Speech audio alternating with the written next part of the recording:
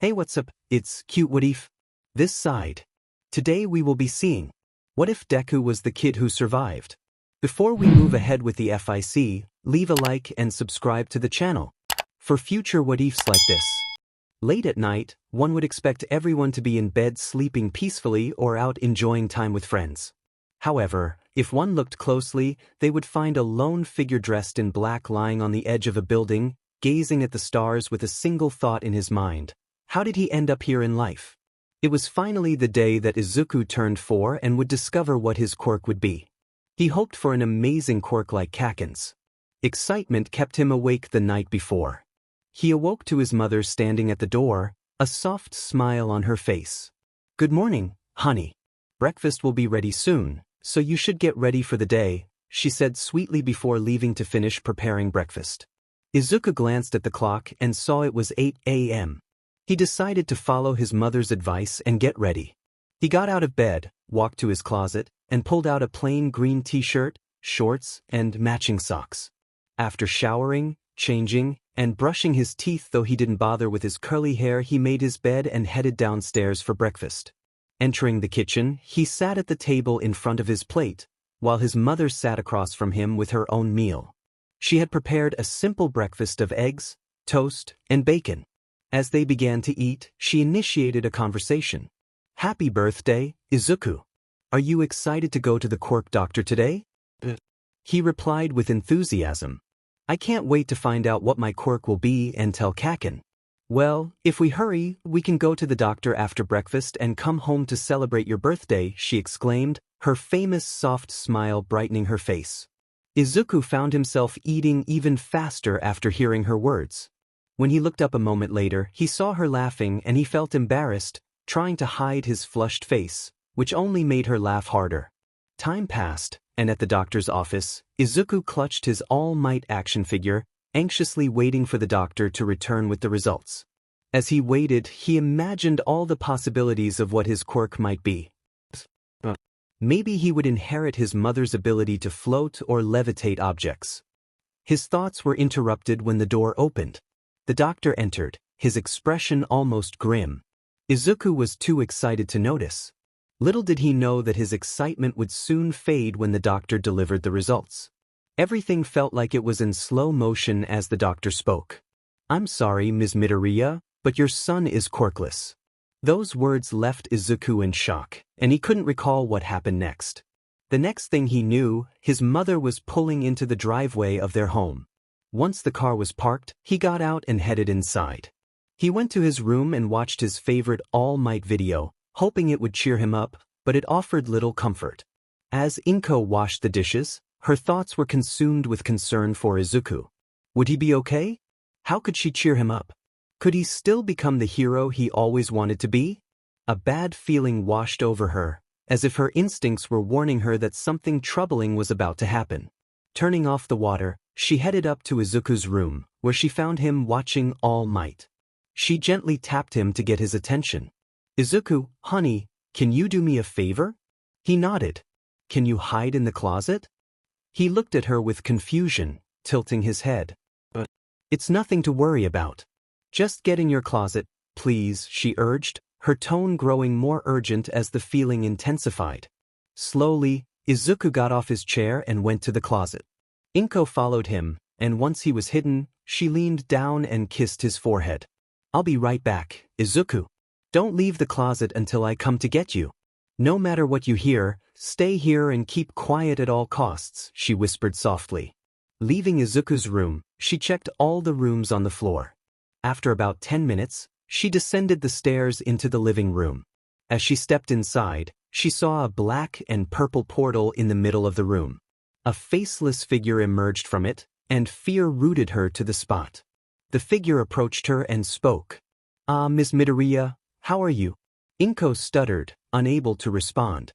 "No need to force yourself. I'm not here to talk. I'm here for Izuku." "Now, if you'll be a dear, where is he?" They were here for Izuku. She would never let them take her child away. Finding newfound confidence, she calmly declared, "I'll never give you Izuku. It's either you tell me where Izuku is, or you can face the consequences," the figure replied calmly. I'd rather face anything than give you Izuku. As you wish, the figure said. In an instant, darkness enveloped her. Meanwhile, Izuku remained silent in the closet, following his mother's instructions. After about 10 minutes, he heard muffled voices from downstairs. One was his mother's, and the other belonged to a man he had never heard before. Straining to listen, he caught fragments of their conversation. The man mentioned his name, which felt strange since he didn't recognize the voice. Then he heard his mother say the word, die, and he wondered what they were discussing. The conversation felt unsettling. Not even a minute later, a loud bang echoed through the walls, amplifying the noise. The sound startled me, and tears began to stream down my cheeks as I covered my mouth to stifle my sobs. I could hear objects being thrown around downstairs, which only made me cry harder. I attempted to quiet my sobs with little success when I heard my bedroom door creak open. I froze, my eyes wide as I stared at the closet door. Footsteps approached, and I could hear someone rummaging through my room. Just then, a deep voice called out from downstairs, commanding urgency. Kurogiri, the figure in my room, paused and then left to attend to his master. As soon as he was gone, I released a breath I hadn't realized I was holding and sobbed even harder. After a while, the noise subsided, leaving only my muffled cries. I longed to find my mom, but she had instructed me to stay in the closet, so I remained hidden. My eyelids grew heavy, and soon I could no longer keep them open. I welcomed the sweet darkness of sleep. Unbeknownst to me, my neighbors had heard the commotion from the Midoriya household and called the police. The situation had escalated quickly, and there was a reason for that. Aizawa's POV. He felt exhausted, wishing he could go home as midnight approached, but his patrol wouldn't end until 1. Crouched on the edge of a rooftop, he noticed the streets were unusually quiet. With so many aspiring heroes during the day, there were few underground heroes patrolling at night. He preferred to avoid the spotlight and the media, which was why he operated in the shadows. Suddenly his phone rang. It was Tsukachi, informing him of a possible break-in at 5731 Catherine Street. Aizawa replied that he would be there soon and quickly made his way across the rooftops. As he approached the house, he spotted police cars heading in the same direction. Upon arrival, he was met with a chaotic scene. Police and medics were everywhere, with more arriving. Forensics had begun setting up police tape and documenting the area while curious neighbors speculated about what had happened. Aizawa wondered how a simple break-in had escalated to this. He spotted Tsukachi in the crowd and made his way over to gather information. Tsukachi acknowledged him, though the circumstances were grim. Aizawa demanded to know what had transpired, and Tsukachi explained that the neighbors had called after hearing unusual noises from the Midoriya household, which was out of character for the family. As Tsukachi continued, he revealed that Inko Midoriya had been found in the living room, and her son, Izuku, was missing. Aizawa thanked him for the information and decided to investigate the house further, promising to keep Tsukachi updated. Entering the home, he walked down the hallway and into the living room, where he was met with a grim sight. A pool of blood marked the floor, and a body lay under a white tarp. Forensics were busy collecting evidence, and Aizawa noted that nothing appeared to be stolen. He moved to the kitchen next, where everything seemed normal. The dishes were still damp, suggesting that Inko had been washing them before the incident. After checking the other rooms, he headed upstairs. The first few rooms were typical, but one door caught his attention. It had an All Might-themed nameplate that read, Izuku. Quietly, he opened the door and stepped inside. The room was neat, with a well-made bed and a desk where a video was playing on repeat. He noticed headphones plugged in, and when he unplugged them, he realized it was a video of All Might's debut. Aizawa then examined a bookshelf filled with hero merchandise and noticed a notebook titled, Hero Analysis Number 3 for the Future. Flipping through its pages, he saw sketches and notes about heroes, realizing how passionate the boy was about them.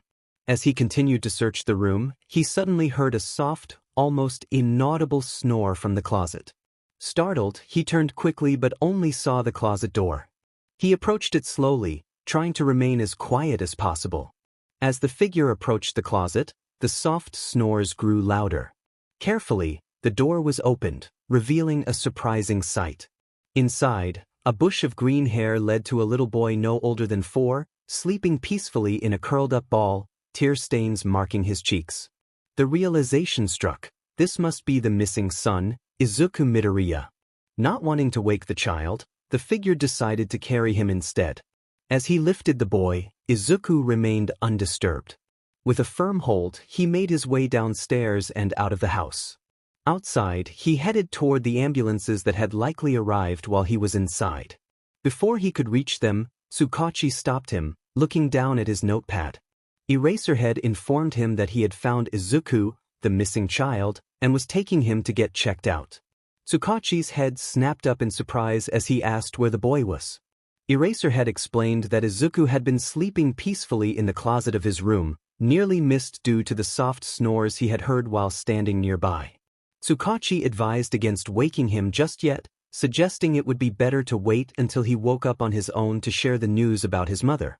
Eraserhead agreed, stating he would take the boy to get checked out, and Tsukachi asked to be called when Izuku woke up. Eraserhead grunted in response and continued toward the medics. Upon reaching them, he found that the little boy had gripped his shirt tightly, refusing to let go. The young medic looked up with an apologetic smile and asked if Eraserhead could accompany Izuku to the hospital. Nodding, he climbed into the back of the ambulance, leaning back and closing his eyes as the vehicle began to move, sighing to himself about the long night ahead. In the hospital, Izuku lay in darkness, his mind racing with questions as he listened to the beeping noise nearby. He recalled loud noises and crying but couldn't remember how he had ended up there. Slowly, he opened his eyes, squinting against the bright light. As his eyes adjusted, he took in his surroundings: bright white walls, a window with drawn curtains, a bed with blue sheets, and an A4 in his arm. To his left were machines making the beeping noise, and to his right was a table with cups and a pitcher of water. The noise was irritating, but Izuku's thoughts turned to his mother. Where was she? Was she okay? He was jolted from his thoughts by a tired voice echoing through the room, telling him to stop muttering. Turning to his right, he saw a man who looked sleep-deprived, dressed in black with a grayish-white scarf. The man had long, unkempt hair and dark circles under his eyes, holding a cup that likely contained coffee. Realizing he had been muttering aloud, Izuku felt embarrassed. He tried to ask who the man was, but his voice came out scratchy. The man told him not to strain himself and pulled out a chair to sit in front of the bed. He poured some water into a cup and handed it to Izuku, insisting he drink. Hesitantly, Izuku took the cup with trembling hands and sipped until his mouth felt less dry. He then asked again who the man was. The man introduced himself as Shota Aizawa, but told Izuku to call him Aizawa. Izuku introduced himself in return, feeling timid. Aizawa then asked how he was feeling, and Izuku replied that he felt fine, questioning how he had ended up in the hospital. Aizawa explained that he had found Izuku in his closet the previous night and asked if he remembered anything from the day before. Izuku recalled his mother telling him to hide in the closet, followed by voices and a loud bang. He then realized he had woken up in the hospital and asked about his mother. Aizawa visibly stiffened, avoiding the question, which made Izuku's heart sink. He pressed for answers, demanding to know where his mother was, tears threatening to spill. Aizawa finally looked at him and bluntly stated that Izuku's mother had been reported dead at the scene when he arrived. The news hit Izuku like a tidal wave, and he burst into tears, sobs shaking his small frame. Aizawa awkwardly wrapped his arms around the boy, trying to comfort him, feeling out of his element. He gently rubbed circles on Izuku's back, hoping to soothe him. After a while, Izuku's sobs began to quiet, eventually replaced by soft snores. Aizawa carefully laid him back down in the bed, pulling the covers up to his chest, wishing for a better outcome for the boy. Once it became clear that he wouldn't wake up, I quietly exited the room and cracked the door open. I pulled out my phone and scrolled through my contacts until I found Tsukachi's name. After tapping the call button, I held the phone to my ear and waited. On the second ring, he answered. "What do you need, Eraserhead?" he asked. The kid woke up. "How is he? Did you tell him about his mother?"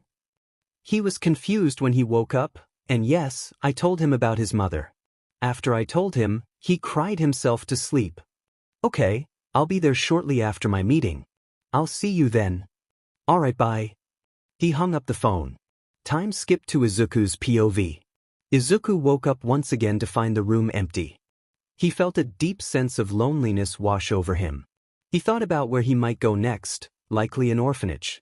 The heroes hadn't been able to save his mother, so how could they save anyone else? A knock on the door interrupted his thoughts, and it slowly opened to reveal Aizawa and another man. The man wore a white dress shirt, black dress pants, and black shoes. He had short black hair and a sympathetic expression. "Hey kid, how are you doing?" Aizawa asked. "Other than just finding out my mom died, I'm doing great," Izuku replied sarcastically.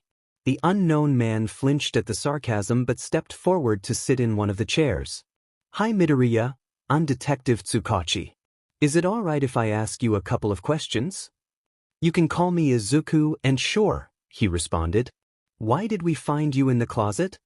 "My mom and I called it our safe spot. She came into my room that night and told me to hide, but she never explained why." As he answered, the detective wrote on his notepad. "Can you tell me anything about the people in your house?"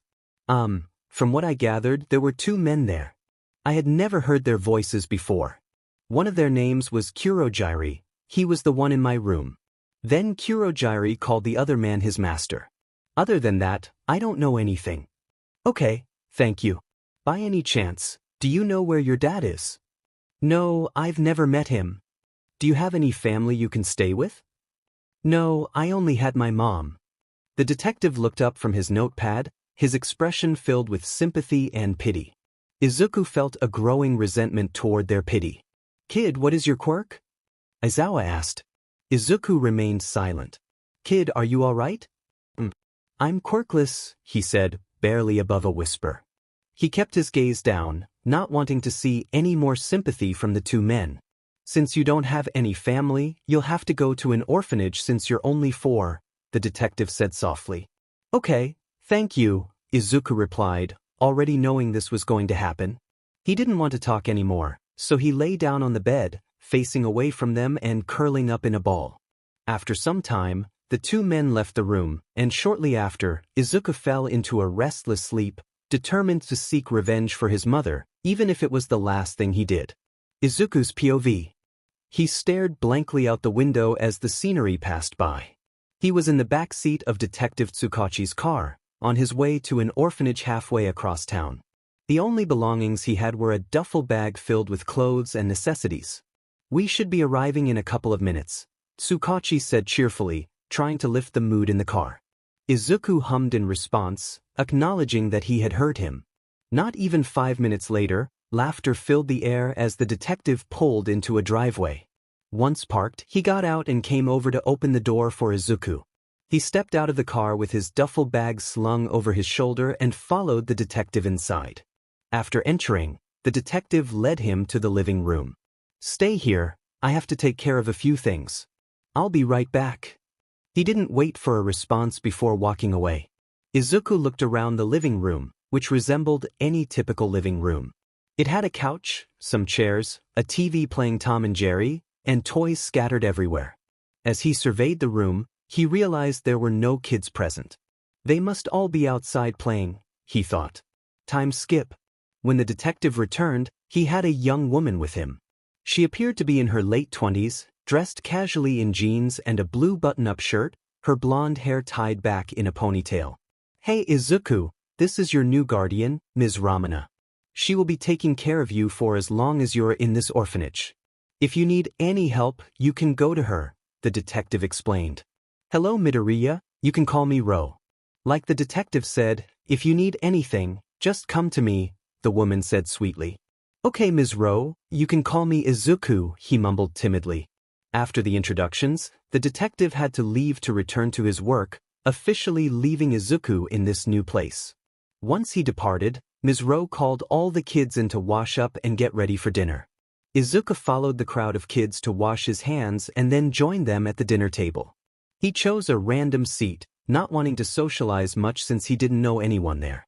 Once everyone was seated, Ms. Ro placed plates of spaghetti and garlic bread on the table, along with glasses of water. After everyone had their food, she stood behind her chair, waiting for the kids to quiet down. "Excuse me, kids. Please quiet down.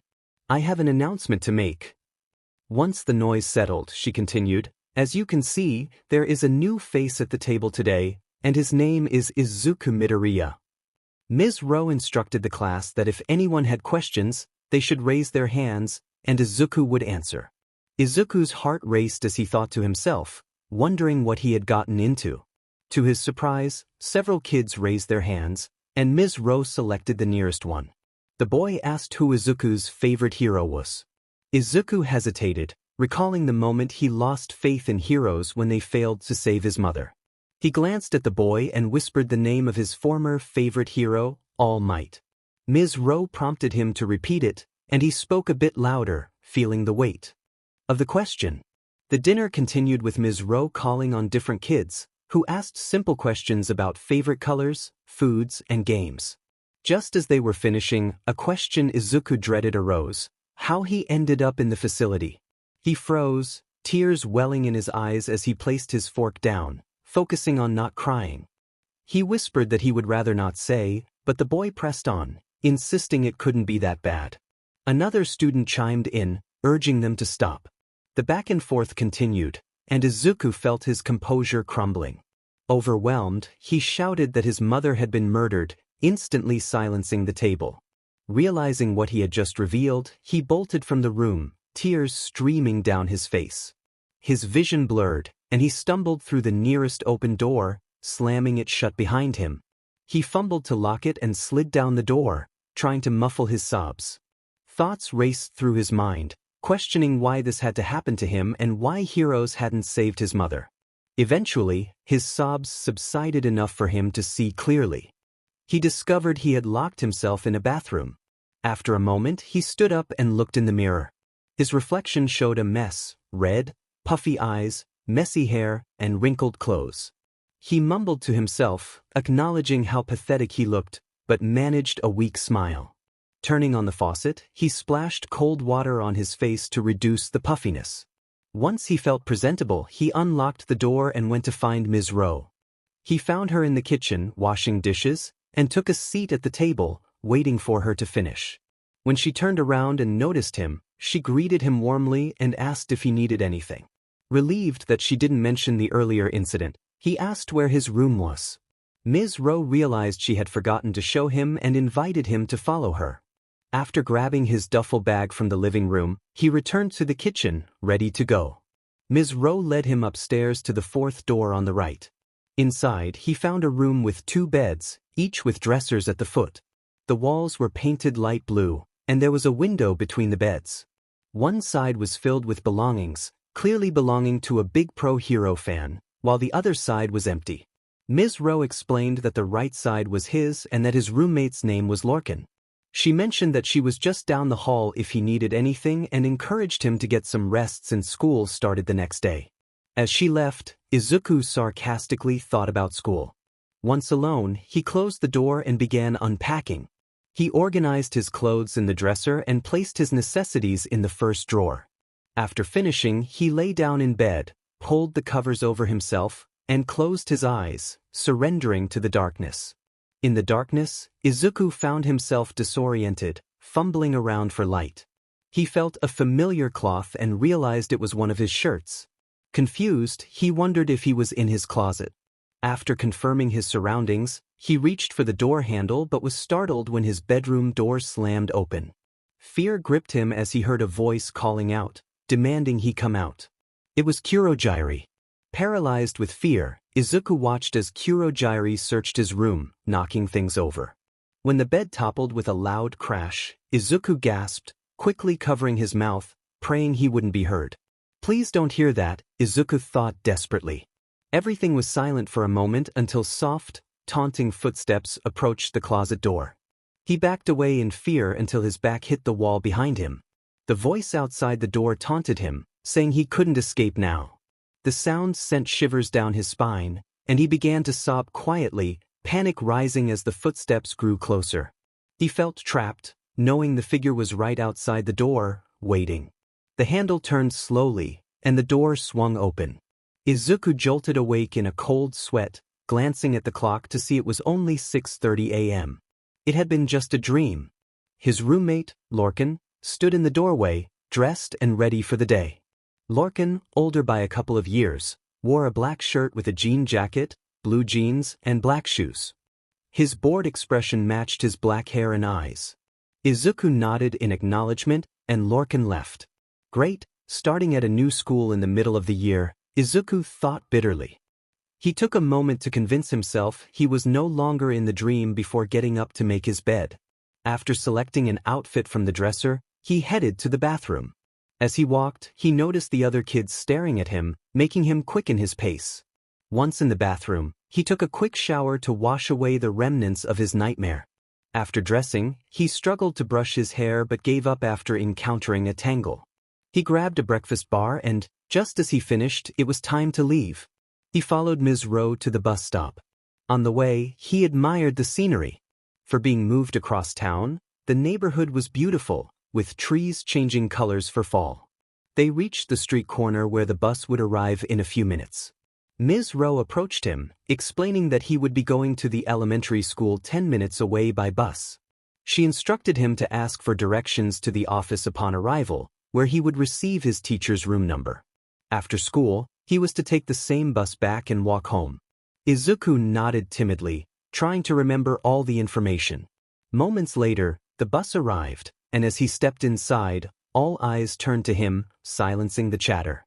He looked down at his feet and made his way to the first empty seat.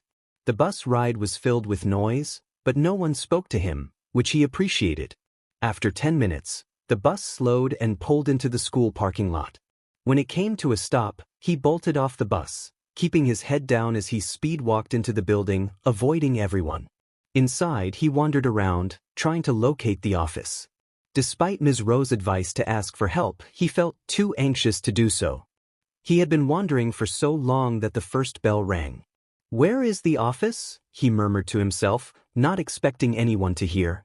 "What was that, little one?" a voice asked. Izuku turned to see an older woman, nearly the same age as Ms. Rowe. He explained that he was looking for the office. The woman introduced herself as Mrs. Alice, the secretary, and offered to take him there since she was headed that way. He hurried to follow her as she walked. Mrs. Alice struck up a conversation, asking for his name. Izuku shyly introduced himself, and she noted that he was new to the school. Before she could ask more questions, they arrived at the office. After saying goodbye, he approached the other secretary's desk to ask for his teacher's room number. "Excuse me, can you please tell me my teacher's room number?" he asked nervously. "Of course, what is your name?" the secretary replied. "It's Izuku Midoriya. Your room number is turn right when you leave the office and go down 5 doors. It will be on your right." "Thank you," he said gratefully. Following the secretary's directions, he soon stood in front of the door. Hesitantly, he reached up and turned the handle, opening the door to a classroom full of curious faces. The room was simple, with tables seating 4 to 5 students and a play area for the kids. The teacher stood at the chalkboard, ready to begin the lesson, and turned to look at him. "Well, this was unexpected. How can I help you?" she asked with a welcoming smile. Izuku explained that he was new and had been directed to this class. The teacher set down the chalk and smiled warmly at him. Yes, I completely forgot I was getting a new student today. You can call me Mrs. Claire. Come up to the front and tell us something about yourself." With his heart racing, Izuku slowly made his way to the front of the classroom, keeping his head down. When Izuku reached the front of the class, he turned to face his classmates. He introduced himself, stuttering through his name. A random student unexpectedly asked about his quirk. Izuku glanced at the teacher, his expression pleading, and quietly asked if he had to answer. The teacher insisted it would be rude not to. Taking a deep breath, Izuku looked at the class and admitted that he was quirkless. As soon as the words left his mouth, laughter erupted throughout the room. Tears threatened to spill from his eyes, but he fought to hold them back. He wondered why they were so unkind. The teacher quickly intervened, instructing the class to quiet down and telling Izuku to take a seat at the back table. With his head down, Izuku made his way to the designated table. The laughter gradually subsided, and the teacher resumed the lesson.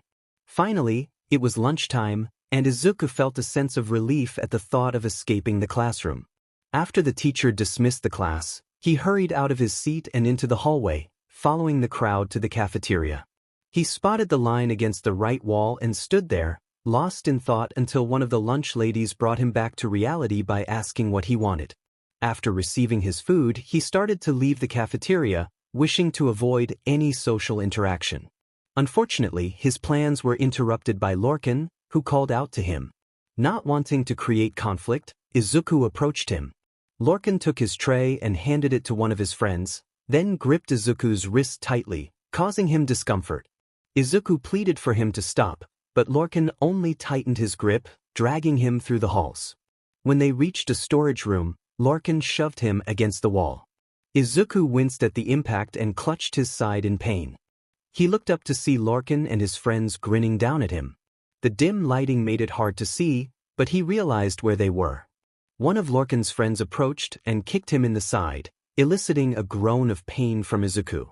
The laughter from Lorcan and his friends only grew louder. Lorcan sang mockingly about Izuku being quirkless, taunting him about the fate of quirkless kids at their school. Izuku's eyes widened as tears began to fall. Lorcan continued to mock him, calling him a crybaby. Fear coursed through Izuku as he wondered what Lorcan would do next. Lorcan lifted him by his collar and swung a punch that sent him crashing to the floor. Just then, the school bell rang, and Lorcan warned him that this wasn't over, demanding he return after school. He added a threat not to tell anyone about what had happened before leaving Izuku alone in the dark room. Izuku curled up on the floor for a few moments, trying to gather himself before returning to class. He thought about the pain he felt and what Lorcan's words meant. After mustering the strength to stand, he limped back to the classroom. Upon entering, he noticed the silence and the teacher's disappointed gaze. The teacher asked where he had been, and Izuku quickly fabricated a story about getting lost after using the restroom. The teacher accepted his excuse but reminded him to ask for permission next time. He took his seat, trying to mask his limp and boredom.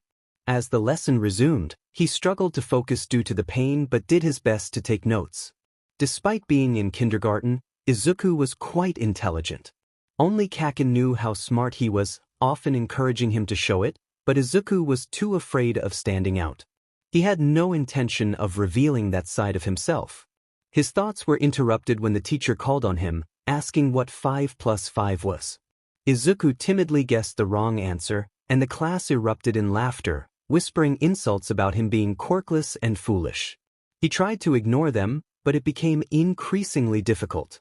The teacher eventually quieted the class and corrected him, stating that the answer was 10 and urging him to pay more attention. Izuku nodded in response as the teacher turned back to the board to continue the lesson. After a while, the teacher dismissed the class, and Izuku found himself alone in the classroom. As Izuku packed his belongings, he heard footsteps approaching, then stopping just a few feet away. He continued to pack, but froze when he recognized the voice in front of him. Lorcan had a disappointed expression, arms crossed, and his followers stood behind him with unsettling smiles, ready for trouble. Lorcan wasted no time. He grabbed Izuku by the collar and pushed him against the wall. Izuku gasped as he slid down to the floor. Lorcan commanded his cronies to hold Izuku in place, and they complied without hesitation. "You see, Izuku, I don't like it when people disobey me. You didn't meet me in our spot, so now I have to teach you a lesson," Lorcan said with a feigned innocence. Before Izuku could think of a response, Lorcan delivered a series of punches, each one punctuated by a word. With each blow, Izuku struggled to protect himself, but his captors held him firm. Once Lorcan finished, he was out of breath, while Izuku fought back tears, trying to suppress any sounds of pain. His vision blurred, but he could still see Lorcan pointing downwards, and his cronies released their grip. Izuku collapsed to the ground. Lorcan crouched down to Izuku's level and whispered ominously that this was only the beginning before walking away. As he reached the door, he turned back with a smile, reminding Izuku that this was their secret and that he would see him at the orphanage.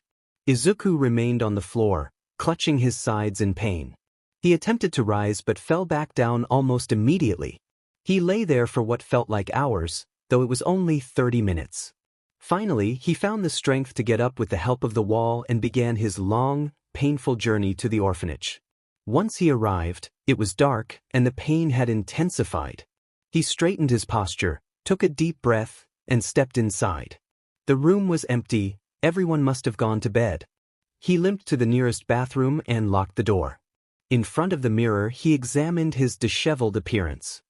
His hair was messier than usual, and he noticed the beginnings of a black eye. He grimaced at the sight of his torso, bruised and colorful.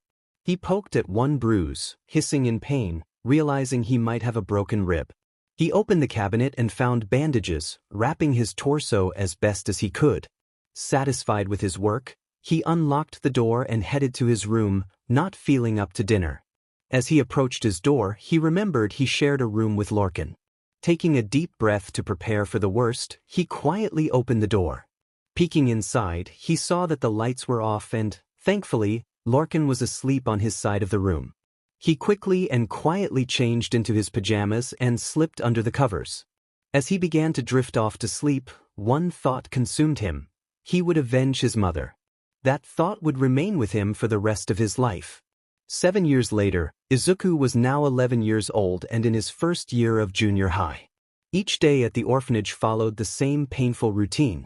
He would wake up, go to school, endure bullying from Lorcan and his friends at lunch and after school, return to the orphanage never considering it home, and then go to bed. His life had been far from great. It felt more like a living nightmare. Over the years, he had developed skills in hacking and was quite good at it. Lacking electronics in his room, he practiced at a library a few blocks away, where he also worked part-time with a fake ID to earn some money. Izuku tried to blend in, often wearing jeans and oversized black hoodies. However, hacking wasn't the only coping mechanism he had developed. He had also resorted to self-harm to manage the torment he faced from Lorcan. Though he knew it was frowned upon, it provided him a temporary escape from his pain and the nightmares that haunted him. But today would be different. As he stood in the bathroom, he watched the dark red liquid trickle down his arm after making another cut. He had made numerous cuts on each arm, but the pain had dulled. After cleaning the blade and rinsing his arms under the faucet, he wrapped the cuts in bandages, rolled down his sleeves, and tucked the blade into his pocket, a simple pocket knife he had bought a year ago. With the bathroom door unlocked, he headed to his room, relieved that Lorcan was not there and wouldn't be returning that night. He was at a sleepover with some friends, which was perfect timing for her. As she entered her room, she quickly headed to her bed and pulled out her duffel bag. She opened her dresser drawers and began packing the essentials she would need for a week and a half. Once her duffel bag was filled with clothes, she moved to her bed and lifted a loose floorboard. Reaching inside, she retrieved the money she had saved from her job, totaling around $3,000. Setting the money aside, she reached back into the floor to grab her phone, which she had purchased the day before in preparation for this moment. She stuffed her phone and money into a string bag she had owned for 2 years. Returning to her dresser, she opened the top drawer and packed her bathroom supplies, along with a few snacks and some water. After ensuring she had everything, she hid her belongings under her bed and lay down, waiting for the clock to strike midnight. When midnight arrived, everyone at the orphanage had gone to sleep. This was her chance. It was now or never. She thought about escaping from this place.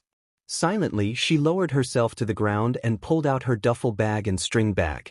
Adjusting the duffel bag strap across her torso, she positioned the string bag comfortably on her back. Once she felt ready, she listened carefully to ensure no one had awakened. Confirming it was clear, she made her way to the window, slowly opening it without making a sound and propping it open with a piece of wood used for summer ventilation. With the window secure, she began to climb out. Halfway through, she fumbled for footholds, determined not to fall from the second floor. After finding her balance, she shimmied the rest of the way out. Once fully outside, she quietly removed the wood from the window and closed it behind her, now needing to scale down the side of the building carefully. She started her descent, aiming for the window below. After several tense moments, during which she nearly lost her grip, she finally reached the window and found a secure hold.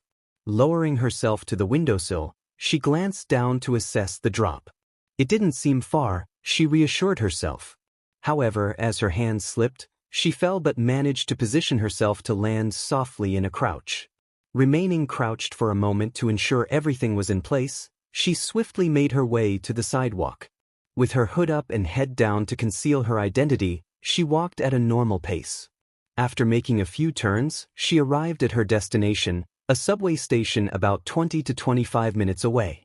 Once inside, she headed to the ticket booth, where the attendant gave her strange looks, making her feel uneasy.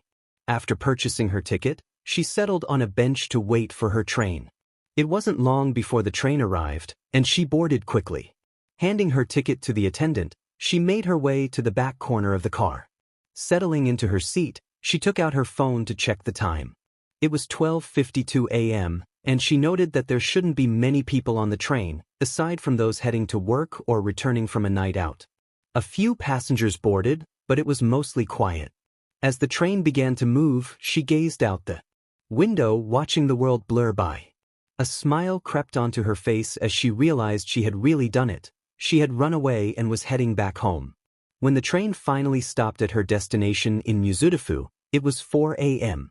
She quickly exited the train and made her way out of the station. As she stepped off the last stair, she removed her hood and marveled at the view she had almost forgotten from her childhood. Even after 7 years, she remembered the layout as if she had been there just yesterday. Taking in the familiar scenery, she made herself scarce, not wanting to attract attention. As the sun began to rise, she found herself in a place she recognized well. Everything looked just as it had the last time she was there, the park where she and Kaken used to play as children. Izuku approached the playset and crouched beneath the stairs, noticing the engraving of their names still visible. He chuckled at the memories, recalling how Kaken had insisted he engrave his name, fearing the trouble it might bring. As he emerged from under the stairs, he took one last look at the park, memories flooding back.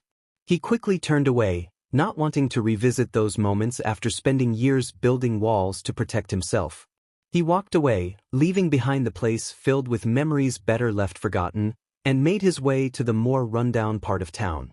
By the time he arrived there, it was around 6 in the morning, and he needed to hurry before the school kids started to appear. He had chosen not to attend school as he already knew everything they taught. It no longer posed a challenge. That was why he had taken up hacking, seeking the thrill of overcoming obstacles. As he wandered through the dilapidated area, he searched for an abandoned warehouse. After about 20 minutes of searching, he found the perfect spot. It was a nondescript, run-down warehouse that blended into the surroundings. He approached the door, but to his dismay, it was stuck. Looking around for anything that could help, he sighed in frustration. Taking a few steps back, he ran at the door, his shoulder colliding with it hard enough to hurt, but it opened. He stumbled forward, surprised by how easily it gave way, and began to cough as dust filled the air. Inside the warehouse, he found minimal furnishings, a couch with some blankets, a coffee table, and a punching bag in the corner. The walls were plain metal, with windows high above, and the concrete floor was covered in dust. He closed the door behind him and tossed his bags next to it. Rolling up his sleeves, he prepared to clean the place. It felt like home, and he was relieved to finally be away from his past. A year later, Izuku reflected on his journey. He had made significant improvements to his life and transformed the warehouse into a livable space. The dust was gone, the couch was pushed against the wall and cleaned, and 3 blankets lay on it. He had patched the holes in the walls with wood and steel to keep out the rain. In one corner he had set up a workout area with mats, a punching bag, and a training dummy. Next to that was a small kitchen equipped with basic necessities, and he had even fixed up a bathroom. On the other side of the warehouse, he had arranged his electronics for hacking. 3 monitors displayed information at incredible speeds, and beside them was the only picture he owned of his mother. Izuku had not only honed his hacking skills but also worked on creating a vigilante suit. Disillusioned with heroes but inspired to fight against villains, he decided to walk the line in between. His suit was designed for protection without restriction. It consisted of a tight black long-sleeve shirt with padding on the shoulders, forearms, and chest, paired with military-style black pants and a utility belt. The belt held knife sheaths, a med kit, and various pockets for bombs and grenades, along with a retractable bow staff. He wore black fingerless gloves and steel-toed combat boots, which concealed a pocket knife. The helmet, a unique creation, was black with green lightning streaks, completely concealing his identity and green hair. The tinted visor obscured his facial expressions, and a voice modifier ensured he sounded older when speaking. Over the past year, he had also secured a job at a small cafe, working full-time since he no longer attended school. In his free time, he either hacked for information about his mother's killers or trained to build muscle, which is what he was doing at that moment. He crouched down, dodging to the left before delivering a powerful right hook to the punching bag. He unleashed a series of punch combinations and followed up with a few kicks. After a while, he stood up and wiped the sweat from his forehead with the back of his hand, then strode to the edge of the mat to grab his water, downing half of it in one go. After wiping his mouth, he picked up his bow staff and walked over to the dummy to continue his training. After an hour of practicing combinations, he paused to catch his breath and checked his phone, realizing he was going to be late for work. He quickly stored his staff and washed up. Within 5 minutes, he dashed out the door, navigating the streets and alleyways as swiftly as possible. He had only 10 minutes to reach his job before he would be late again. As he rounded a corner, he spotted the cafe and his manager standing outside with an irritated expression. Slowing his pace as he approached, he came to a halt in front of him. Izuku's manager, Hunter, had a quirk that made him a natural socializer, perfect for his role, but he could be stern when necessary. Hunter addressed him firmly, pointing out his tardiness. Izuku apologized, explaining that he had lost track of time once more. Hunter reminded him not to let it happen again, and Izuku nodded, determined to improve. "Get inside, it's going to be rush hour soon, and all hands are needed," he said with a small smile. Izuku gave Hunter a quick smile before heading into the cafe to get ready. It was a simple cafe. Upon entering, one was greeted by a cozy lounge and dining area filled with tables, chairs, beanbag chairs, and cushions scattered about. To the right of the door was the ordering counter, where drinks and food were purchased, and where the pastries were displayed. Behind the counter were 2 doors. One led to the kitchen, and the other was marked as employee only. Izuku quickly made his way to the employee-only door, only to find Haley sitting at a table, engrossed in her phone. Haley had a talent for baking, making her a perfect fit for the cafe. She looked up briefly, still focused on her phone, and asked if Hunter had scolded Izuku again for being late. Izuku walked over to his locker to swap his jacket for his apron and admitted that he often lost track of time. "You should shake that habit before Hunter fires you," she replied, finally looking up. Izuku acknowledged her with a nod, finishing up with his apron and hat. She added, with a hint of amusement, that she enjoyed working with him and suggested they head out since rush hour was approaching. Izuku agreed, shutting his locker with a smile before following her out. As they exited, they noticed a line already forming, with Hunter busy taking orders. They quickly fell into their routine. Izuku handled the drinks, Haley prepared the food, and Hunter took orders, enjoying the interaction with customers. Izuku worked efficiently, sometimes making 3 drinks at once. Once finished, he called out the names attached to the orders and set the drinks down on the counter for the customers to collect.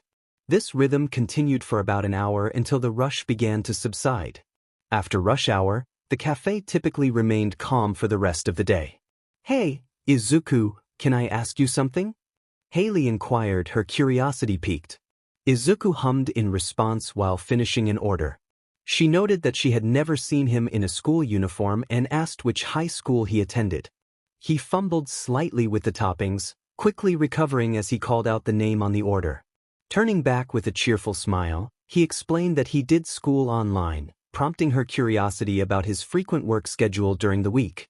Afterward, he mentioned he was going to take a break and would be in the back room. Both Hunter and Haley acknowledged him as he closed the door behind him. Once inside, Izuku took a seat at the table, removed his hat, and ran his fingers through his hair. He retrieved his phone, unraveled his earbuds, and plugged them in, blasting music as he leaned back to relax.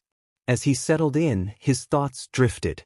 He wondered what life would be like back at the orphanage if he hadn't run away, likely facing trouble from Lorcan and his gang. Since leaving, his life had improved slightly, though he still struggled with self-harm. He contemplated whether he would cut again that night or if he could resist, already wearing long sleeves to conceal his bandages and scars. He remembered he had his first patrol that evening, hoping it would help him release some pent-up frustration and allow him to test his gear. Izuku lost track of time, only realizing his break was over when Hunter burst into the room, pulling one of his earbuds out and playfully shouting that it was time to return to work. Startled, Izuku jumped from his seat, landing on the ground with a groan. He looked up to see Haley and Hunter laughing uncontrollably.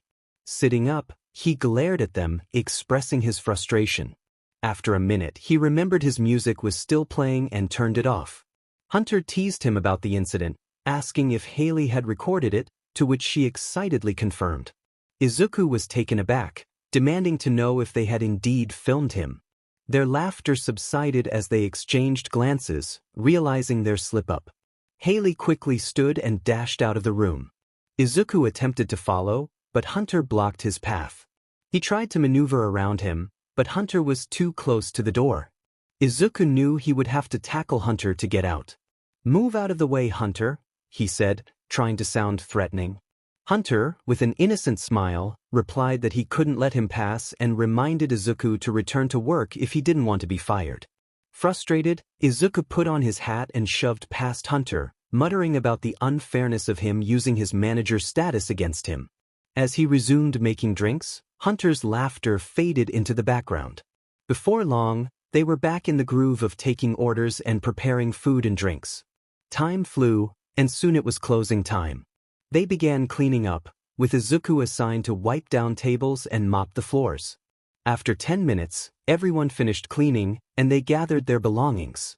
Izuku said his goodbyes, receiving a chorus of goodnights in return before he started walking home. By the time he arrived home, it was around 9 p.m., so he prepared a simple dinner of chicken and rice. After cleaning his dishes, he got ready to go on patrol.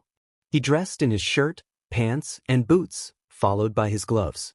He checked his utility belt to ensure he had everything he needed before sheathing his daggers and bow staff. He tucked a pocket knife into his boot and grabbed his phone, placing it in a secret pocket in his pants for emergencies. He also took a sheet of paper with names on it and stored it in one of the pockets on his belt. Once he was sure he had everything, he donned his helmet and headed out. He felt relieved that he had people to talk to now who wouldn't hurt him. It was crucial that no one knew he was quirkless. He simply told others that he had an analysis quirk. As he ran down the alleyways, he took out his phone and opened Google Maps. He quickly checked the map and confirmed he was heading in the right direction toward his first target, James Miller. James Miller was a notorious villain known as Imprint. Not many heroes were aware of him, but those who were new to avoid crossing him. He was infamous for having information about everyone and everything, which made him a formidable figure for anyone trying to stay under the radar. His quirk was believed to involve stealth, as no one had managed to catch him yet.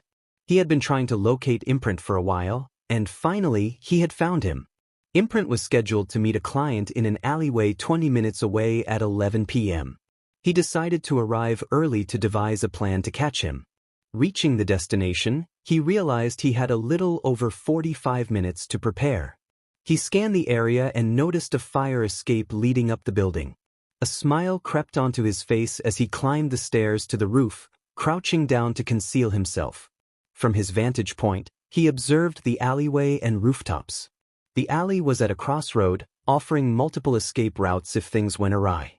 Pipes ran along the walls of the buildings, and the ground was littered with trash, broken wood, and metal pipes pushed aside.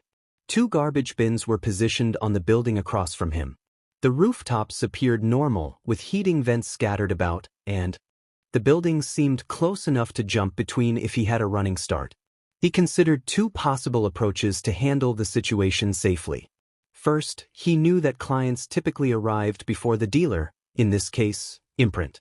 Depending on the client's identity and quirk, he could either confront both or scare the client away before targeting Imprint. The second option involved waiting for the deal to conclude and then following Imprint to another location to attack and interrogate him, avoiding any potential conflict with the client. The second option seemed much safer than the first.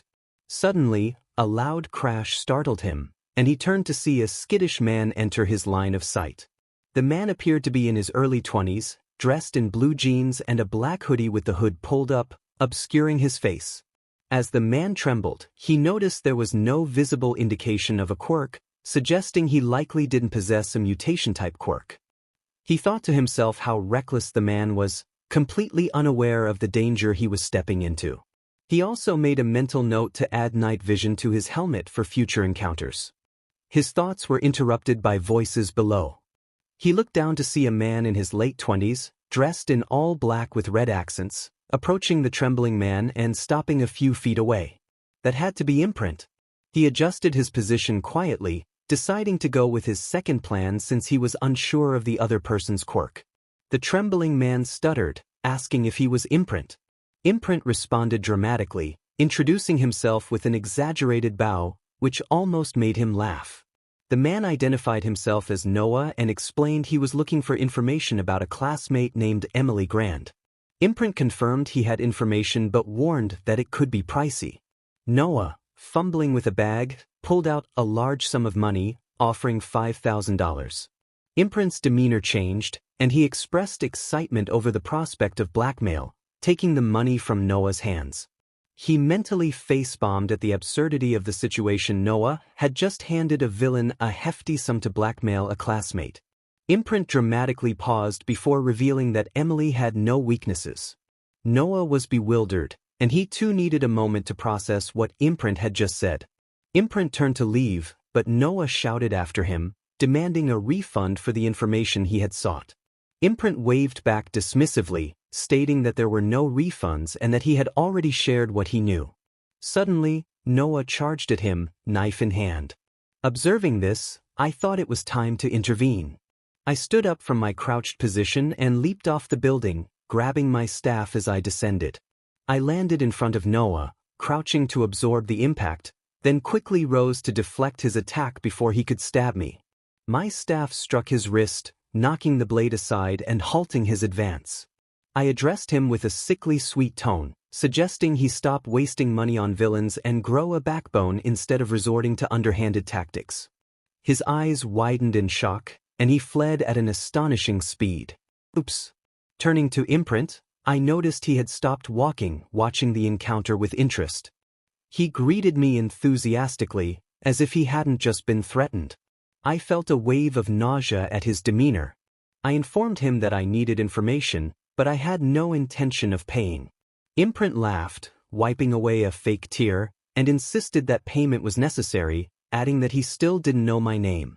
I began to walk closer, introducing myself as the Wanderer, emphasizing that I wouldn't take no for an answer. In a swift motion, I lunged at him, grabbing his shirt with my left hand while raising my staff to his throat, slamming him against the wall. I leaned in close, whispering that I needed information and he might possess it.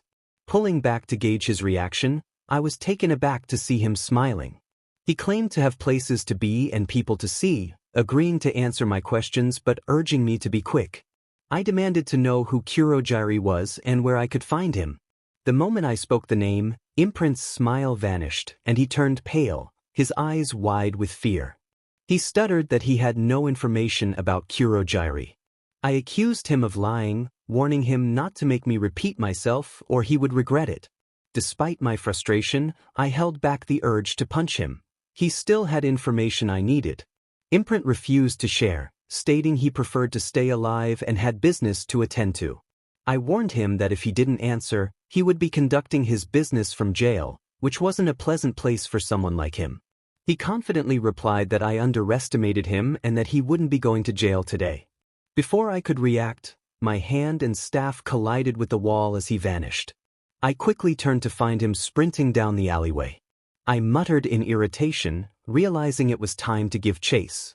I dashed after him, securing my staff back in its holster. He made sharp turns, attempting to lose me, and when that failed, he began knocking objects into my path to slow me down.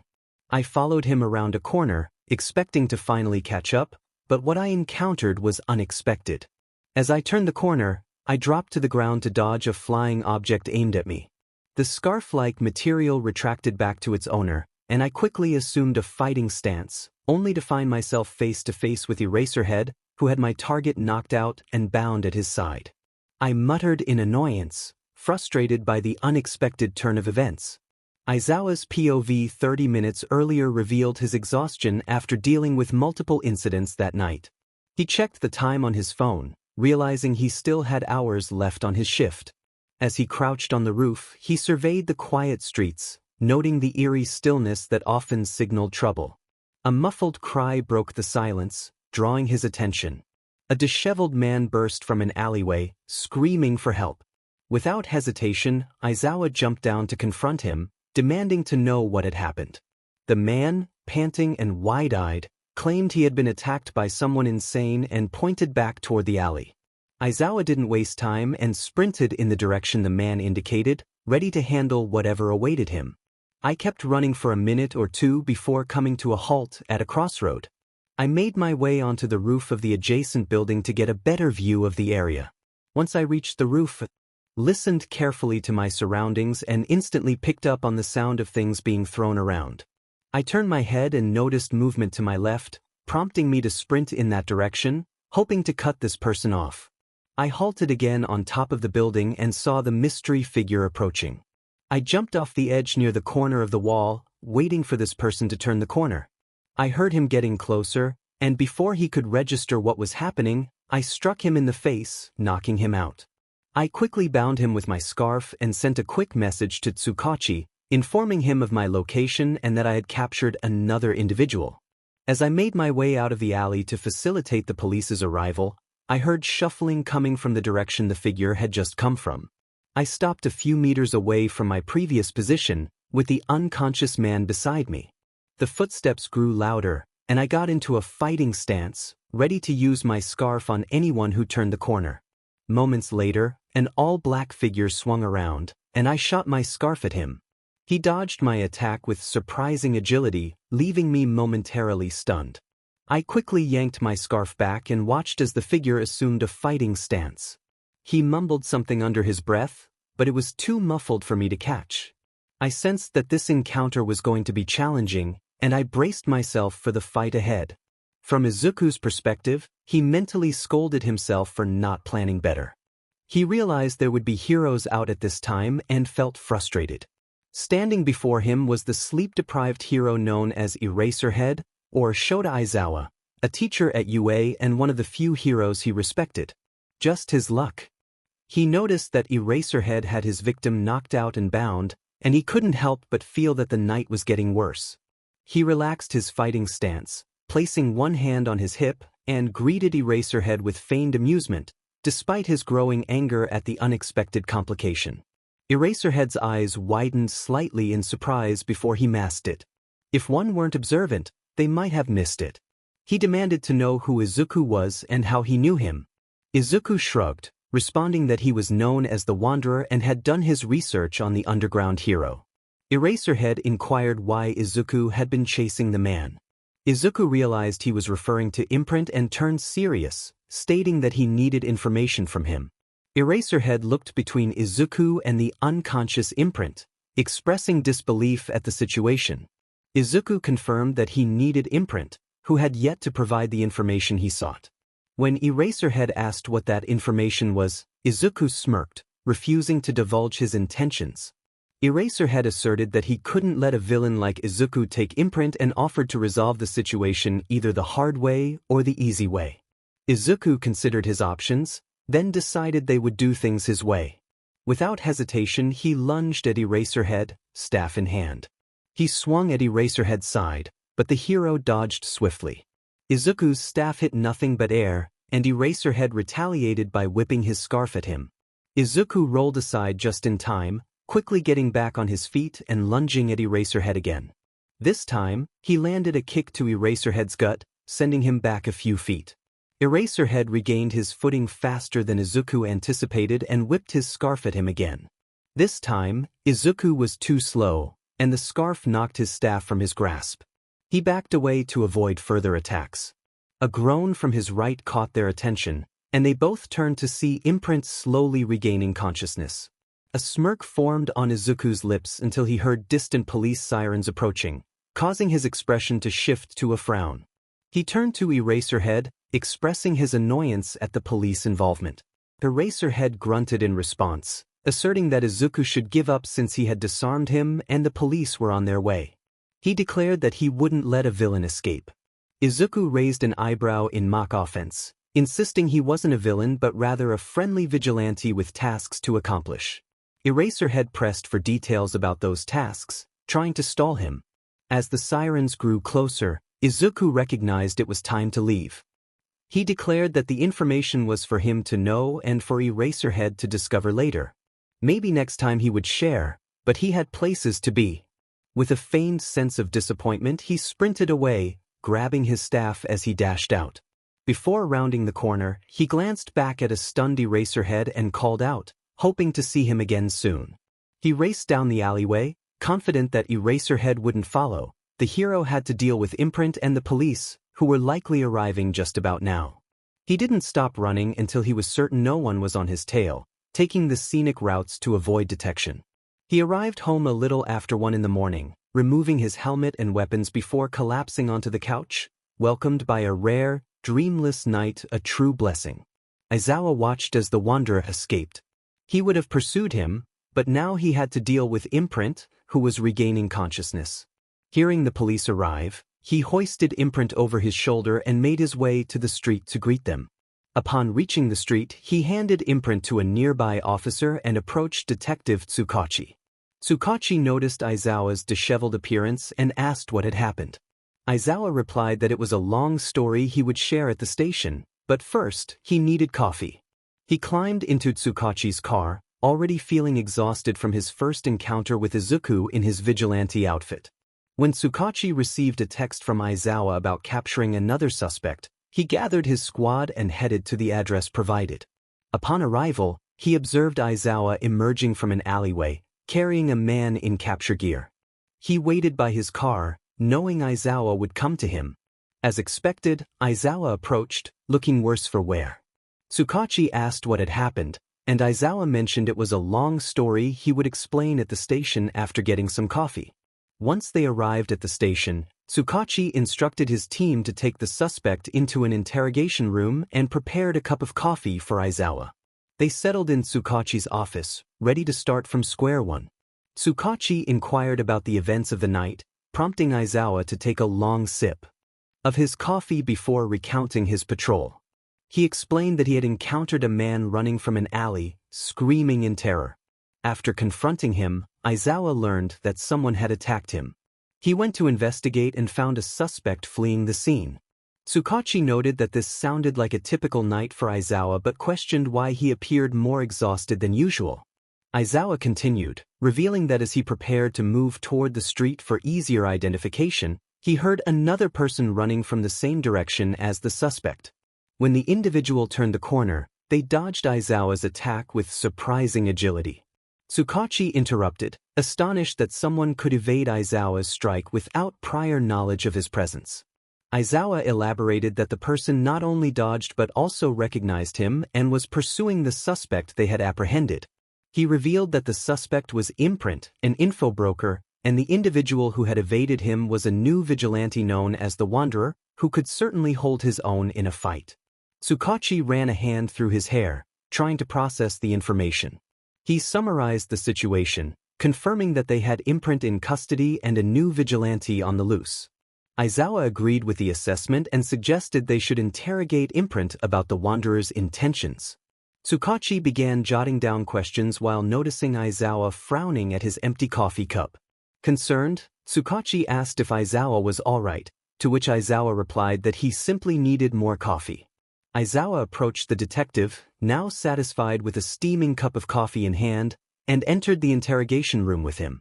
Imprint sat on the opposite side of the table, wearing a frown. Aizawa and the detective took their seats, settling into an uncomfortable silence. Imprint broke the stillness, greeting them and asking how he could assist. The detective expressed a desire to ask a few questions, to which Imprint responded with a hint of sarcasm, noting his inability to do much else given his restraints. The questioning began with basic inquiries about Imprint's identity. He provided his name, James Miller, and continued to answer questions as the detective probed deeper. Aizawa struggled to stay awake, the late hour weighing heavily on him, until the detective asked a question that piqued his interest. The detective inquired about the wanderer's motives, prompting Imprint to smirk and ask what he would receive in return for that information. Aizawa thought to himself that Imprint was being uncooperative, complicating matters further. The detective contemplated for a moment before offering to reduce Imprint's sentence in exchange for the information, reminding him that he was still a villain facing imprisonment. Maybe 5 to 10 years in jail. The detective suggested 5 years, and after some negotiation, they settled on 5 years with patrol. The detective jotted something down in his notepad. Imprint nodded, appearing relieved at the agreement. He relaxed slightly, though it was strange to see him tense in the first place. He mentioned that he wouldn't reveal who Kurogyari was, despite the detective's insistence. When asked why, he expressed that he was more afraid of Kurogyari than anyone else, including the small-time villains. The detective sensed that Imprint wouldn't share any more information. As he stood up, I followed suit, and the detective signaled for someone to take Imprint to a holding cell since it was too late to transport him to prison. I walked to the mini kitchen in the back room and discarded my empty coffee cup. Tsukachi followed me, finally relaxing. Now they knew that the vigilante was seeking information about Kurogyari. Tsukachi mentioned he would try to gather more details about the wanderer but doubted he would find anything new. He suggested I go home and get some sleep since I had to teach in a few hours. I agreed, feeling the weight of exhaustion. After saying goodbye to Tsukachi, I hurried home, longing for sleep. Upon arriving at my apartment, I noticed my roommate, Mike, was already asleep. Mike and I had been best friends since high school, and we shared an apartment while working as heroes and teachers at UA. When I reached my room, my cat, Snow, greeted me. I picked her up and carried her to bed, snuggling her until my eyelids grew heavy, and I drifted into a peaceful sleep. The next morning, I woke abruptly to the sound of my alarm clock blaring. I turned it off, drenched in cold sweat from recurring nightmares. It was 7 a.m., far too early for my liking. Ever since that fateful night years ago, my sleep had been plagued by nightmares, compounded by severe insomnia. I got off the couch, dressed, and made my way to the bathroom for a much-needed shower. As I prepared, last night's events replayed in my mind. I felt frustrated about failing on my first night out, especially now that heroes were involved. Once in the shower, I washed my hair with strawberry-scented shampoo and conditioned it before rinsing off. Afterward, I attempted to brush my hair but struggled. I rolled up my sleeves and retrieved my blade, feeling the need to release my pent-up emotions. I placed my arm over the sink and pressed the blade against my skin, feeling the cold metal bite before the sensation of pain replaced it. I watched as the dark red liquid flowed down my arm into the sink, repeating the process until I had several cuts. Just as I was about to continue on my other arm, my work alarm went off, reminding me I had 30 minutes to get to my shift. I turned on the faucet to wash away the evidence and grabbed my medic kit to disinfect and wrap my arm. Once finished, I rolled down my sleeves and exited the bathroom. I quickly gathered my jacket, phone, and shoes before stepping out the door. After locking up, I heard people discussing something on the news as I walked down the street. Curious, I pulled out my phone to check the headlines. The bold letters on the front page caught my attention: "The Wanderer, Hero or Villain?" I stopped in my tracks, feeling exasperated. This was going to be a long day. I put my phone away and continued walking to the cafe. 3 years had passed since I began my vigilante work, and now I was 15. My name had spread rapidly, and both the police and pro-heroes were on my trail, particularly Detective Tsukachi and Eraserhead. I had expanded my activities to include occasional daytime work to release stress, though it came with the challenge of avoiding pro-heroes. I no longer focused solely on my list of targets. I also assisted civilians in distress. Despite my efforts, I still had little information about the men who had taken my mother from me. Other than that, my life remained largely unchanged. Hunter and Haley had officially become friends, and the cafe had been experiencing a surge in business lately. This morning, the alarm clock blared at 6, waking me from a restless sleep filled with nightmares, which had become my new norm. I went through my usual routine: working out, eating, and since it was my day off, I planned to spend the day hacking. A few hours later, frustration bubbled up as I slammed my laptop shut, having found no new information on Kurogiri. After donning my suit, I carefully made my way out, ensuring no one spotted me. Once I was sure I was in the clear, I dashed down the alleyways, searching for those in need of help.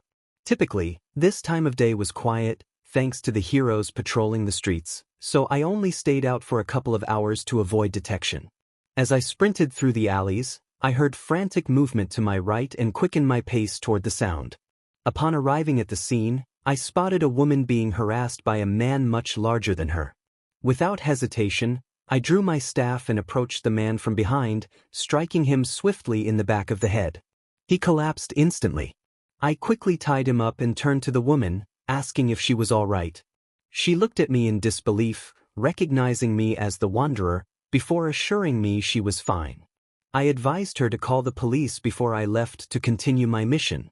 Over the past 3 years, no one had managed to capture a picture or video of me, and I intended to keep it that way. I wasn't doing this for recognition, I was doing it for those who needed saving. As I continued running, my mind began to wander, contemplating ways to tease the detective and Eraserhead later that night. My thoughts were interrupted by a sudden explosion, prompting me to halt and locate the source. More explosions echoed from the downtown area, and I swiftly navigated through the back alleys to reach the scene. What I encountered shocked me to my core. The shopping district was engulfed in flames. Pro-heroes were rushing to evacuate civilians and combat the fire, but once the civilians were safe, they seemed to hesitate against the villain. I couldn't understand how they could call themselves heroes while doing nothing to confront the threat. Turning my attention to the villain at the center of the chaos, I noticed he appeared to be made of a green, gooey substance, moving like ribbons in the wind. He was shouting incoherently, and everything about him seemed liquid except for his eyes and mouth. As I looked closer, I realized he had a civilian trapped within his grasp. Anger surged within me. How could the heroes stand by while a hostage was in danger? I took off toward the villain, keeping low to avoid drawing attention. As I approached, I raised my staff high, aiming carefully to avoid hitting the civilian. Just as I was about to strike, an explosion sent me crashing into a street lamp, knocking the staff from my grip and alerting the villain to my presence. Struggling to catch my breath, I heard the villain's mocking laughter as he turned to face me. The heroes shouted warnings, urging me to retreat, but I ignored them, focused on the task at hand. Just then, the slime villain launched an attack, and I rolled out of the way just in time, springing to my feet in a defensive stance. Frantically searching for my staff, I glanced back at the villain and froze. The hostage was nearly submerged in the slime, desperately trying to free himself while explosions erupted from his hands. I recognized the spiky blonde hair and closed eyes. The realization hit me hard. It was Kaken. With renewed determination, I spotted my staff and dashed toward it. Just as I reached for it, the villain attacked again. I slid beneath the assault and grabbed my staff, lifting it high as I leaped toward the villain, swinging horizontally with all my might. While doing so, the character thought just loud enough for the villain to hear, expressing that they were no hero wannabe before striking the villain on the side of the head. The villain gasped in pain from the hit, loosening his grip on Kaken just enough for him to catch a breath. The character landed back on their feet, ready to strike again, when All Might jumped into the scene, announcing his arrival with his signature line. The villain turned away, distracted by All Might's presence, giving the character a chance to sneak away, confident that All Might would save the day, even if they didn't particularly like him. As the character made their way down the alleyway, they glanced back to see All Might overpowering the villain and rescuing Kaken. Feeling satisfied to have seen their childhood best friend one last time and knowing he was safe, the character returned home undetected. They thought it best to keep their distance to avoid causing harm when they completed their goal, even if Kaken wouldn't care. Upon entering their home, the adrenaline began to fade, and the character felt the pain in their back from colliding with a pole earlier. They removed their helmet and placed it on the table before heading to the bathroom mirror. Looking at their reflection, they noticed darker bags under their eyes and messier hair than usual due to the helmet. Grabbing the med kit from the shelf, they took off their shirt to inspect their back, wincing at the sight of bruises forming. After quickly wrapping their torso, they returned the med kit to its place. Contemplating whether to use their blade or not, the characters settled onto the couch, opting for sleep, something they rarely got over further action that evening. They grabbed a blanket from the back of the couch and curled up in it like a burrito. Before long, exhaustion and nightmares overtook them. Aizawa was making his rounds at midnight when he spotted a lone figure clad in black lying on the ledge of a building. He exhaled a tired breath and approached the figure, already knowing who it was. Landing silently on the building, he heard the figure greet him with amusement. Aizawa acknowledged the figure, expressing annoyance and concern for the person in front of him.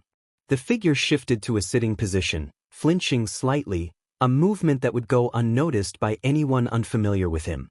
He remarked that if getting blasted into a pole was considered eventful, then he had indeed experienced an eventful morning. Aizawa urged him to stop and turn himself in to avoid further injury. He had been pursuing this case for 3 years, never once managing to catch the elusive figure, who always seemed to emerge with wounds from his reckless escapades. The figure, known as the Wanderer, stood up and declared that he would not stop, ready for the chase to continue. With that, he jumped off the building, using the side of the structure to soften his fall. Aizawa muttered to himself, contemplating that one day, this individual might be the end of him. He gave chase once again, determined to catch him before he did something dangerous. The next morning, Izuku was jolted awake by a loud noise. Haley, concerned, asked if he was okay. He huffed out a frustrated breath, turning to face her with a half-smile. He had just hit his head against the wall, realizing that a video of him had gone viral, showcasing the Wanderer during the sludge villain attack. Now, he was the hot topic across all media platforms, with people debating whether he was a hero or a menace. Feeling dejected, he thought about how all his hard work over the past 3 years was unraveling.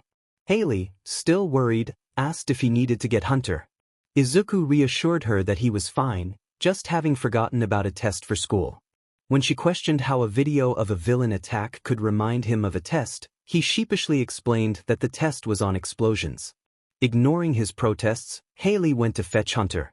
Moments later, Hunter entered, expressing concern over Izuku's head injury and asking if he needed to go home. Izuku, frustrated by their worry, insisted he was fine and capable of working. Hunter agreed but warned that he would send him home if he noticed anything unusual. They both returned to work, but the shop was slow that morning, typical for a weekend. After an hour of boredom, Izuku decided to make himself a cup of coffee. Just as he was about to take a sip, the door opened, interrupting him. He sighed in annoyance but quickly replaced it with a smile to greet the customer, only to stop mid-sentence when he recognized the person who had walked in, none other than a sleep-deprived hobo. I quickly composed myself and finished my order, feeling a bit flustered. The barista looked like he could take a nap standing up, which I found amusing. I thought to myself that I might be partly responsible for that.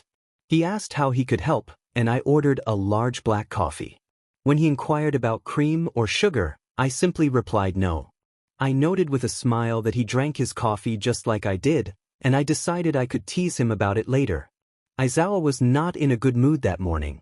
He had spent the significant portion of the night chasing the Wanderer, and now Nizu wanted to meet with him at 9 in the morning on his day off. To make matters worse, he discovered that his coffee machine was broken. So, he found himself on his way to a cafe to get his caffeine fix. Upon entering the local cafe, he noticed a green-haired teen behind the counter. The cafe was mostly empty, with just a few customers scattered about, but it had a cozy atmosphere with cushions and beanbags everywhere. The green-haired boy, wearing the cafe's apron, had fluffy hair peeking out from under his hat and appeared to be amused. As Aizawa approached the counter, the boy stuttered out his greeting. Aizawa ordered a large black coffee again, and when the boy asked about cream or sugar, he replied no once more. He thought he saw the boy's smile grow as he went to prepare the order. After receiving his coffee, Aizawa thanked him and left, but he couldn't shake the feeling that he knew the boy from somewhere. Arriving at UA, Aizawa took the quickest route to Nizu's office, eager to get the meeting over with. He knocked on the door and heard a voice invite him in.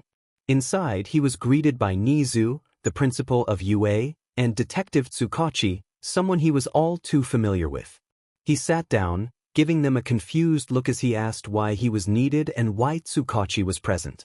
Nizu explained that they were there to discuss the rising topic of the Wanderer. Aizawa felt a wave of fatigue wash over him at the mention of the vigilante. Tsukachi sighed and asked where they should begin. Aizawa took the lead, recounting how the Wanderer had appeared 3 years ago when he was tipped off about a dangerous individual on the loose. He had gone to investigate, only to capture Imprint and encounter a mysterious figure in all black, who later revealed himself as the Wanderer. Despite his efforts, Aizawa had been unable to capture him. After questioning Imprint, they learned that the Wanderer sought information on the villain Kurogiri but had never obtained it. Tsukachi continued, detailing the information they had gathered over the years.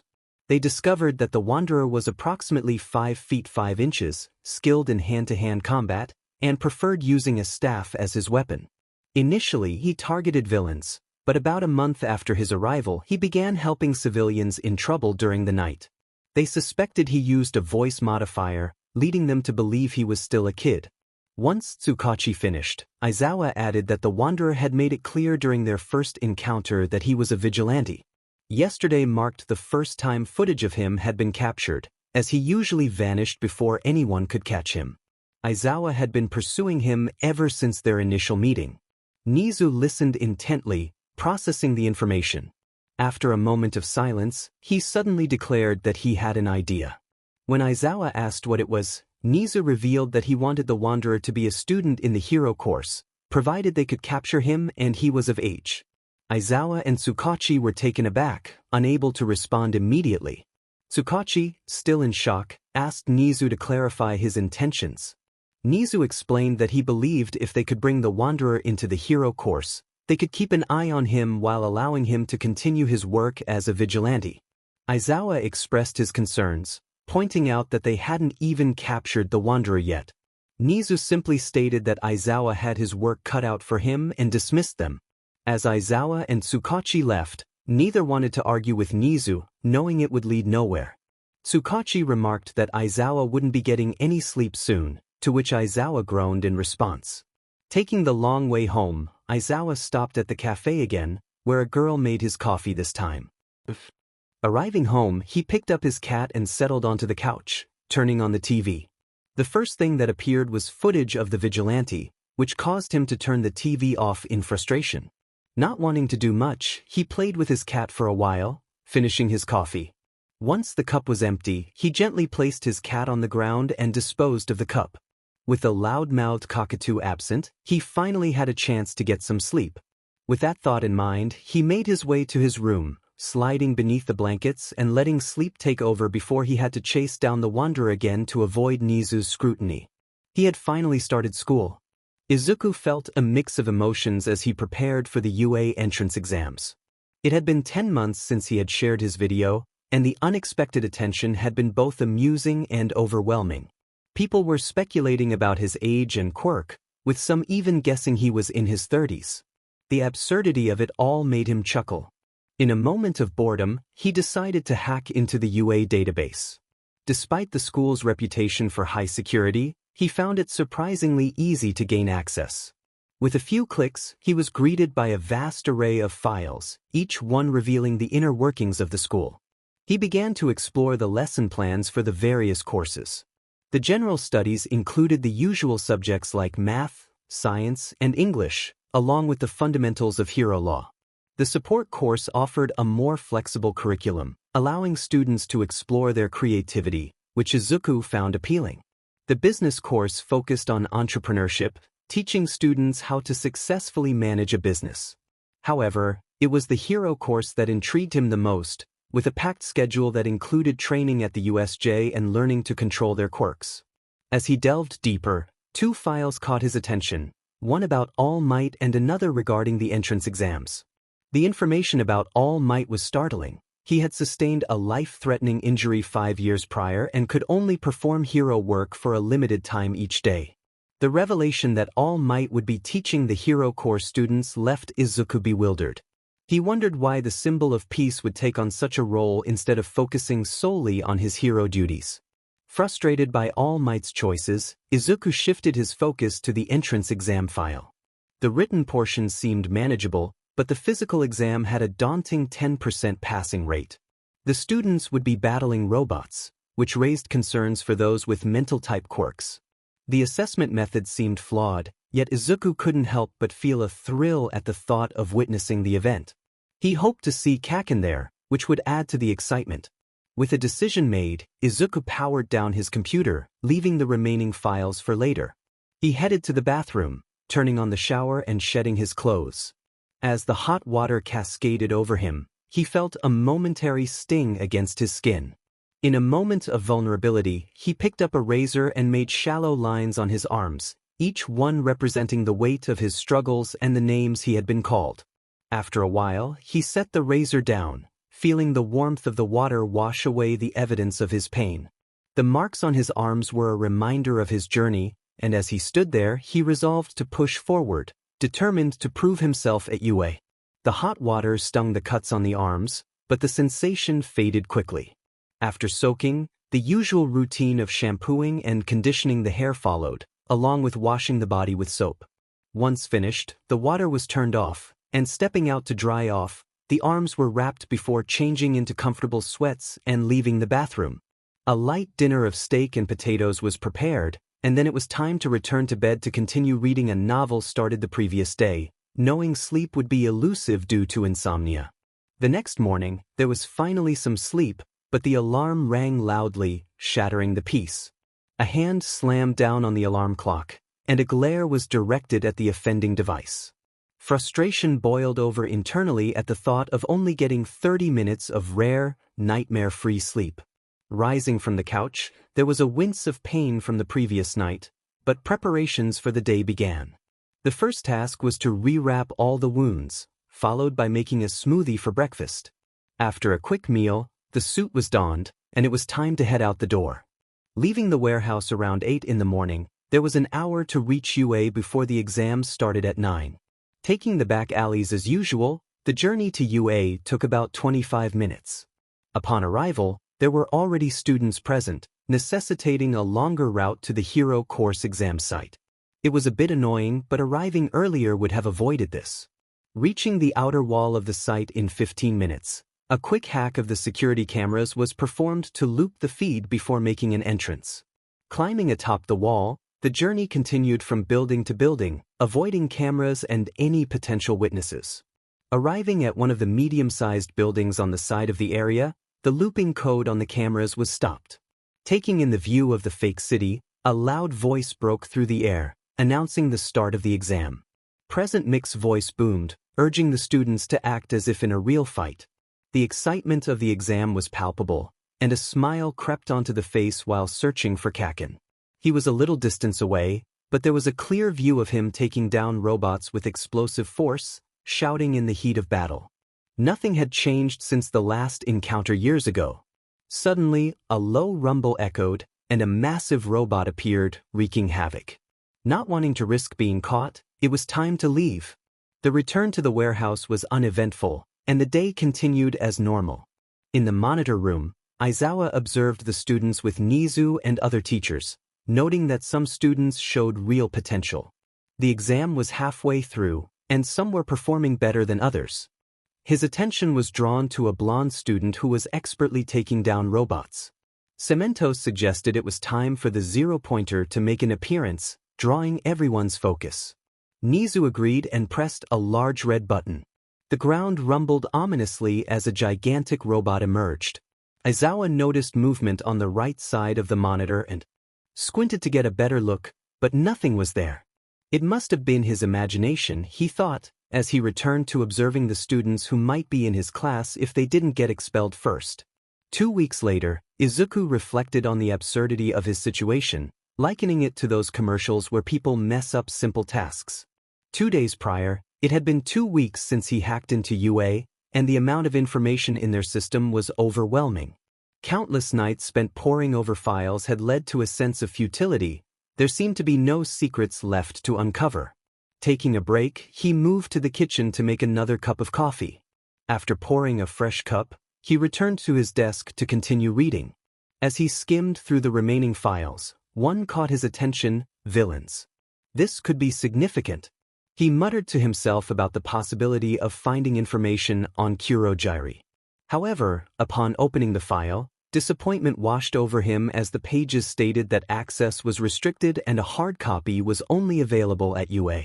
Frustration boiled over as he slammed his hands down on the desk, exclaiming at the screen about the lost lead. Taking a few deep breaths to calm down, he formulated a plan. If he couldn't access the file online, he would have to retrieve the hard copy at UA, one of the most secure places in the country. He convinced himself that if he could hack it, he could infiltrate it. With determination, he shut down all systems and prepared for the last-minute mission. Not 10 minutes later, the protagonist stepped out the door and headed toward UA. It was 5 p.m, a time when students were likely gone and teachers were wrapping up their day. Arriving at the school in record time, they paused in an alleyway to pull out their phone and access a map of the building, pinpointing the file room and plotting the quickest route. With a half-formed plan in mind, they tucked the phone away and entered the building. Sneaking to the side of the school, they peered through a window to ensure the room was empty. Once the coast was clear, they quietly opened the window just enough to slip through, landing in a crouch with a soft thud. Looking around, they realized they were in a classroom. Carefully shutting the window to avoid drawing attention, they poked their head out the door to assess the hallway. After confirming it was clear, they retreated back inside to hack into the security cameras, setting them to loop. With that task complete, they checked the hallways again and turned right from the door, following the corridor halfway down before making a left. Approaching the next turn, they heard voices coming their way. One voice expressed disbelief about a student being expelled, while the other explained it was due to poor performance on a test. Choosing to avoid detection, the protagonist ducked into an empty room, waiting for the voices to fade before sneaking back into the hallway, quickening their pace. After navigating a series of turns, they finally reached the hallway they needed. Glancing at their phone for the specific room, they proceeded down the hall until they reached the 4th door on the left. Trying the knob, they found it locked. Reaching into their pocket for lock-picking tools, they crouched down and expertly picked the lock within seconds, entering the room to collect the information they sought. Meanwhile, Izawa was in his classroom grading papers when he heard his energetic boyfriend, Mike, calling out to him. Mike, eager to leave, encouraged Izawa to finish his paperwork at home. After a moment of hesitation, Izawa relented, knowing he couldn't resist Mick's enthusiasm.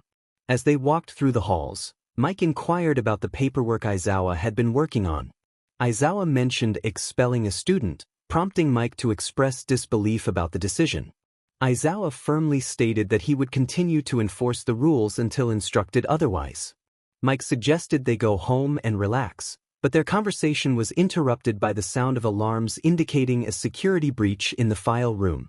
Exchanging shocked glances, they quickly pulled out their phones to confirm the situation and sprinted down the halls toward the file room. Izawa shouted questions about who could have broken in, while Mike echoed the urgency to reach the intruder before they accessed sensitive information. As they rounded the final corner, Izawa was taken aback by the sight of a familiar figure clad in black, emerging from the room with a file case in hand. The name, Wanderer, escaped his lips in disbelief. In the file room, Izuku surveyed the chaotic scene, noting the disarray but also the organization by letter. He approached the cabinet labeled V and began flipping through the files. After a brief search, he found the file labeled Villains. Satisfied, he closed the cabinet and turned to leave, only to be confronted by Izawa and Mike.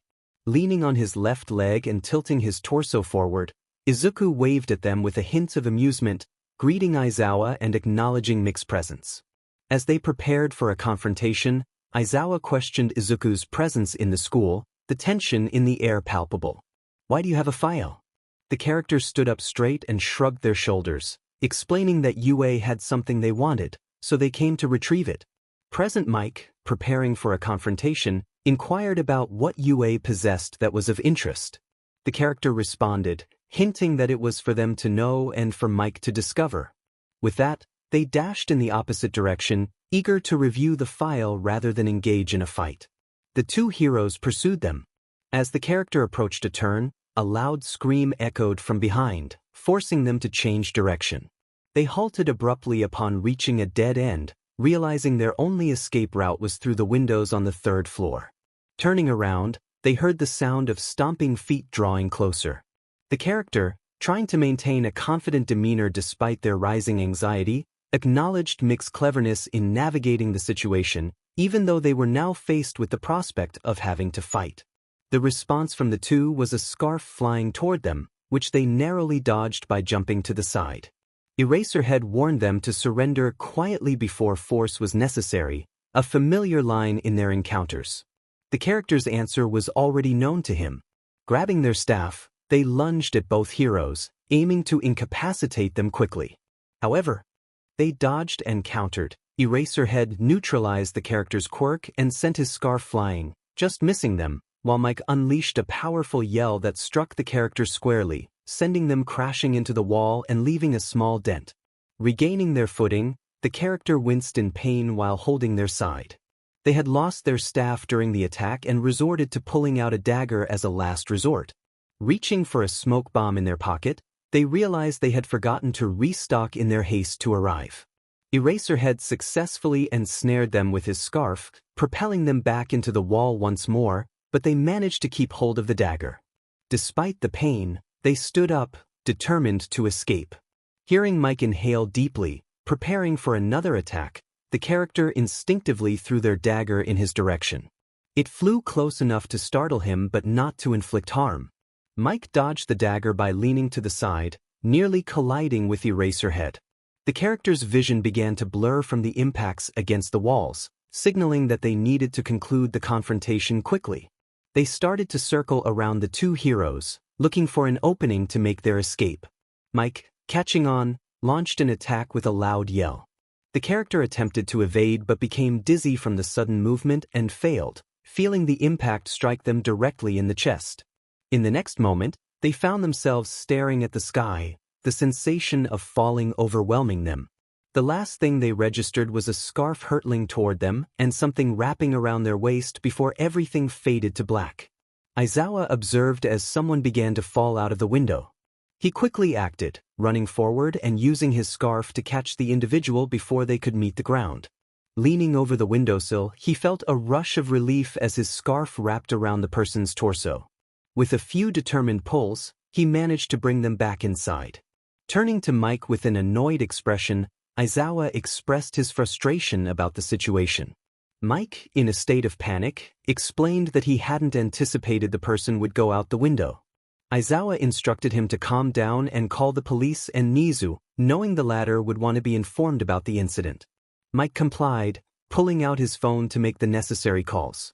As Aizawa continued to pull the individual up, he finally managed to get them within reach. He lifted the person under their arms and brought them inside the building. By the time he had done so, Mike had finished his calls. Aizawa unraveled his scarf from around the individual's waist and adjusted his grip to hold them in a more secure manner. Mike informed Aizawa that the police would arrive in 15 minutes and that Nizu would meet them after his meeting. Aizawa decided to take the individual to the infirmary and asked Mike if he had seen where the file had gone. Mike pointed out the scattered file on the floor, and they made their way over to retrieve it. Mike picked up the file case and read the label, questioning what the individual wanted with their villain file. Aizawa suggested they would have to ask him once he regained consciousness and decided to head to Recovery Girl's office. Upon arriving at Recovery Girl's office, they were met with a swift reprimand. Recovery Girl scolded them for the condition of the individual they had brought in, expressing her dismay at how they had handled the situation. Mike, feeling guilty, explained that the individual had not come peacefully, leading to a struggle that resulted in the person being thrown against a wall and out of a window. Aizawa, feeling slightly annoyed, pointed out that he hadn't been the one to knock the person out of the window. Recovery Girl ordered them to place the individual on the bed and to step aside. They complied, eager to avoid further reprimand. After a brief protest, they found themselves waiting outside the infirmary for Tsukachi and Nizu. When everyone had gathered, Nizu initiated the discussion, but Mike interrupted with a song, which earned him another reprimand from Recovery Girl. Aizawa, sipping his third cup of coffee, let Mike explain the situation. Mike summarized that the individual had snuck into the school to steal a file, holding it up for everyone to see. Tsukachi, looking confused, asked if they knew why the individual wanted the file, but before they could respond, Recovery Girl interrupted, allowing them to enter the room. Inside, they found the bed where the vigilante lay covered by a curtain. Recovery Girl pulled it back, revealing the individual. Although they appeared better than before, their shirt was replaced with bandages covering their torso and arms, and their helmet remained on. Recovery Girl informed them of the injuries: 3 broken ribs, numerous bruises, and cuts from the shattered window. Izawa wondered why the helmet was still on, and Recovery Girl explained that she thought they would want to unmask the individual themselves. Tsukachi volunteered to do it. He approached the bed with determination, gently lifting the helmet to reveal green hair. Mike gasped in shock, his voice unintentionally amplified. The individual was a kid, roughly the same age as Izawa's students, with green, fluffy hair, freckles, and a bandage on his cheek. He looked peaceful, completely different from what Izawa had imagined. Tsukachi, equally stunned, expressed his disbelief. Izawa stood in shock, his thoughts racing. He realized he had been pursuing a child for over 3 years, someone who had been operating in the shadows for just as long. Izuku woke up to an ungodly loud noise, groaning in annoyance as he covered his ears with a pillow. As he searched for his alarm clock, memories of the previous events flooded back to him, causing him to bolt upright in bed, eyes wide with realization. In front of him stood a shocked Eraserhead, present Mike, and a small creature resembling a mouse bear. To his side was a surprised detective and what he believed to be Recovery Girl. He touched his face, confirming he wasn't wearing his helmet, meaning they now knew his identity. Defeated, he fell back onto the bed, covering his eyes with one arm and waiting for them to recover from their shock. After a minute or two, Eraserhead broke the silence, asking how old he was. A smirk appeared on Izuku's face as he replied that he was 15. The detective cleared his throat and asked if they could ask him some questions. Izuku shrugged and said it wasn't like he could escape anyway, sitting up to face everyone. The detective inquired about his name, to which Izuku confidently responded, introducing himself as Izuku Midoriya, the boy who had gone missing 4 years ago. Eraserhead's face paled as he recalled finding Izuku all those years ago. Izuku glared at him in response. The detective pressed on, asking about his quirk. Izuku looked him in the eye and, with a smile, declared he was quirkless. The room fell silent in shock, and present Mike asked if that was true. The detective confirmed that Izuku had been under his quirk the entire time. The detective continued with his questioning, asking why Izuku had attempted to steal files from UA. Izuku replied that he wanted them as they were a potential lead. When asked who he was trying to track down, he rudely remarked that it was the detective's job to find out and refused to answer any more questions. He contemplated whether hitting one of them would lead to more trouble. The detective sighed, stating that since Izuku wouldn't answer any more questions, it was time for Nizu, the principal, to step in. The small bear-like creature approached the front of Izuku's bed, wearing a casual smile and hands behind his back. He introduced himself as Nizu, the principal of UA, and offered Izuku a choice. Nizu explained that Izuku faced many charges for being a vigilante, which could lead to years in prison. However, he proposed an alternative. Instead of going to jail, Izuku could become a student at UA and join the hero course in Class 1A.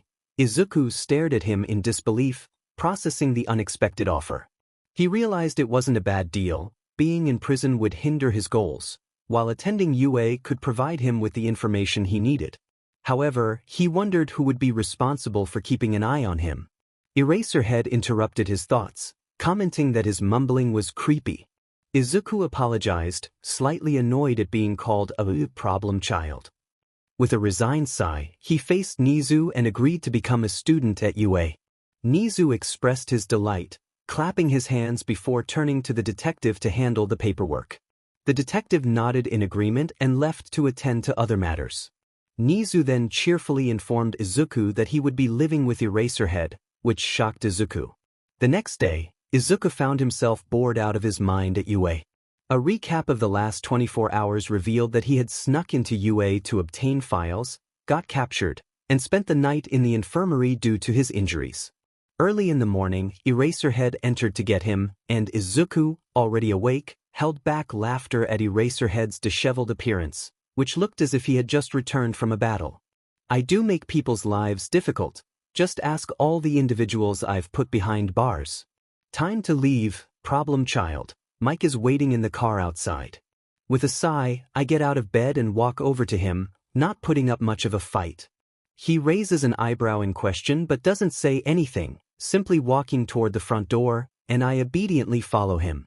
Not long after, I hear someone blasting Disney songs, accompanied by someone singing, or is it yelling along? Eraserhead and I make it out of the building and start heading toward the car that is playing the cheerful music. I stop abruptly, staring at Eraserhead's back as he continues walking. I can't believe this. He just keeps walking and shouts that I finally spoke. Knowing that was the best response I would get, I quicken my pace to catch up with him. The walk to the car isn't far, and before I know it, I'm ushered inside. I haven't been in a moving vehicle since I was about 10, so naturally, I buckle my seatbelt tightly, determined to stay safe. I look up to see both pro heroes staring at me as if I were crazy. I ask what their problem is. Eraserhead responds that it's nothing and starts driving down the road, finally turning down the music. He continues, suggesting we should probably tell me their real names so I don't have to call them by their hero names anymore. I interrupt, stating that Hisashi Yamada, also known as Zashi to friends, is sitting next to me, and Eraserhead is Shoyuta Aizawa. Yamada is shocked and asks how I knew that. I inform them that I get all my information through my own means. I turn to them and explain that they should inform the principal to update the school's security system, as it took me less than a minute to hack into it and access all the files. Aizawa nearly hits a lamppost in shock, and I yell at him to keep his eyes on the road, gripping the door tightly. I add that this is how I knew about those files.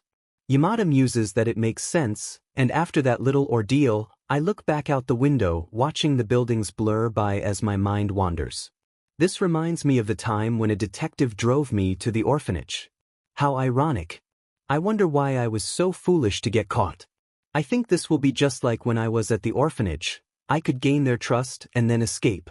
Then realization hits me, I left my warehouse behind. I turn back to the front to get their attention, already knowing I might regret this later, and ask if we can stop somewhere before we reach their place. Eraserhead asks why, and I explain that it's my place and that I don't think they want to buy unnecessary things for me. He sighs and asks where it is. When he parks the car, I immediately get out and head toward the door. I hear footsteps behind me but ignore them as I open the doors, declaring it my home sweet home. I walk over to my dresser and start packing my clothes into my old duffel bag. Yamada asks how long I've been living there, and I reply that I ran away when I was 11, so about 4 to 5 years. Once I finish packing my clothes, I move to the bathroom to gather my hygiene items. While packing my toothbrush, I spot some blades to the right. In a hasty decision, I pack those as well in a side pocket. After zipping up my bag, I head to the main room. I place my bag by the front door and look up to see my babysitters. What I see horrifies me. I shout at them not to touch anything on my desk. They jump back in fright from my outburst. I see Yamada's hands stretched out toward a picture of my mom while Aizawa looks over at it. I storm over, gently pick up the picture, and turn to them, asserting that they do not get to touch anything on my desk without my permission or they will deeply regret it. I don't give them a chance to respond and return to packing my things.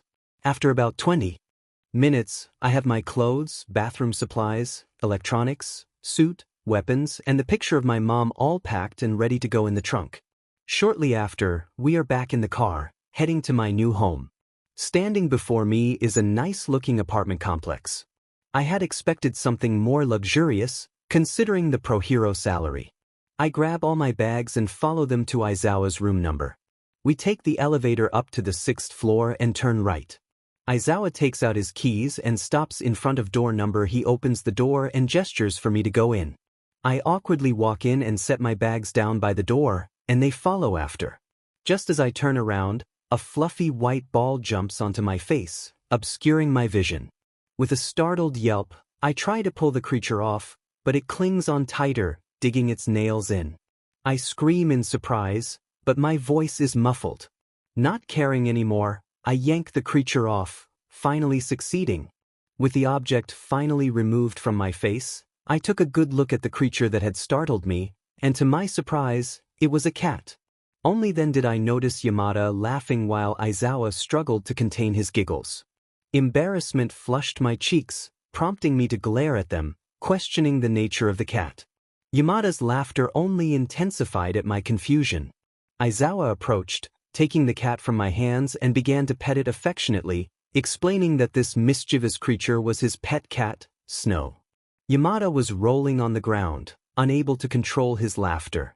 I expressed my frustration, insisting that I should have been warned about the cat's presence. Aizawa shrugged, claiming it had slipped his mind, and gestured for me to follow him down the hall. As I trailed behind him, I noticed numerous pictures lining the walls, showcasing Aizawa and Yamada together. A mischievous thought crossed my mind about their relationship. Aizawa stopped in front of a door and entered, with me following closely behind.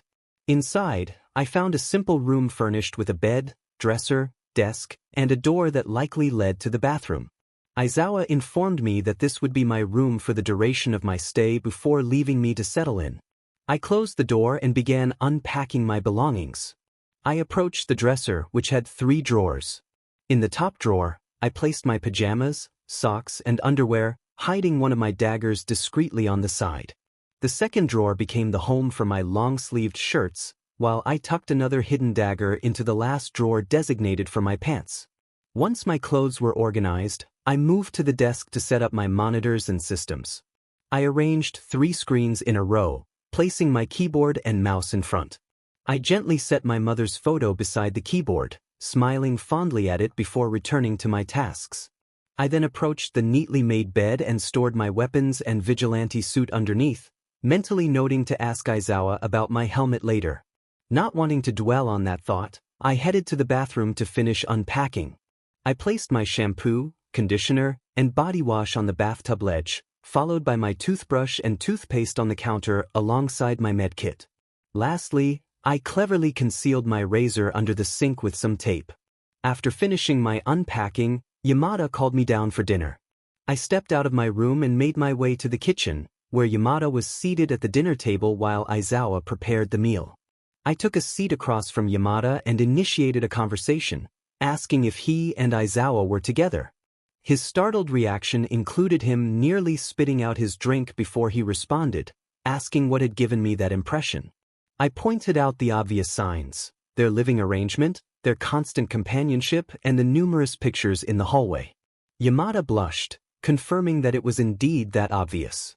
Aizawa then joined us at the table, confirming their relationship as he set down the plates for dinner. As we ate, I remembered to ask Aizawa about my helmet and staff. He informed me that I would receive them back on Monday when I attended class. I also inquired about my job at the cafe, to which Aizawa explained that I would need to quit since I would no longer have time to work while attending UA. I acknowledged his words, feeling a mix of satisfaction about getting my gear back but dissatisfaction about returning to school and leaving my job behind. The conversation dwindled after that, with only a few questions exchanged. Once dinner concluded, I bid them good night and retreated to my room, eager to hack away at my computer and research my future classmates. They didn't check on me throughout the night, allowing me to work undisturbed until morning.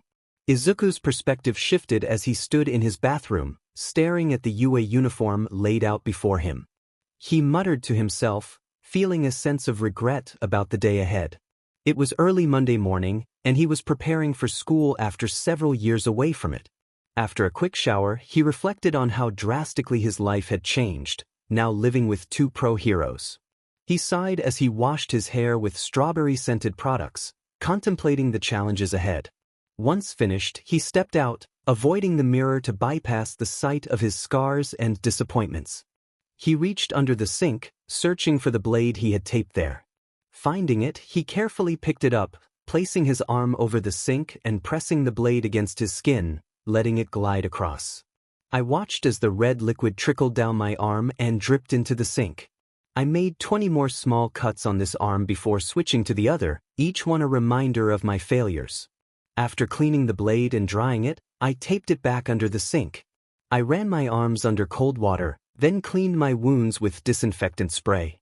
After patting my arms dry with a towel, I wrapped them tightly with clean bandages. Once I was sure the bandages were secure, I began putting on my uniform. I pulled on the pants and buttoned up the white shirt. Spotting a red tie, I spent a good 5 minutes trying to tie it correctly before finally succeeding. I threw on the blazer and walked out of the bathroom toward my desk to check my phone. It was a little after 6 in the morning. I grabbed my bag and headed to the living room, where I found Mike drinking coffee with too much creamer at the table, while Izawa made breakfast and sipped his own coffee. I poured myself a cup, enjoying it black, just the way I liked it. Mike expressed his disbelief at our choice of beverage, and I replied that it was bitter, much like our souls. He shivered at my response before taking another sip of his milk-flavored coffee. Taking a seat across from Mike, I felt overwhelmed by the day ahead. I whined about having to go to school, to which Izawa reminded me that it was part of the deal. I lamented that I couldn't even remember what school was like. Mike, curious, asked when the last time I attended school was, and I admitted it had been 4 or 5 years since I ran away. Mixed shock was evident as he knocked over his chair, startling me. I explained that I had avoided school to stay off the radar and because I never liked it. Izawa reassured us that while we couldn't change the past, we could work on fixing it, starting with me returning to school. He urged me to eat, as we needed to leave soon for his class. By the time we left, I had barely eaten anything and felt even more anxious about the day ahead. Instead of driving, we walked to school, which was only 10 minutes away. During the walk, Mike chatted animatedly with Izawa while I trudged ahead, head down, dreading the return to a place I considered hell. Time skipped to UA. Izawa's perspective shifted as he reflected on the fact that Wanderer was a 15-year-old boy who hadn't been to school in 5 years. Over the years of searching for him, he had developed a sense of care for the boy.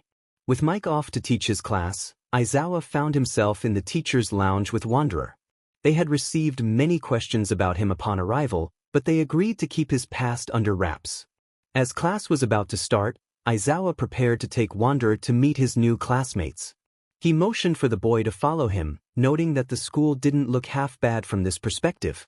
He reminded Wanderer to keep his past a secret, especially regarding his nighttime activities.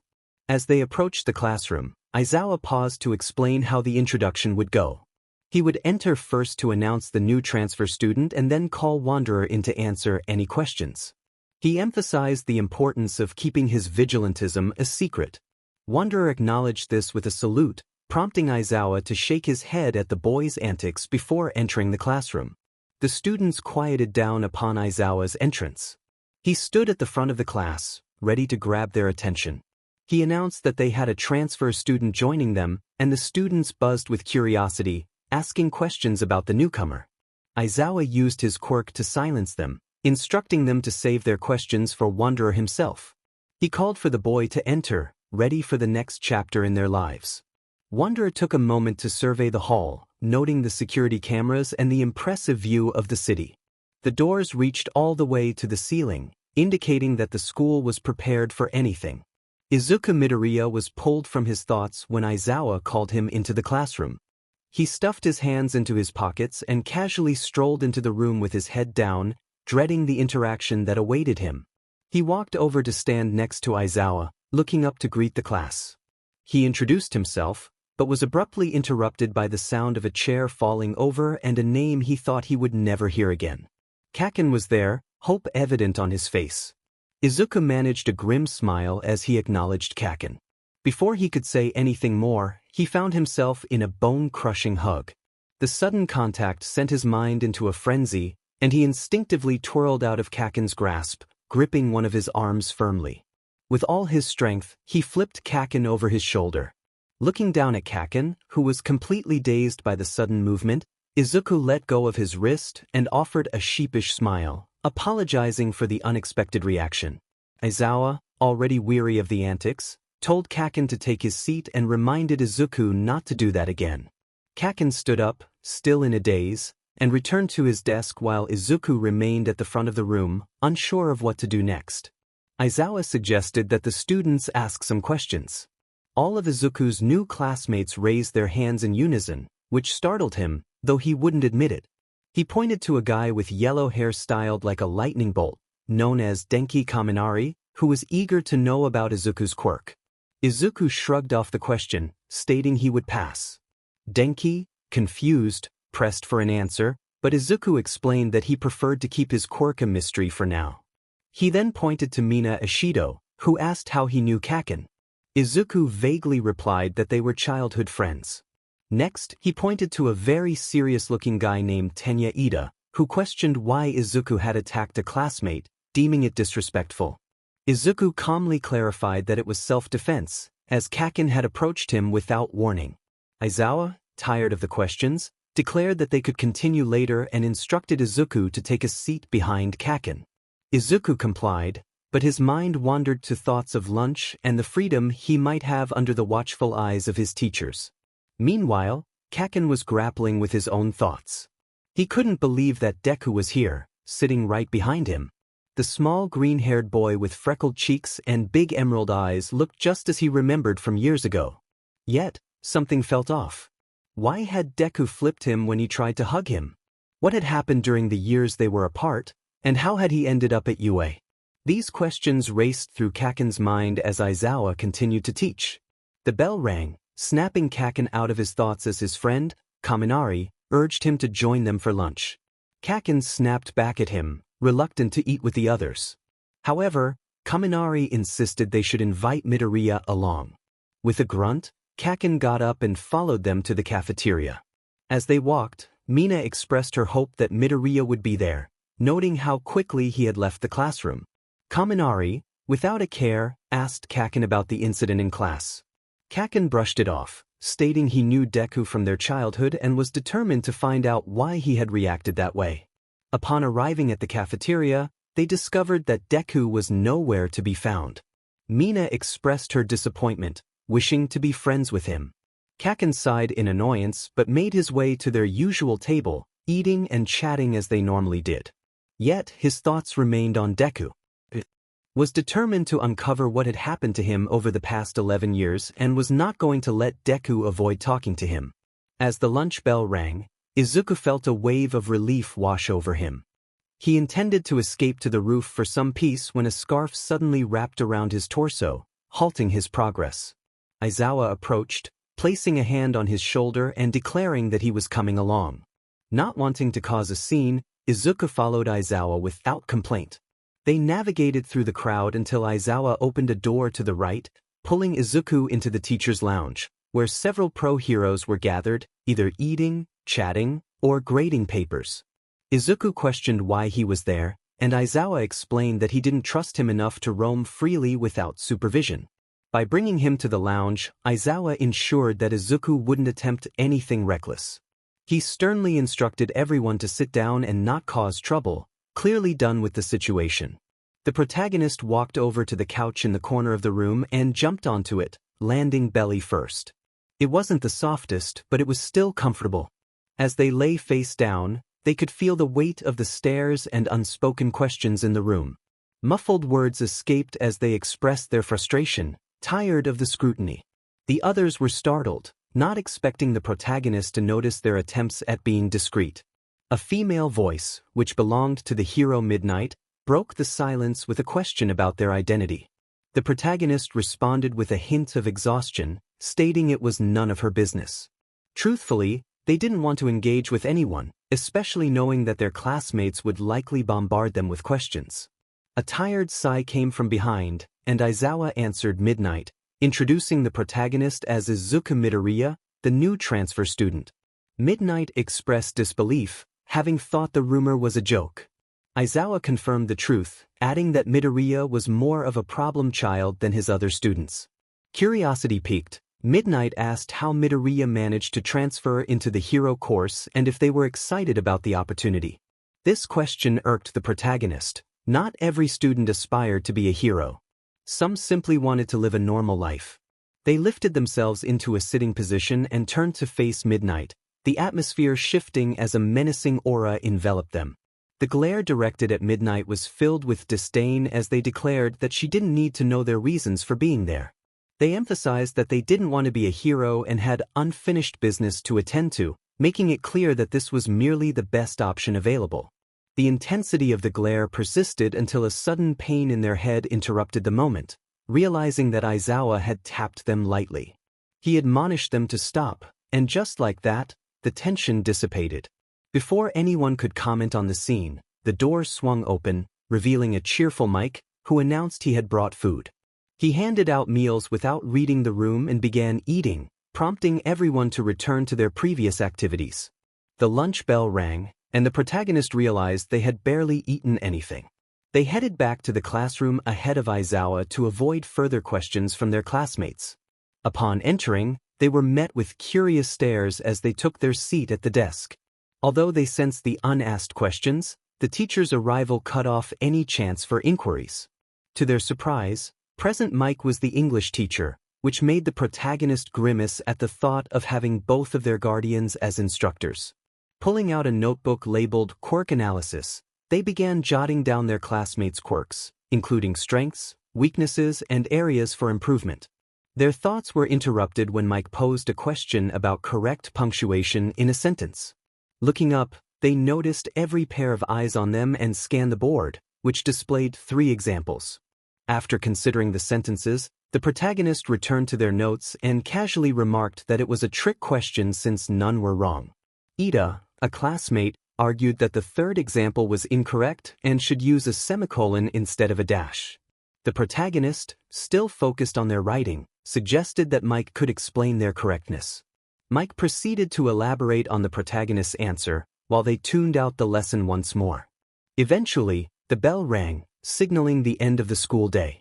They quickly packed their belongings and made a beeline for the teacher's lounge, anticipating the presence of a sleeping caterpillar. Just before reaching their destination, a hand grabbed their shoulder.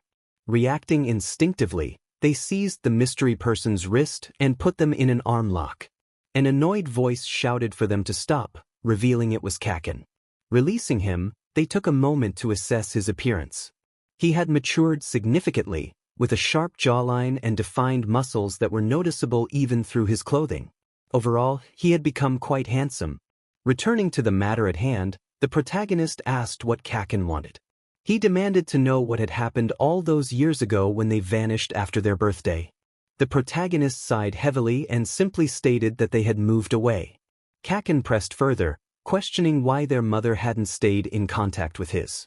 Realizing Kaken wouldn't relent until he got the full story, the protagonist explained that a lot of terrible things had happened that day, which they would rather not discuss. They added that their life had only gotten more complicated since then. As they continued toward the teacher's lounge, they informed Kaken to tell the class they weren't there to make friends, as they would only be disappointed when they left after achieving their goals.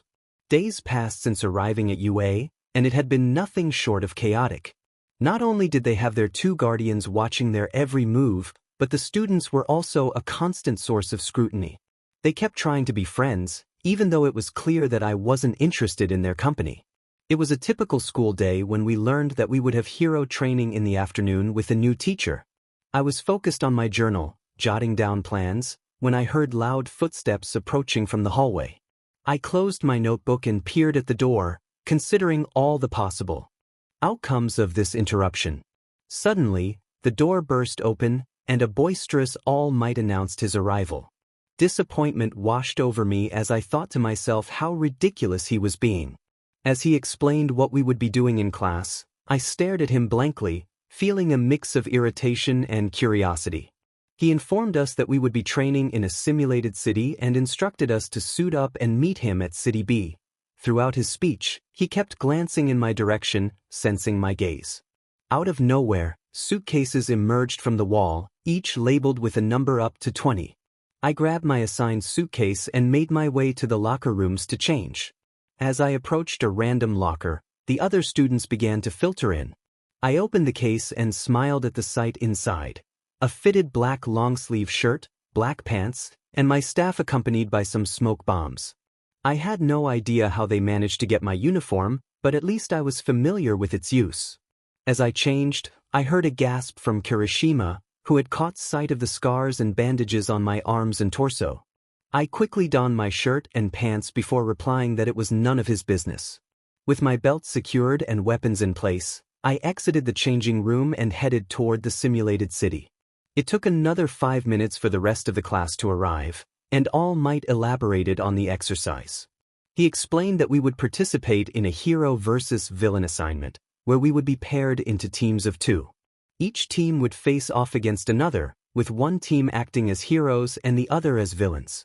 The heroes needed to secure the villains or the weapon before time ran out, while the villains aimed to capture the heroes or protect the weapon until the time expired. Soon, we were grouped into teams, and I found myself paired with a girl named Uraraka in Team D. She had short brown hair and rosy cheeks, and her hero costume was a snug pink and black suit. Her quirk allowed her to manipulate gravity, making objects float by touch and releasing them by pressing her fingers together. All Might captured our attention as he randomly selected matchups from a box, and my team was set to face Team G, which included Kaken. Kaken and his teammate Ida entered the building first to establish their base, leaving Uraraka and me waiting outside the doors. Uraraka introduced herself and asked about our plan. I explained that we needed to stick together and head for the bomb, likely located on the top floor, while I anticipated Kaken would target me first, disregarding his partner.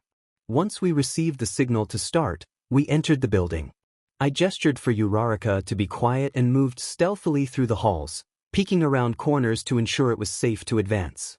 After a while, we overheard voices around a corner Kaken's. I motioned for Uraraka to continue searching for the bomb, realizing she didn't fully understand my silent instructions. I whispered for her to find the bomb while I distracted Kaken. As I approached the source of the voice, I could hear Kaken arguing with his partner about staying together. Just before I turned the corner, he removed his earpiece and shouted for me, demanding answers.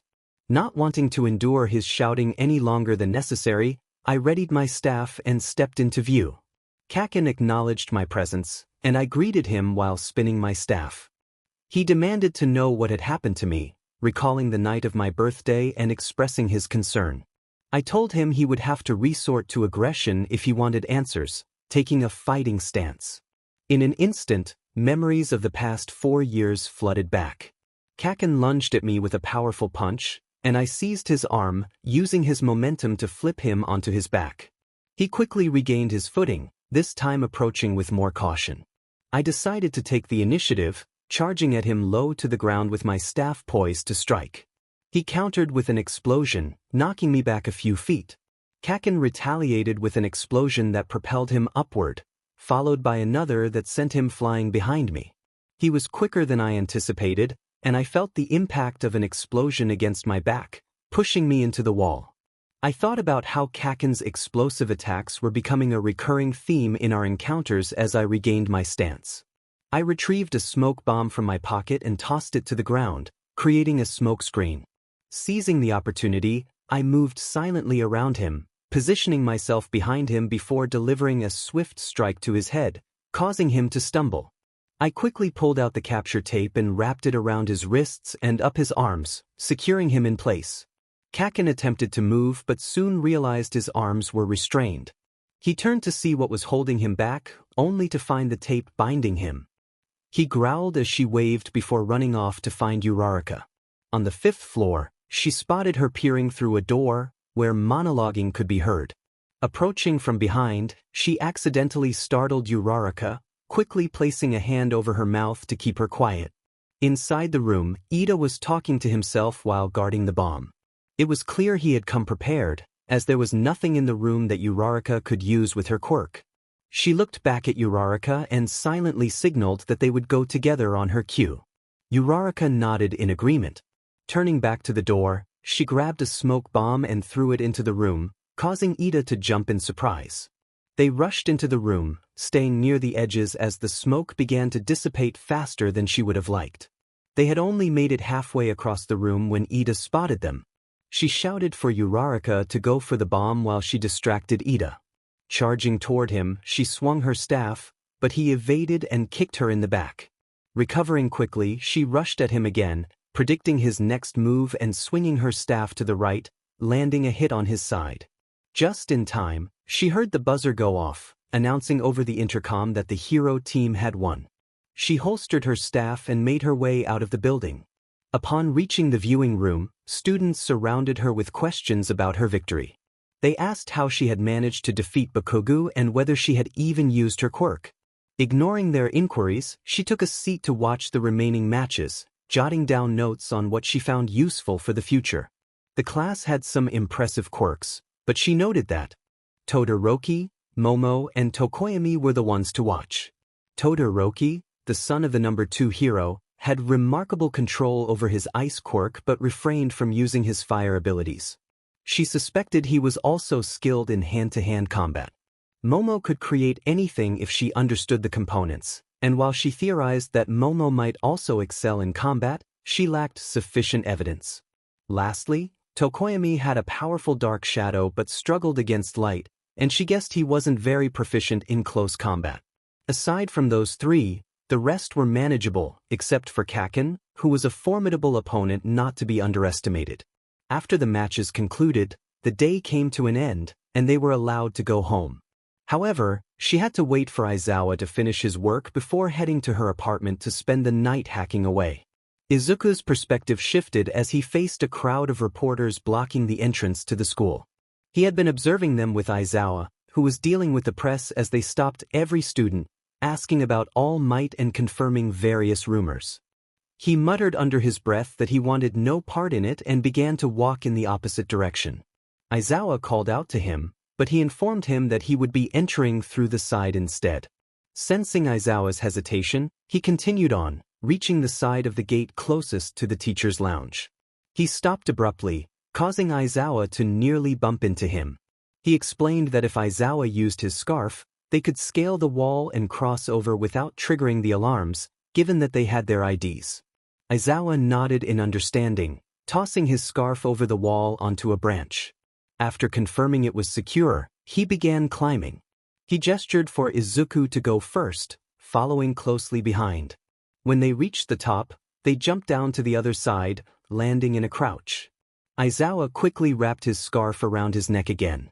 Izuku replied with a grim smile that he had learned to escape his tormentors, then walked away toward the classroom, leaving Aizawa to ponder his words. In the classroom, everyone was discussing the reporters blocking the gate and how long it took to get past them. Ignoring the chatter, he took his seat, but Kirishima interrupted him, asking how he had managed to bypass the reporters. Izuku explained that he had gone around, which prompted Uraraka to ask for clarification. He elaborated that he had avoided them and jumped over the side of the wall to enter.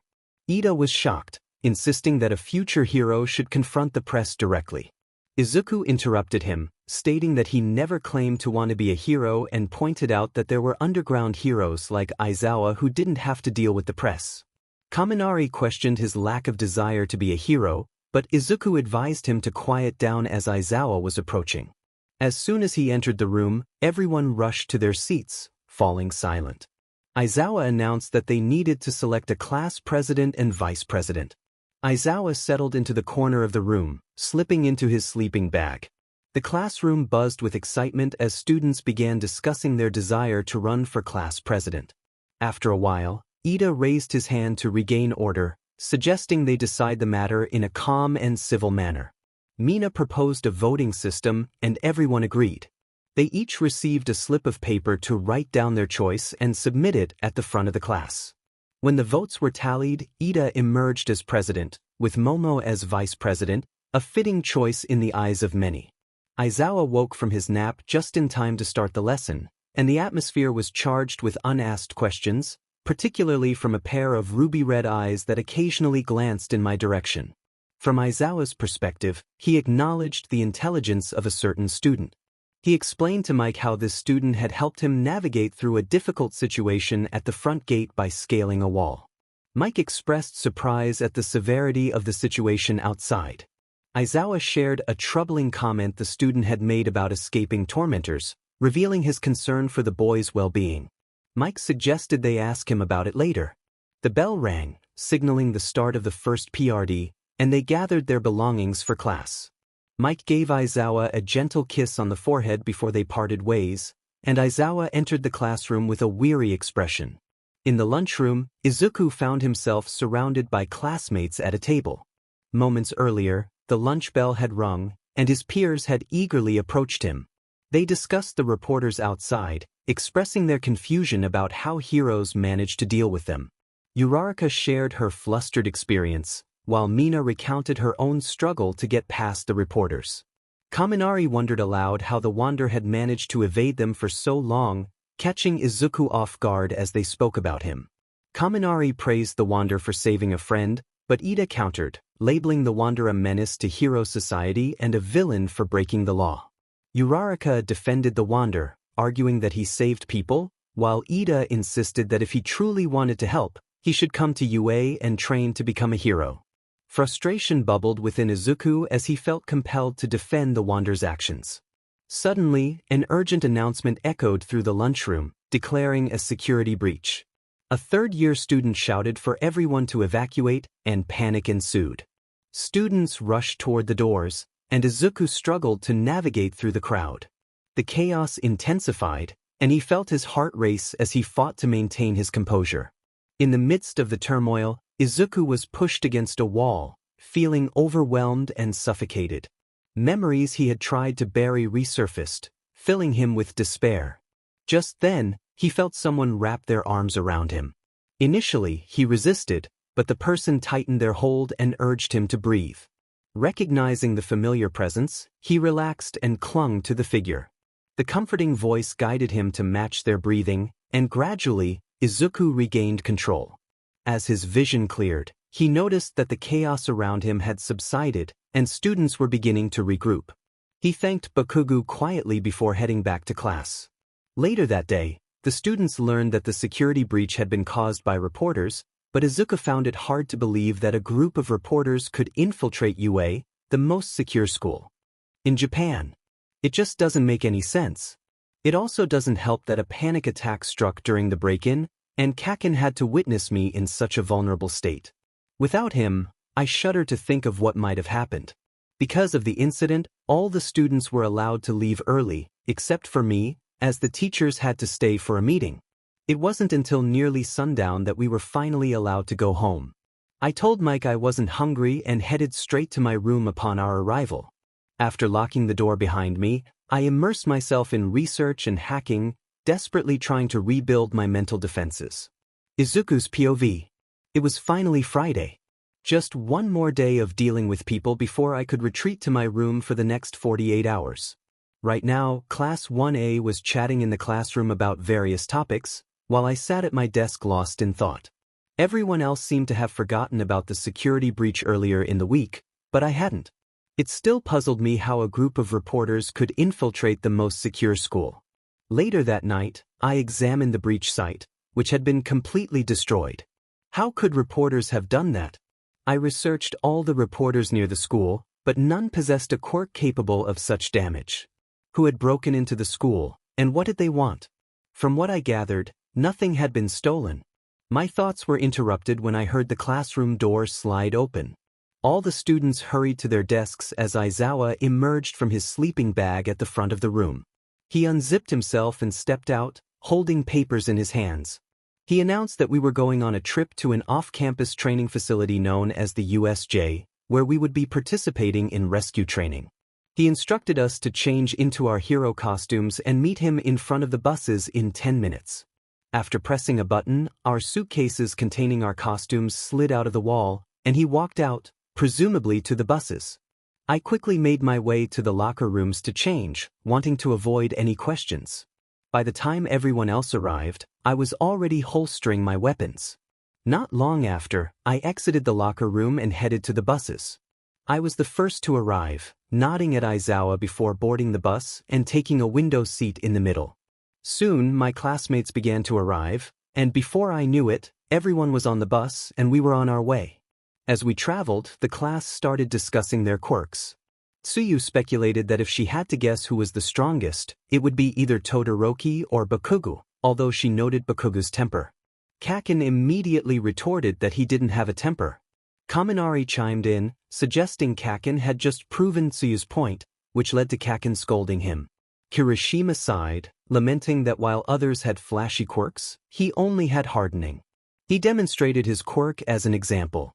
I muttered under my breath that having a flashy quirk didn't guarantee someone would be a good pro hero. Jiro, who had heard me, asked why that was the case. Now everyone was looking at me, confused since they hadn't caught my earlier comment.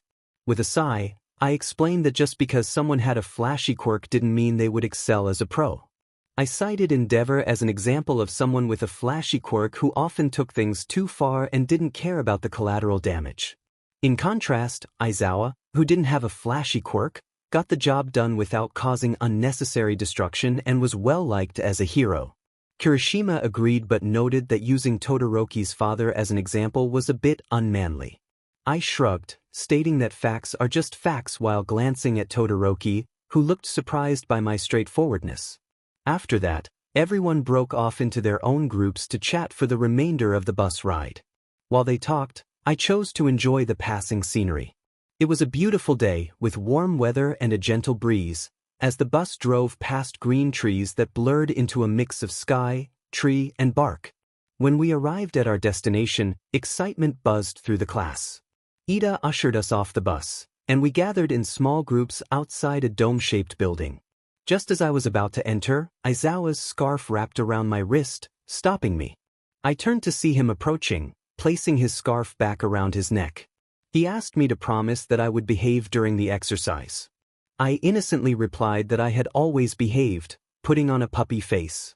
Aizawa playfully pushed my head aside, insisting he was serious about not causing trouble.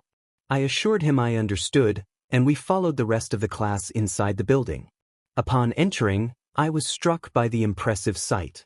The exterior was mostly glass, allowing natural light to flood the space. The entrance led down a series of stairs to the main floor, where various zones were set up for different training scenarios. It ranged from wildfires to landslides, and at the center of it all stood a water fountain. Waiting to greet everyone was the rescue hero 13.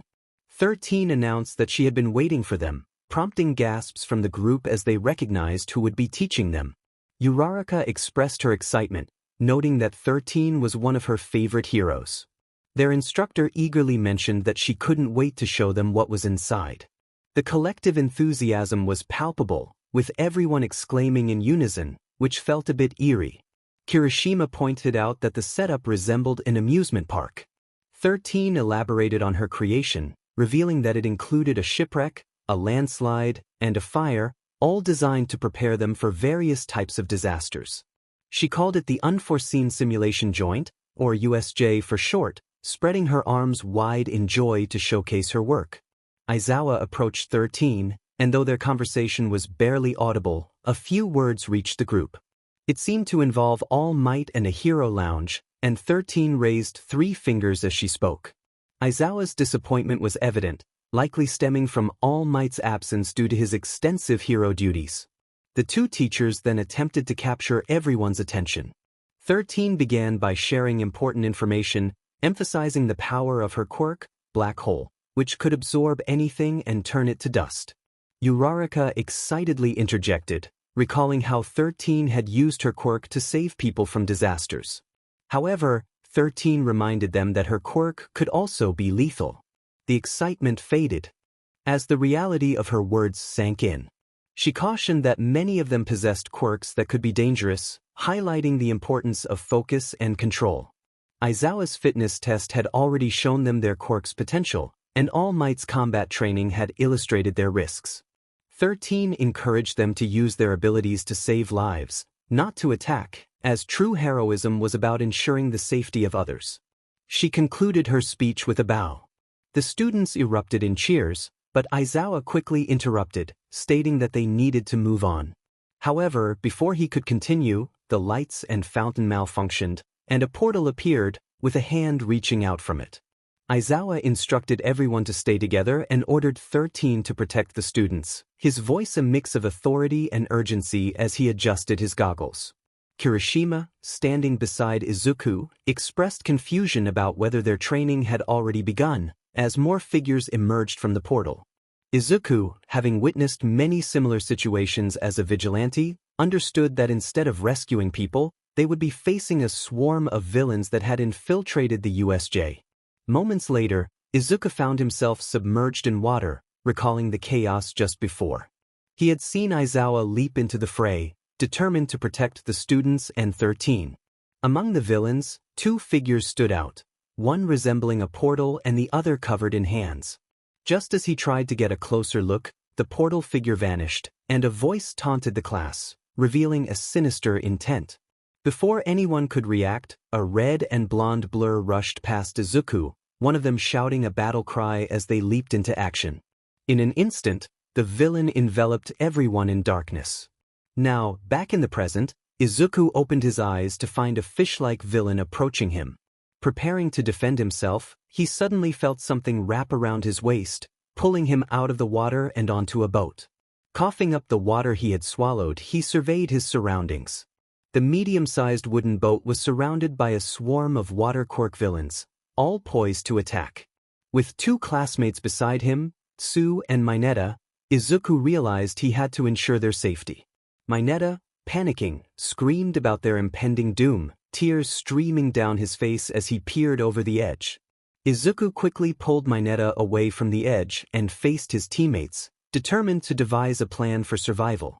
He warned Mineta to quiet down, threatening to throw him overboard if he didn't. Tsu thoughtfully agreed, contemplating their next move. Izuku glanced at the villains encircling them, noting that they remained in their positions, ready for the next move. I would have thought that at this point they would be closing in on us. The realization struck me, and my eyes widened slightly. I interrupted Tsu, who was trying to calm down a panicking Mineta, to get both of their attention. I urged them to listen, explaining that I didn't think the villains knew what our quirks were. If they did, they would have already closed in on us. Tsu raised a valid point about our quirks, questioning how we were supposed to make a plan without knowing each other's abilities.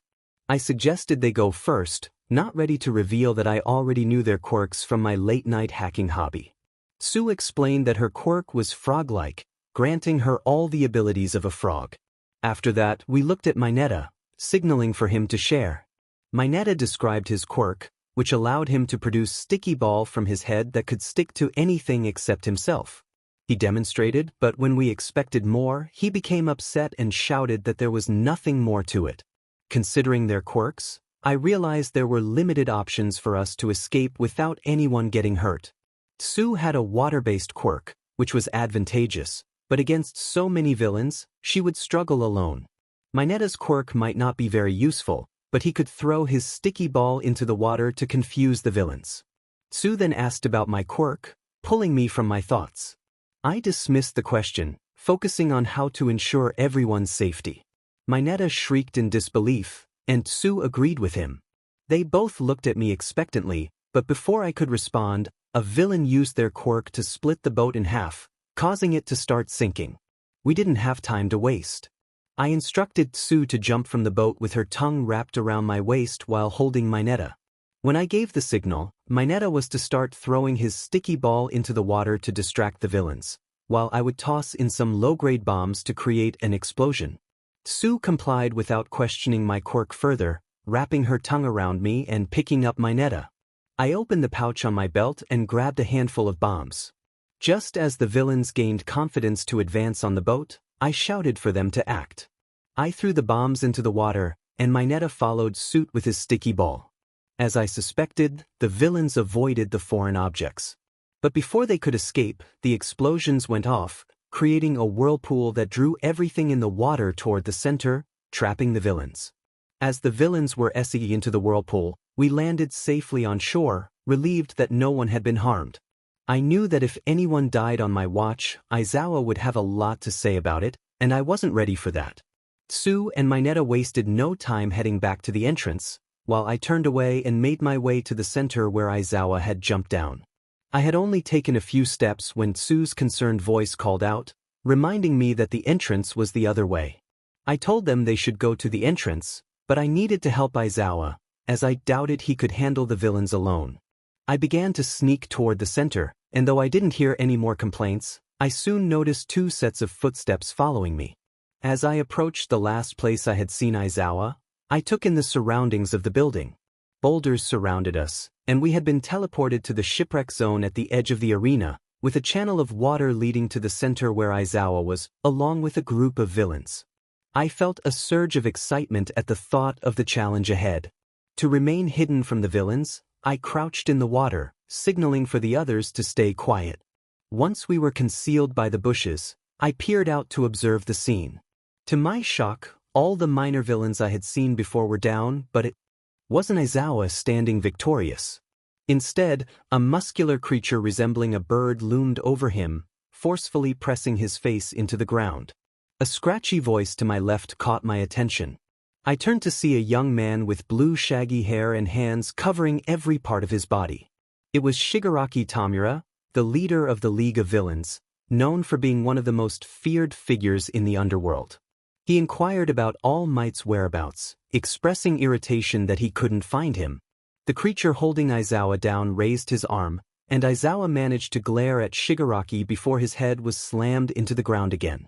Shigaraki mused that if he couldn't get an answer, he would have to motivate All Might to reveal himself, suggesting that harming one of his students might do the trick.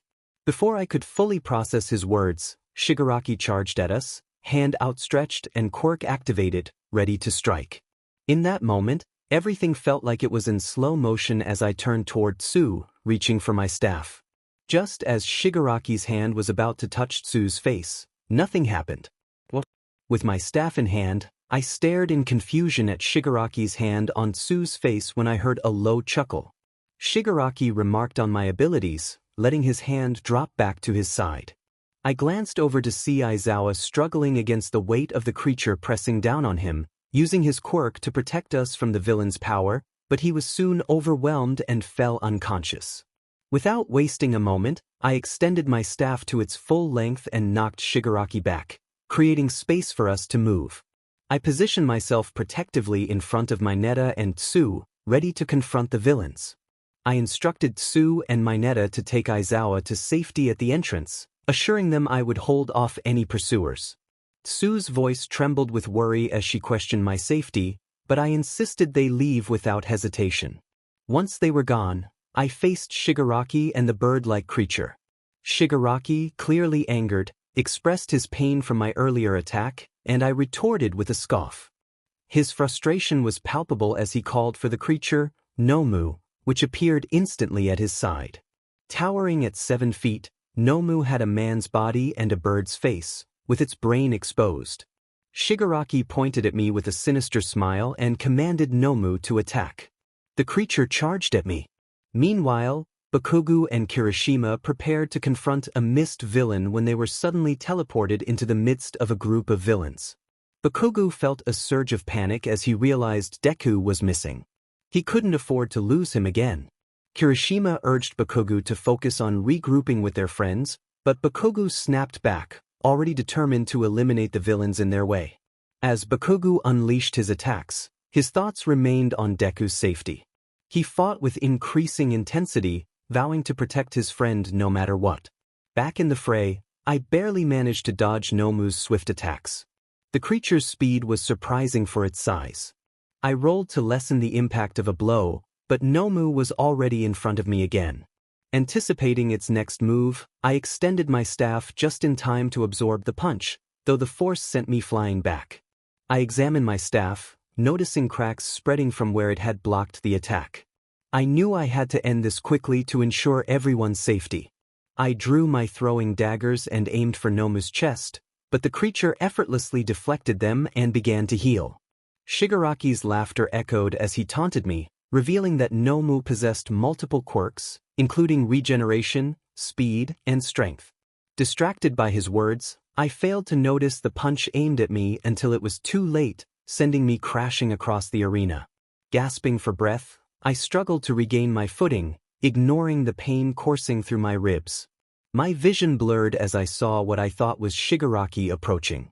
I threw a weak punch, but he easily dodged and seized my forearm with a grip that sent shockwaves of pain through me. Just as despair threatened to overwhelm me, I heard a familiar voice proclaiming, "Have no fear, for I am here." Shigaraki released my arm, and I crumpled to the ground, cradling my injury. A gust of wind rushed past, and when I opened my eyes, All Might stood before me, shielding me from the villains. He urged me to rest, assuring me I no longer needed to fight. I nodded in understanding, recognizing that even the strongest fighters sometimes needed to step back and regroup. All Might wasted no time and charged into battle against Nomu, ready to protect us all. Izuku was throwing punches left and right, but they were having no effect on the creature before him. He shouted amidst the chaos that the creature had a regeneration quirk. His determination only intensified as he realized he would have to push beyond his limits to defeat it. He began to strike the Nomu with increased speed. While he fought, Izuku took out a first aid kit from one of his pouches and carefully wrapped the arm that Shigaraki had attempted to disintegrate. Just as he finished, he heard a familiar voice calling his name. Kaken rushed over, worry etched on his face as he slid to a stop beside Izuku to inspect his injuries. Concerned, Kaken asked what had happened to him. Izuku, still feeling the sting of anger, replied that it was obvious what had occurred. Kaken insisted that they needed to get him out of there, but Izuku pushed away his help and stood up on his own, using a rock for support. He declared that he could still fight and wasn't going anywhere. Before Kaken could argue, a shattering sound drew their attention back to the battle. All Might had managed to defeat the Nomu and was now facing off against Shigaraki. Shigaraki, furious, yelled about how his creation was meant to defeat All Might and questioned how he was still standing. All Might responded confidently, stating that heroes always find a way to win, even if it means going beyond their limits. Shigaraki muttered that his master was wrong and that he needed Kurogyri. Izuku's heart raced as he heard that name. Everything around him faded away as he focused on Shigaraki, the color draining from his face. Kaken was shouting something, but Izuku couldn't hear him. The only thing that mattered was Shigaraki's utterance of Kurogyri. In an instant, Kurogyri appeared at Shigaraki's side, like a loyal companion. The man who had caused so much pain in Izuku's life was right there, and he felt a surge of determination. He was no longer the scared boy he had once been. He was ready to confront the man who had changed his life forever. As the sounds of battle returned, Izuku felt his vision narrow, and his feet moved on their own. He sidestepped Kaken's attempt to stop him, and before he knew it, he had his staff in one hand and a dagger in the other, charging at Kurogyri with a singular focus. He was ready to end things. Everyone in the vicinity stopped to watch as Izuku attacked Kurogyri, with Bakugo reaching out to intervene. Using the momentum from his charge, Izuku leaped into the air, staff raised and dagger ready, just seconds away from striking when a distraction caught his eye. That brief moment allowed Kurogyri to teleport away to the other side of Shigaraki. Izuku landed and rolled, quickly regaining his fighting stance, but before he could attack again, a volley of bullets rang out. Snipes stood at the entrance of the USJ building, gun raised and smoke trailing from it, surrounded by other pro-heroes ready to take over the fight.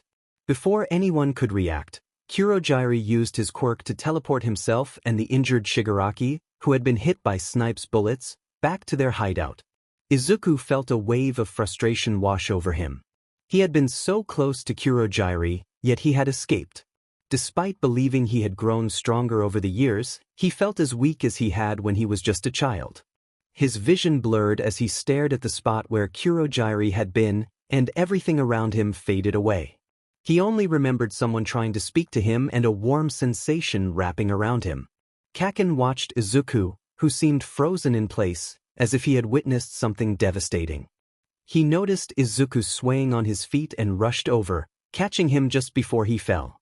Kaken held him tightly, shaking him gently in an attempt to rouse him, but Izuku remained unresponsive, causing Kaken's worry to deepen. He pleaded with Izuku to stay with him, urging him to open his eyes, but there was no response. In a panic, Kaken adjusted his grip and felt his hands become slick. Looking down, he saw blood covering his palms. He quickly placed Izuku down and searched for the source of the blood, realizing that Izuku had lost too much already. In his frantic state, he found the wound on Izuku's side and applied pressure to stop any further blood loss. Izuku groaned in pain as Kaken worked to stabilize him. He glanced over to check on his friend and saw Deku's face twisted in pain. Desperation filled him as he called out for help, his voice echoing through the chaos. It felt like an eternity before assistance arrived, though it was only a matter of seconds. A medic rushed to his side, quickly unpacking gauze and supplies to address the bleeding. Their eyes met, and the medic nodded for him to remove his hands from the wound. As soon as he complied, the medic began to carefully pack the injury. Suddenly, he felt a hand on his shoulder and instinctively resisted, unwilling to leave Deku's side again. He insisted that he needed to be there for his friend, to ensure he wouldn't be lost again. The person pulling him away turned him around, revealing Present Mike, who firmly held his arms to prevent further struggle. He spoke with a mix of sternness and gentleness, explaining that he couldn't help Deku right now and that it was best to let the professionals handle the situation. From the corner of his eye, he watched as Deku was rushed away on a gurney. Reluctantly, he stopped resisting and allowed Present Mike to guide him toward the entrance, slowly beginning to understand the logic in his words. Present Mike led him to another medic to ensure he hadn't sustained serious injuries during the battles. After a quick check revealed only minor cuts and bruises, he was patched up and left to wait for his parents to pick him up. However, he knew it would be a long wait, as they wouldn't finish work until 8, still hours away. His classmates attempted to engage him in conversation, but he remained distant, consumed by worry for Deku. Time passed, and the only sounds in the hospital waiting room were the soft whispers and movements of others. After an hour of pestering Present Mike to take him to the hospital, he finally relented, stating he needed to check on Izawa as well. Since arriving at the waiting room at 3 p.m., it was now 6 p.m., and he still hadn't been allowed to see Deku. Present Mike had left to check on someone else, leaving him alone with his thoughts. He stood up and approached the counter, waiting patiently for the receptionist to notice him. When she finally did, she asked how she could assist him. He inquired about Izuku Midoriya, trying to keep his worry from spilling over into anger. After a moment of checking the database, she informed him that Deku had just come out of surgery and was in room. That was all he needed to hear before he sprinted toward the 3rd floor. In the background, the receptionist called out for him to stop running, but he ignored her, focused solely on reaching Deku. He bypassed the elevator, taking the stairs 2 at a time until he reached the 3rd floor. Pushing open the door, he scanned the signs on the walls to locate room 304 quickly. After counting the room numbers, he finally found it. Standing in front of the door, he pushed it open quietly. Inside, he saw Deku lying in the medical bed, wires connected to him, and Present Mike standing by his side. Present Mike acknowledged him with a nod, mentioning he had been wondering when he would arrive. Without wasting time, he asked about Deku's condition. Present Mike explained that Deku had sustained serious injuries during the battles, including damage to his arm, internal bleeding, cracked ribs, and a bullet wound. Fortunately, the doctors had repaired the serious injuries, and he should wake up either that night or the next morning. Present Mike then excused himself to check on someone else, promising to return before visiting hours ended. Once alone, he moved to the side of Deku's bed and pulled up a chair. Deku looked fragile, with a mask over his face and wires attached to his arm. He took Deku's hand in his, wanting to feel the connection and reassure himself that his friend would be okay. After a moment of silence, he finally found the courage to speak. He expressed his frustration at Deku's reckless actions and how worried he had been, wondering what his mother would think. He pleaded for Deku to wake up and be all right. Meanwhile, Izawa stirred awake to the sound of beeping and the warmth of a hand holding his. He attempted to sit up but winced in pain. A gentle hand helped him into a sitting position, and he recognized Present Mike, who wore a concerned expression. Present Mike cautioned him to take it easy, explaining that he had sustained serious injuries during the fight, including a broken arm and numerous cuts. Thankfully, there was no severe damage to his eyes, just a chance of experiencing dryness more often. Izawa, however, was more concerned about his students. He asked about their well-being, hoping they were all right. Present Mike informed him that they had only suffered minor injuries, but then his tone shifted. He revealed that Izuku had been badly hurt, with internal bleeding, a damaged arm, cracked ribs, and a bullet wound. Although the doctors had addressed the serious injuries, they expected him to wake up either that night or the next morning. Other than that, everyone is fine. The thought of that troublesome problem child lingered in the air. Mike gently pulled the narrator into a much-needed hug, stroking their back. The narrator allowed Mike to comfort them until he spoke again, his voice barely above a whisper, filled with emotion. He expressed his fear of losing them, recalling the moment he had seen their unconscious body, imagining the worst possible scenarios. The narrator realized how terrifying it must have been for Mike to witness such a scene, bloodied and unconscious amidst a chaotic fight. They reassured him that they were fine, promising there was no need for further worry.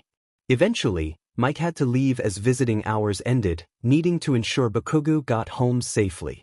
The narrator was left alone in their room, lost in thoughts about the day's events and how they could have performed better. In the darkness, the narrator found themselves unable to see anything. They looked around, searching for something familiar. Behind them, a light outlined a door they recognized all too well.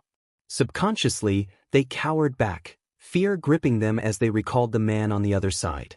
They noticed they were back in their 4-year-old body, small hands muffling their whimpers as they pressed against the wall. Outside the door, the villain Kurogiri was tearing the room apart, searching for them. He approached the closet door, taking his time to twist the doorknob. With each second that passed, the narrator's eyes widened in fear. When the door finally opened, Kurogiri stood there, and the narrator opened their mouth to scream, but no sound emerged. Suddenly, they bolted upright in a cold sweat, wincing as pain shot through their body. Looking down, they saw their body covered in bandages once again. They lifted an uninjured arm to their face, feeling an oxygen mask strapped there. Carefully, they removed it and placed it on the counter beside the bed. The sterile white hospital room felt suffocating. Glancing out the window, they noticed it was early morning, probably around 6. Sighing, they assessed their injuries. The handyman had damaged their arm, leaving a scar across the forearm, and bandages covered their torso from an encounter with a formidable foe. Frustrated by their injuries and the fact they were in a place they despised, they removed all the needles and wires attached to their body, turning off the machines that monitored their vitals to avoid alerting anyone. Once free from the machines, they folded the blankets off and swung their legs over the side of the bed. Standing up was a challenge, pain flaring in their side as they wrapped their injured arm around themselves, using the uninjured arm for balance. Slowly, they made their way to the closet on the other side of the room, opening it to find their bloodied hero suit in a bag, along with a patient robe hanging nearby. They assessed the damage to their clothes, realizing their shirt was beyond repair, but the pants were salvageable. There was no sign of their weapons, likely returned to the school. Carefully, they changed out of their pants and shoes, taking their time as 45 minutes passed since waking up. Finally, they approached the door and cracked it open, peering out to ensure the coast was clear. Once it seemed safe, they walked down the hall, trying to appear as normal as possible while making no sound. As they sneaked around, they stumbled upon the lost and found room. An idea sparked in their mind. Peeking inside and finding it empty, they quickly grabbed a jacket and hat to conceal their appearance. After checking the hallway again, they tucked their hands into the jacket pockets and made their way to the stairs. Dreading the long trek ahead, they slowly descended to the first floor, hoping their wounds would withstand the journey. After about an hour, they reached the first floor and paused to catch their breath. Once composed, they straightened their appearance and opened the door, tipping their head down to hide beneath the hat. Visiting hours had just begun, so they slipped through the front doors without being questioned. Once a block away from the hospital, they discarded the jacket and hat into a garbage bin, taking in their surroundings. It was the same hospital they had visited as a child. They muttered to themselves about the past haunting them once more. Spotting a bus station down the street, they staggered toward it, determined to move forward. After reaching the bus station, the protagonists settled into a seat to relax for a moment. They checked their pockets and were relieved to find their phones still intact despite the rough events they had just endured. Turning it on, they confirmed their location and noted they were not far from Aizawa's apartment. Checking the bus schedule, they saw the next bus would arrive in 10 minutes, followed by a 25-minute ride to the apartment. If their injuries didn't worsen, they estimated arriving around 10 o'clock to 10. They leaned back, trying to ease the pain from their wounds, and waited for the bus to arrive. Upon arriving at Aizawa's apartment, it was nearly noon. They stepped through the door, taking a moment to catch their breath as their injuries throbbed painfully. Closing the door behind them, they made their way to their room, noticing no one else was home except for the cat. Once in their room, they headed straight to the bathroom, knowing they needed to change their bandages to prevent infection. The thought of returning to the place they had just escaped from was daunting. Sitting on the toilet, they sighed as some tension released from their torso. They pondered the severity of their injuries, questioning if they had sustained even more damage without realizing it. Without wasting time, they began the process of cleaning their wounds. Unwrapping their arm, they grimaced at the sight of the damage caused by Shigaraki's quirk. They were fortunate that their arm had not been disintegrated entirely, but the injury was still severe. Determined not to dwell on the pain, they grabbed a cotton swab, applied disinfecting solution, and began cleaning the wound. Biting the inside of their cheek to suppress a cry of pain, they were grateful no one was around to witness their struggle. They worked quickly, rewrapping the arm with gauze and medicated bandages. Once they finished the most challenging part, they took a moment to regain their composure. Confident they wouldn't faint from the pain, they proceeded to unwrap the bandages around their chest. The discoloration of their skin revealed the extent of their injuries, and they were shocked to discover stitches running 4 inches long on their side. Puzzled, they wondered how they had managed not to pull the stitches. Knowing they had to repeat the cleaning process, they applied the disinfecting solution to their side. After that ordeal, they wrapped their torso and sat still, not wanting to move for a while. After about 30 minutes, they finally mustered the strength to get up, groaning in pain as they made their way to bed. The relief of lying down was soothing, and they savored the moment, grateful to be away from the hospital. Just as they began to relax, the front door slammed open, startling them and causing their wounds to flare up in agony. Groaning in discomfort, they heard someone calling their name. Meanwhile, Izawa woke up to find Mike dozing in a chair beside his bed. He looked around the room, noting nothing had changed since the previous evening. Trying to relax, his mind wandered to the student who had been in trouble. He questioned why the young hero had engaged with dangerous individuals and felt a sense of concern for all his students. Realizing he was becoming too soft, he muttered to himself. Mike, waking up, asked what he had said. Izawa smiled slightly and inquired about when he would be discharged. Mike informed him that his recovery was progressing well and he would likely be released soon, despite wishing he could stay longer.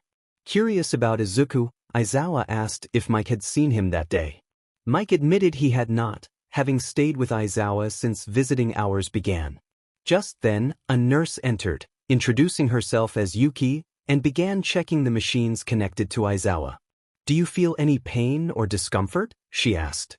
He replied that he felt fine, except for being wrapped like a mummy. The nurse cheerfully mentioned that if that was the case, he should be out of there by lunch, before heading toward the door. She didn't get far when the door swung open, revealing a young man panting heavily, trying to catch his breath. The nurse hurried over to him, concerned about what was wrong. He and Mike exchanged tense glances, both worried it might be another villain attack. Once the young man caught his breath, he explained that one of the patients was missing and asked if she had released him from the hospital. The nurse, looking rushed, replied that none of her patients were supposed to be released except for Mr. Izawa.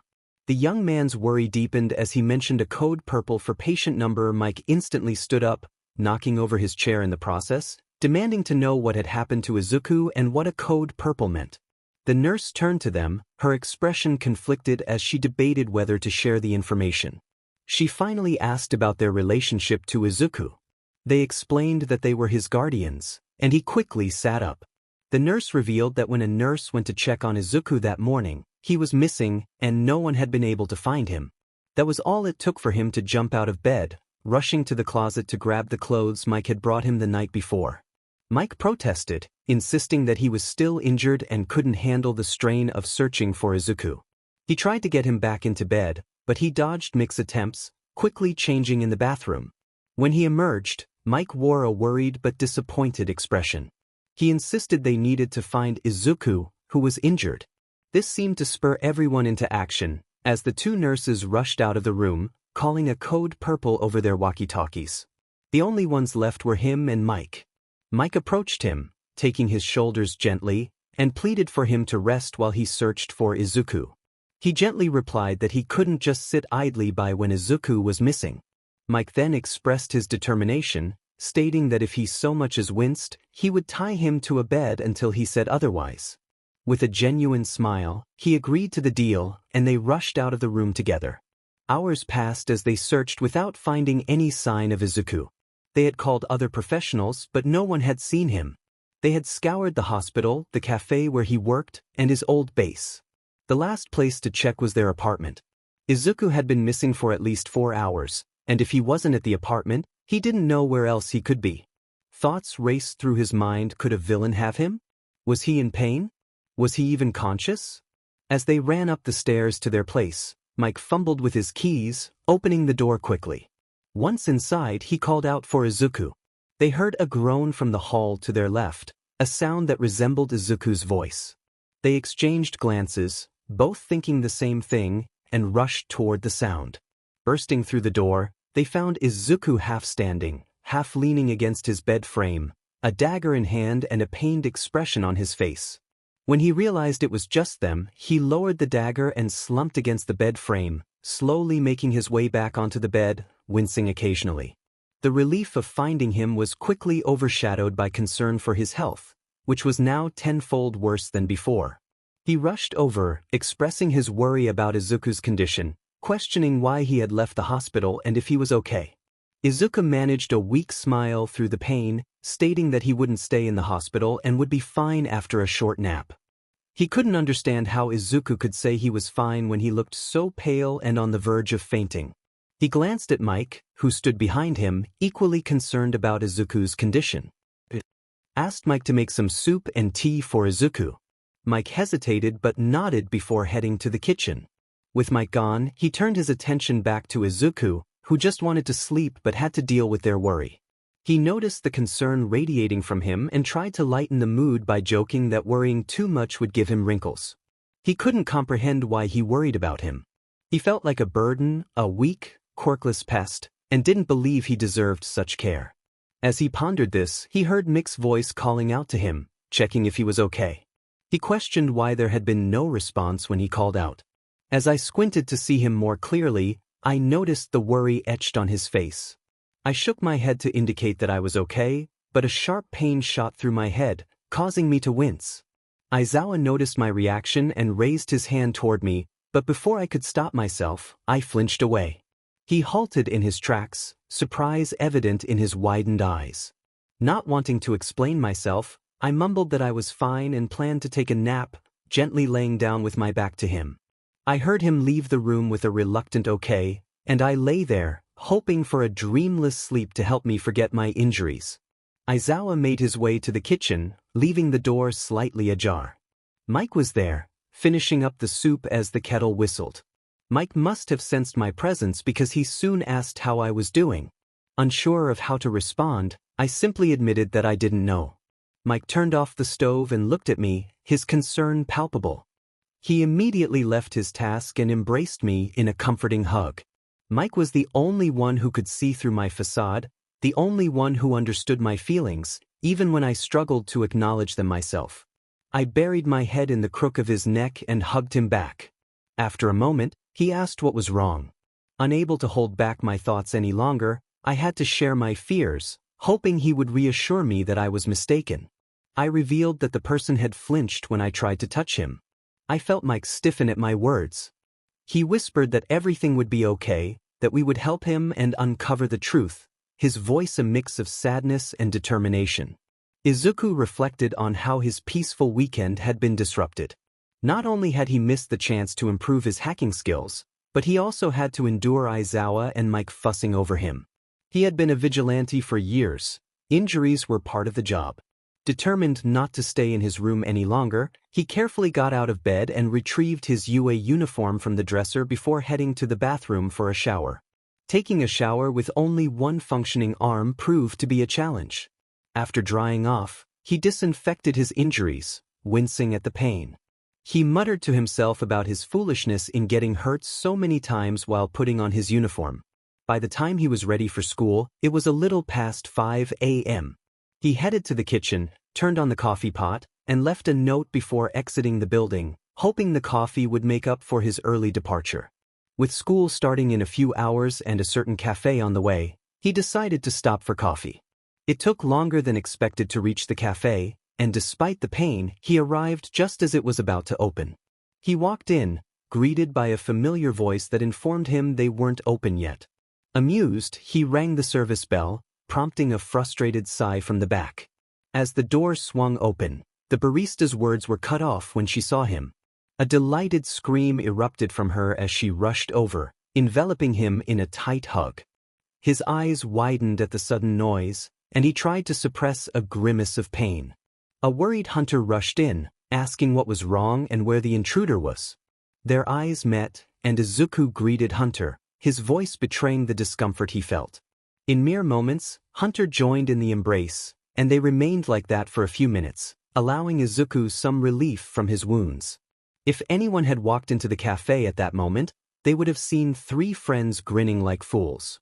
Hunter, after a moment of surprise, asked where Izuku had been and what had happened to him, his expression shifting to one of concern as he noticed the bandages covering Izuku's arms. Izuku rubbed the back of his neck with his good hand and offered a sheepish smile, requesting a cup of coffee first. Once they were seated at a table and he finally had his drink, Hunter insisted that he explain what had happened over the past few weeks, questioning why he had abruptly quit and why he had bandages on his arms. Haley nodded in agreement, eager to hear his story. A feeling of unease settled over Izuku as he noticed the worry etched on Hunter and Haley's faces. He had anticipated their concerns.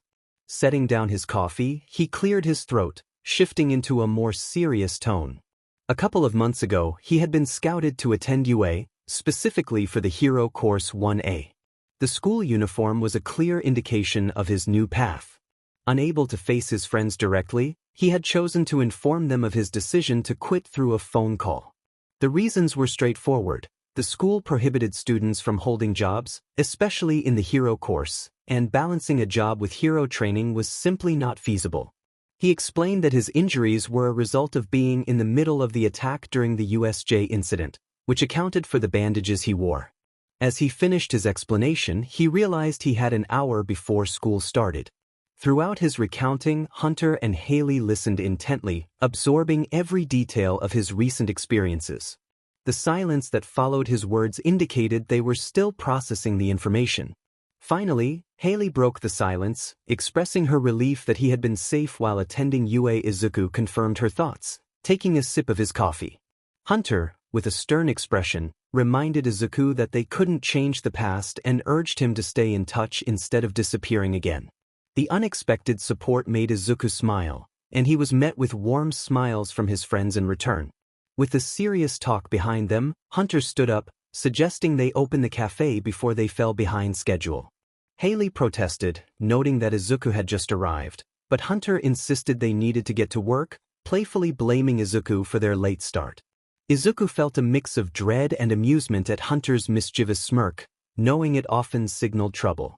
He groaned in response, but Hunter encouraged him to help out so they could finish quickly. Reluctantly, Izuku joined in, reminding Hunter that he no longer worked there. Hunter simply smirked back, clearly amused. Before long, the cafe was ready to open, but Izuku had to leave for school soon. Haley remarked on how quickly they had managed to prepare, and Izuku asked if he could make another cup of coffee before heading out. Hunter nodded, so Izuku made 2 large cups of black coffee, just the way they liked it. However, as he tried to lift them, pain shot through his injured hand, reminding him of his limits. He carefully placed the cups in a drink carrier, said his goodbyes, and headed out the door, grateful for the time he had to reach school. His side throbbed from the activity, and he struggled to lift his arm without discomfort. By the time he arrived at Class 1A, he was drenched in sweat.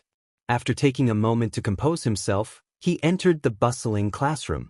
Kirishima, a red-haired classmate, noticed him and asked why he was late, drawing the attention of others.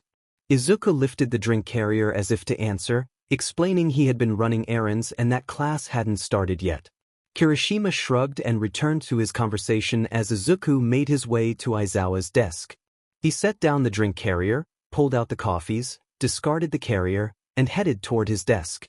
Just as he was about to reach it, Ida, the class president, intervened, reminding him that drinks without lids were against the rules.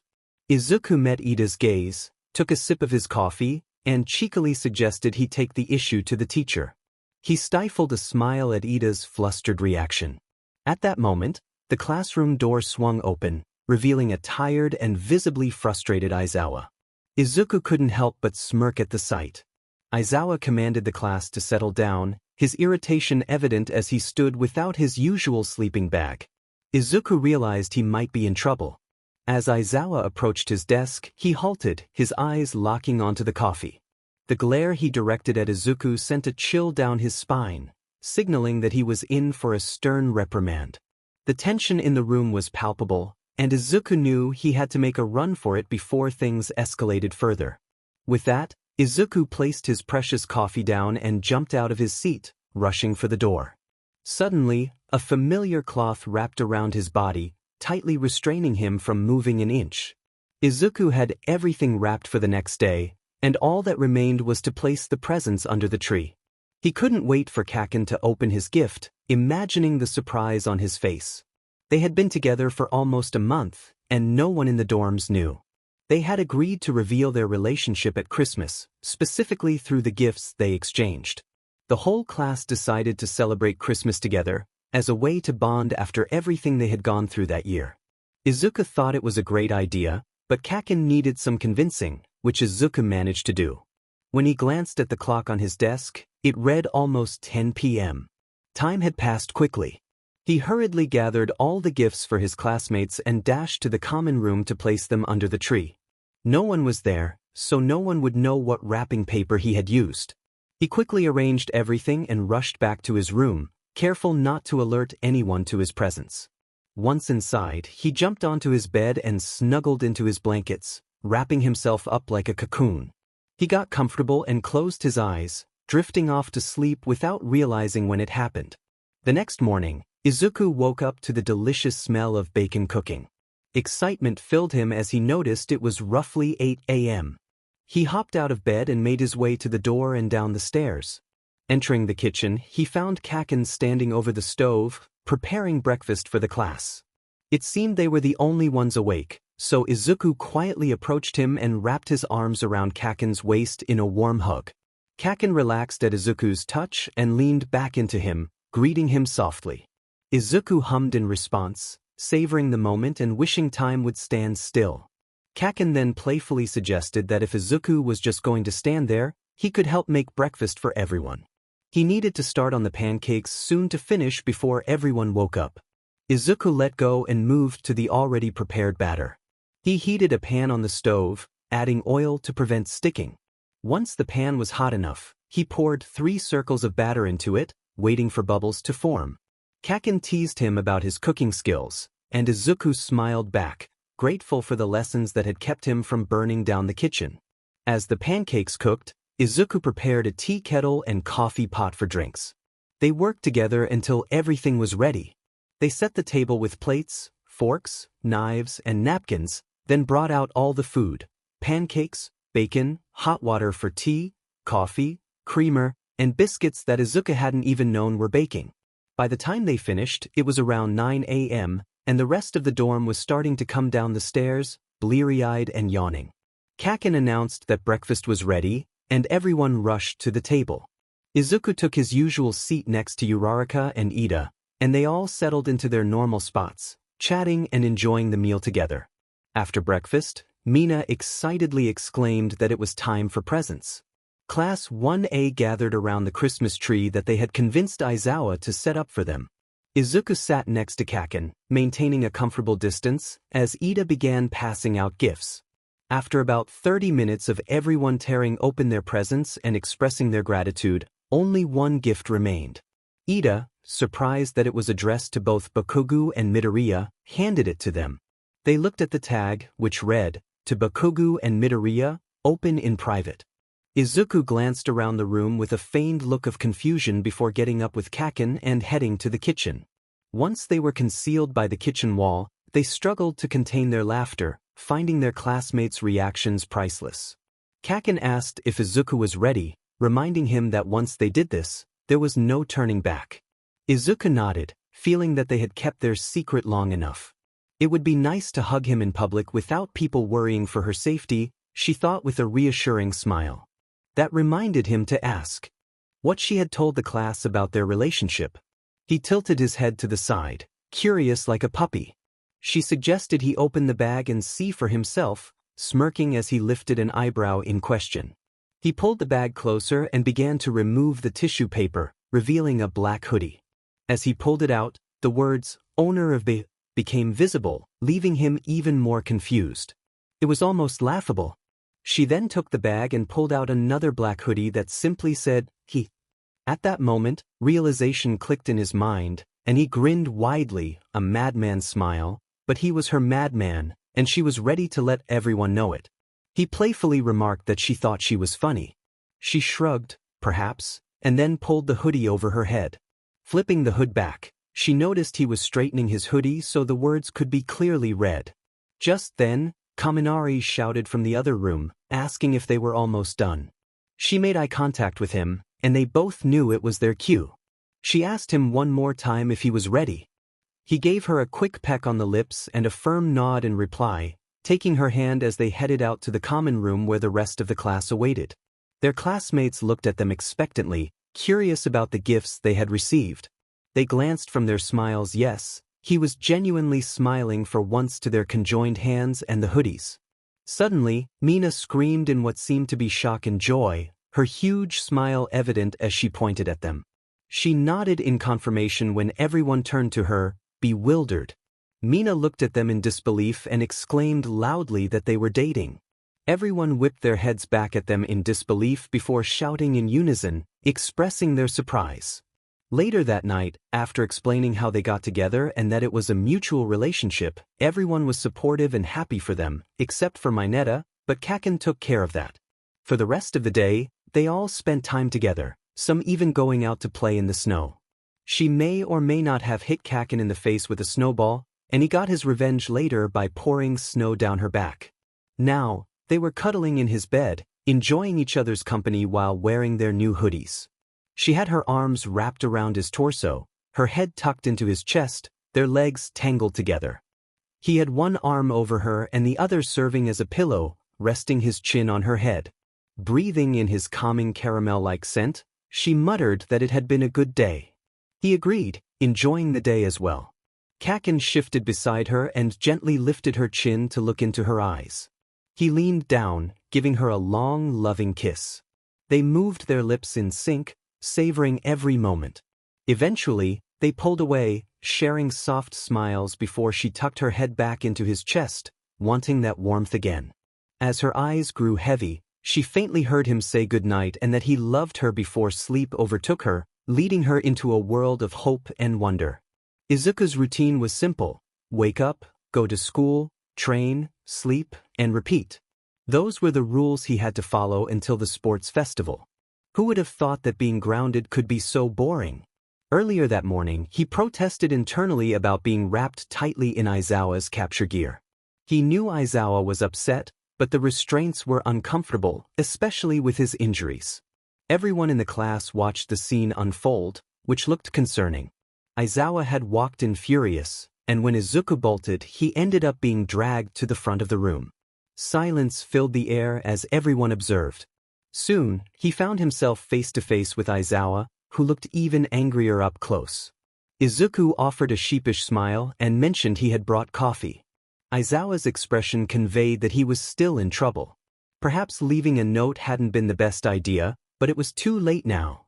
Aizawa tightened the restraints in response to Izuku's comment and addressed the class behind him, instructing them to behave while he was gone. With no room for argument, he dragged Izuku out of the room, more furious than he had been at the USJ incident. The tension was palpable as they made their way to the teacher's lounge, and Izuku dared not speak. In less than 5 minutes, they arrived, where a concerned Mika waited. Izuku was placed in a spinning chair, and the capture gear was released, allowing his injuries to breathe again. He couldn't help but wonder why his injuries kept getting aggravated that day.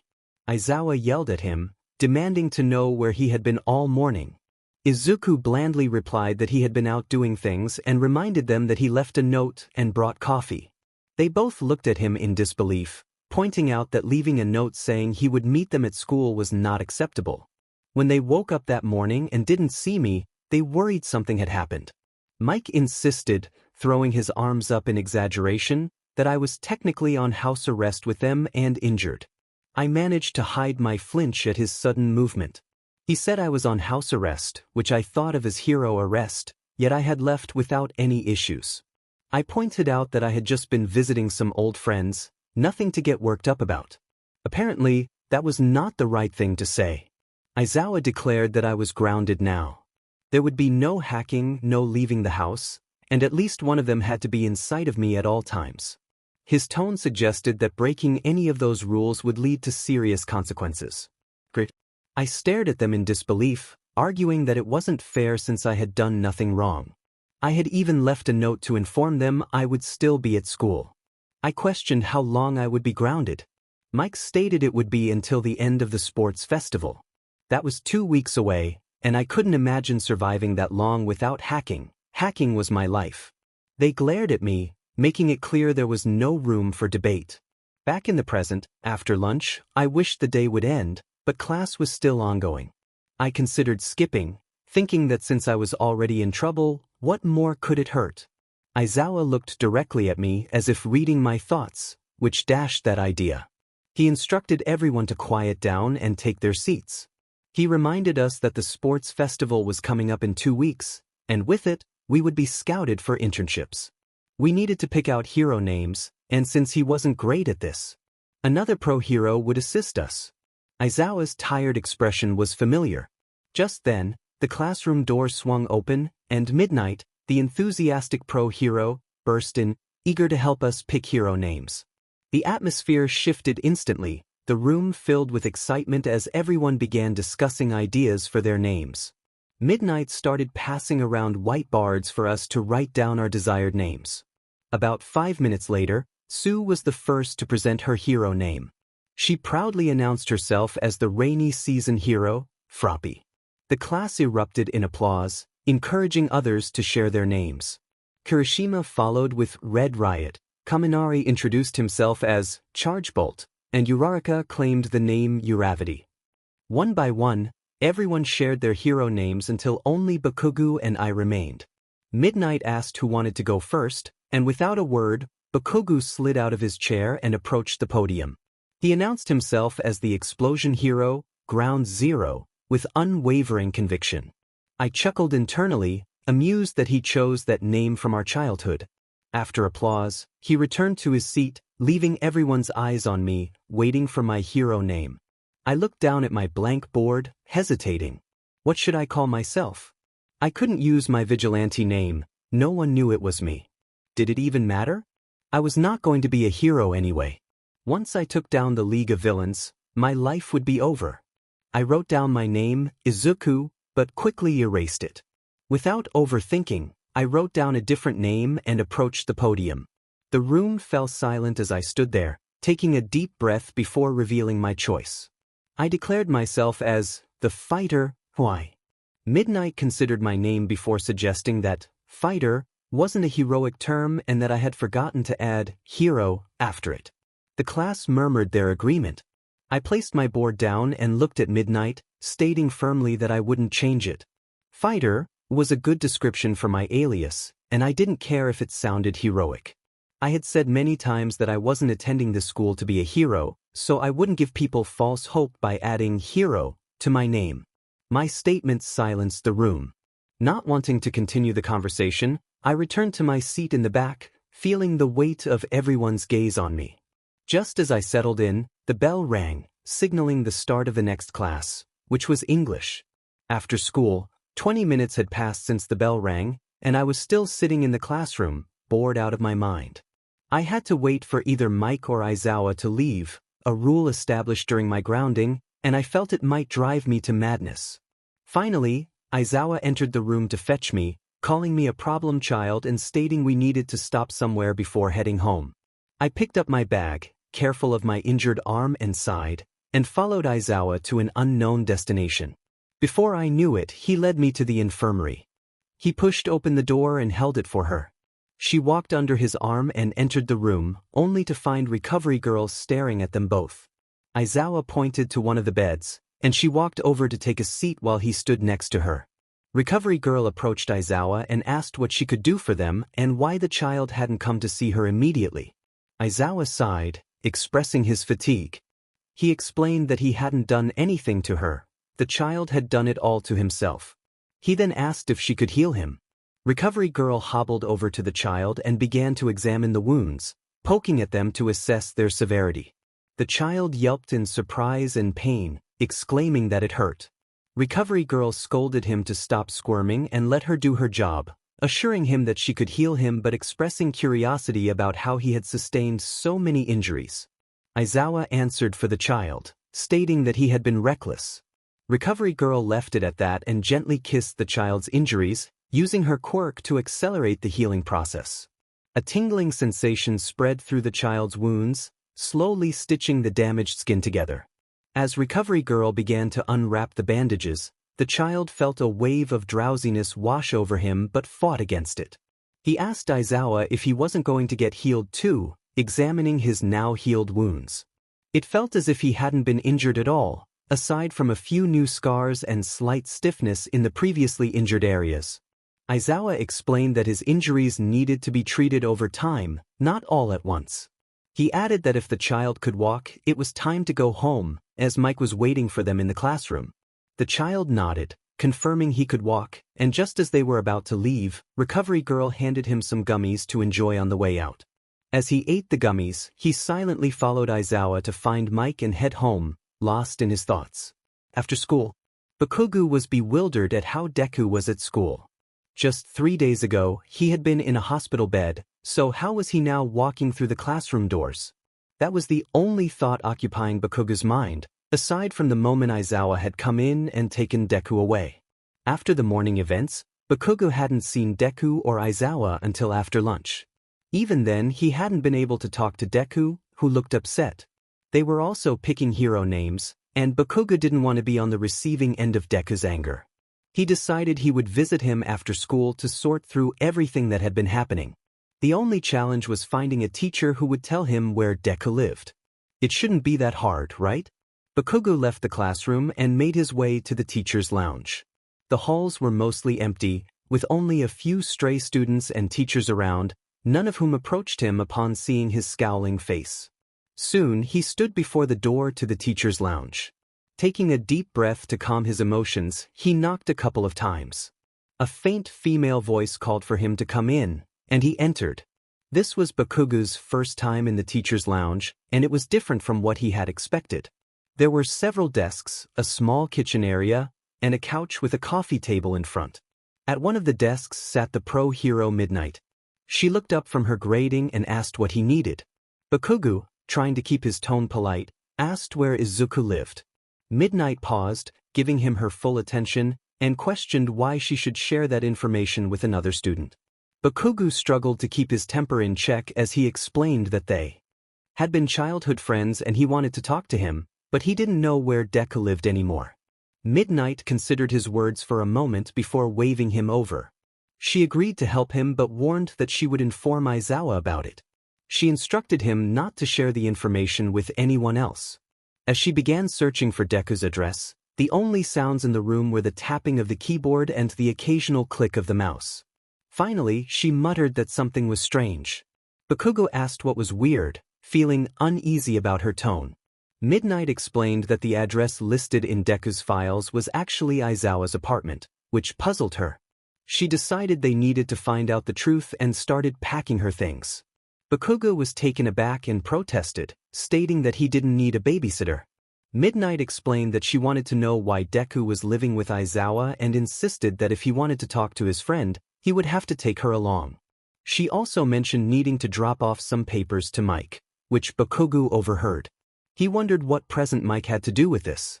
After a few seconds, the character finally gave in, deciding to talk to him. Midnight responded cheerfully, leading the way out of the room. The character rushed after her, feeling the need to keep up. Upon arriving at an apartment, confusion set in. The character had thought Auntie Inko disliked apartments. They called out to Midnight, who was almost at the door, questioning if she was playing a joke. Midnight, slightly annoyed, confirmed that Shoyuta was indeed in room. The conversation ended there, and they made their way to the front desk. Midnight handled the check-in while the character grew impatient with the small talk. After what felt like an eternity, they reached the elevator. Midnight pressed the button for the 6th floor, and they listened to the elevator music until it dinged, signaling their arrival. In front of the elevator, a sign displayed the apartment numbers and their corresponding halls. The character quickly spotted 623 and began to follow the arrows, but Midnight was already ahead.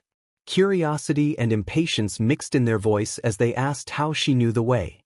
Midnight explained that Shoyuta lived there and that she had visited enough times to remember without needing a map. She stopped at a door and pulled out a key. As the door opened, Midnight shouted, announcing their arrival. Meanwhile, Izuku had just returned home and headed straight to his room. He tossed his bag aside and made his way to the bathroom, shedding his clothes along the way. Once in his boxers and behind a locked door, he looked in the mirror, feeling discontent with the scars and bruises that marred his body, a reminder of his struggles. Without thinking, his hands searched for a familiar object taped under the sink. Finding it, he freed the blade and turned on the sink, placing one arm over it. Each cut he made represented a failure, not protecting his classmates, getting injured, allowing his mother's killer to escape, and ending up in the hospital. The pain felt like a release, the blood running down his arm and into the sink. As he cleaned up, he ensured no trace of his actions remained. After tidying up, he turned on the shower, letting the hot water wash over him, the heat stinging his wounds. Once he felt somewhat clean, he dried off and bandaged his arms, a routine he had perfected over time. Stepping out of the bathroom, steam followed him. He changed into comfortable clothes and soon heard a loud yell from the living room. Grabbing a dagger and tucking it into his pocket, he cautiously approached the noise. To his surprise, he found Kaken and Midnight in the living room, not intruders as he had feared. He relaxed his posture, trying to appear calm despite his racing heart. They hadn't noticed him yet. Midnight was busy talking to Aizawa and Mike, while Kaken seemed shocked by their presence. When he spoke, asking why they were there, all eyes turned to him, especially Kaken's, filled with mixed emotions. The tension broke when Midnight screeched in surprise, exclaiming about a child. A small smile crept onto Izuku's face as he watched the scene unfold, finding amusement in the chaos. However, Aizawa caught his eye and warned him to wipe the smile off his face or face longer grounding. The smile faded and he scowled, feeling too exhausted for the situation. Bakugo followed Midnight into the room, still processing the unexpected turn of events. He faced Aizawa and present Mike, confused about why they were there instead of going to see Deku. Just then he heard Deku's voice, questioning their presence. Aizawa interrupted, reminding Deku to keep a straight face or risk being grounded longer. Bakugo couldn't comprehend how they could ground him since they weren't his parents. Deku's smile faded into a scowl as he left the room, leaving behind a sense of confusion. The hope of finding answers had only led to more questions. Aizawa felt a wave of annoyance wash over him as he watched Midnight bombard Mike with questions about Izuku. Behind her, Bakugo was visibly frustrated, steam practically rising from his ears. Aizawa knew it was going to be a long night. Midnight's voice broke through his thoughts as she directed a question at him, her mischievous smile evident. He sighed, feeling the weight of the situation. Motioning for everyone to follow him into the kitchen, he declared that he needed coffee before anything else. In the kitchen, he noticed the problem child pouring himself a cup. Aizawa approached silently, gesturing for him to pour a cup for him as well. Once they both had their coffee, Aizawa addressed their unexpected guests. He suggested that Izuku take Bakugo to his room, sensing the protest that was about to come. With a firm tone, he insisted on no objections. Izuku let out a frustrated sigh and walked to his room, Bakugo following closely behind. Once the door closed, Aizawa turned to Midnight, his expression serious. She mirrored his demeanor, understanding the importance of what he was about to say. Taking a seat next to Mike on the couch, Aizawa glanced at Mike for reassurance before turning back to Midnight. He took a deep breath and began to explain, recalling a mission from 11 years ago. Izuku, on the other hand, was filled with frustration. He didn't want to talk to Bakugo and wished Aizawa would just send them away. He trudged to his room, ignoring Bakugo's presence, and sank into his desk chair, savoring the bitter taste of his food. As Bakugo entered, Izuku quietly requested him to shut the door. After Bakugo complied, he stood awkwardly in the middle of the room, taking in the sparse surroundings. Izuku broke the silence, acknowledging the unspoken question that lingered in the air. Bakugo was startled by his words, recalling how Izuku's room used to be filled with pro-hero merchandise. The silence that followed was thick and uncomfortable, irritating Izuku further. He urged Bakugo to either sit down or explain why he was there. Taking the hint, Bakugo sat on the bed, facing him directly. With intensity, he asked the question Izuku had been dreading. Where was Aunt Inko? Izuku had several ways to respond. He could lie and say she was overseas, or he could tell the painful truth that she had been gone for 11 years.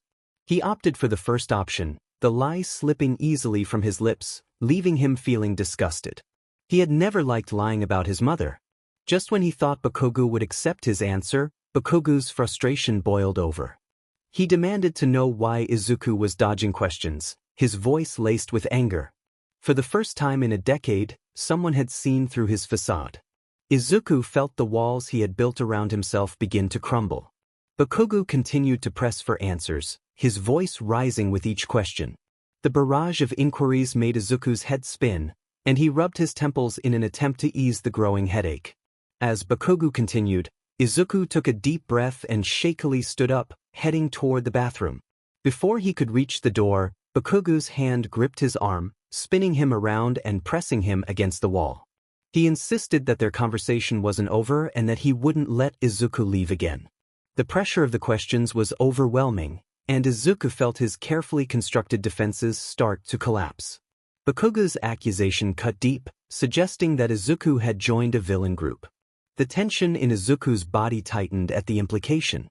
He let his bangs fall to cover his eyes, feeling the anger rise within him. How could Bakugo accuse him of aligning with those who had taken everything from him? How could anyone accuse him of joining the people who had invaded his home 11 years ago, searching for him and ultimately taking away the last family member he cared about, simply because she refused to hand him over?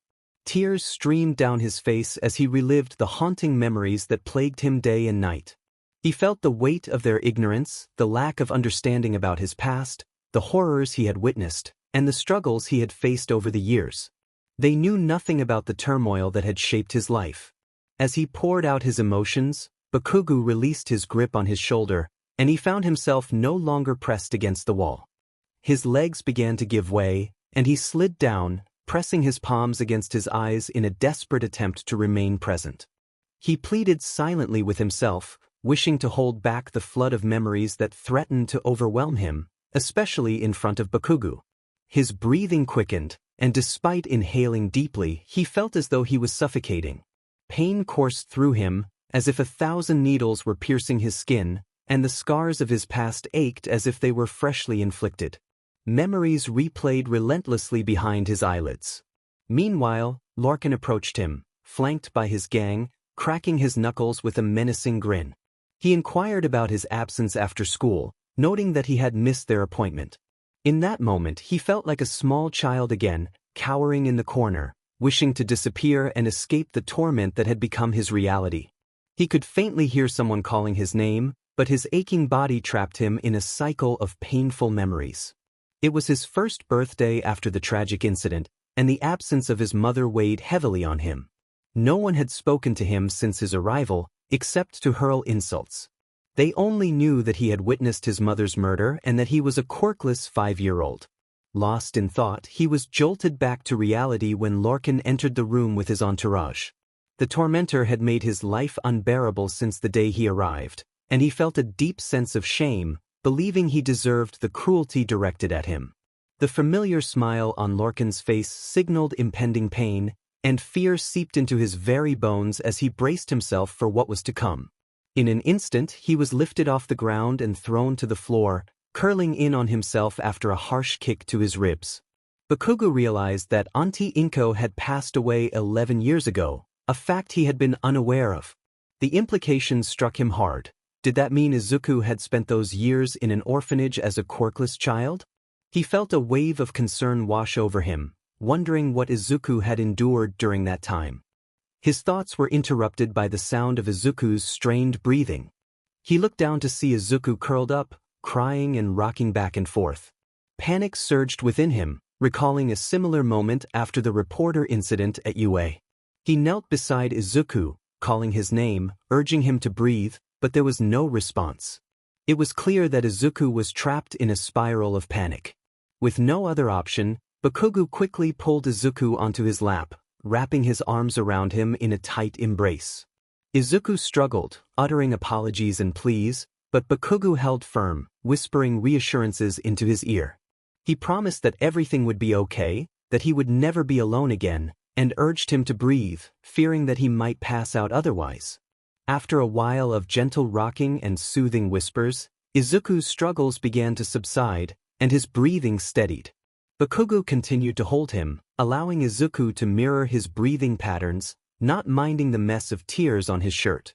They remained like that for an indeterminate amount of time until Bakugo noticed soft snores coming from Izuku. Looking down, he saw Izuku asleep on his lap, peaceful despite the tear stains on his face. He carefully wiped away the tears, ensuring not to wake him, before lifting him in a bridal carry to his bed. He covered Izuku with blankets, making sure he would be warm throughout the night, perhaps overdoing it a bit. With a gentle smile, Bakugo felt a sense of happiness wash over him. He had Izuku back, and he never wanted to lose him again. As he turned to leave, he felt a tug on his shirt.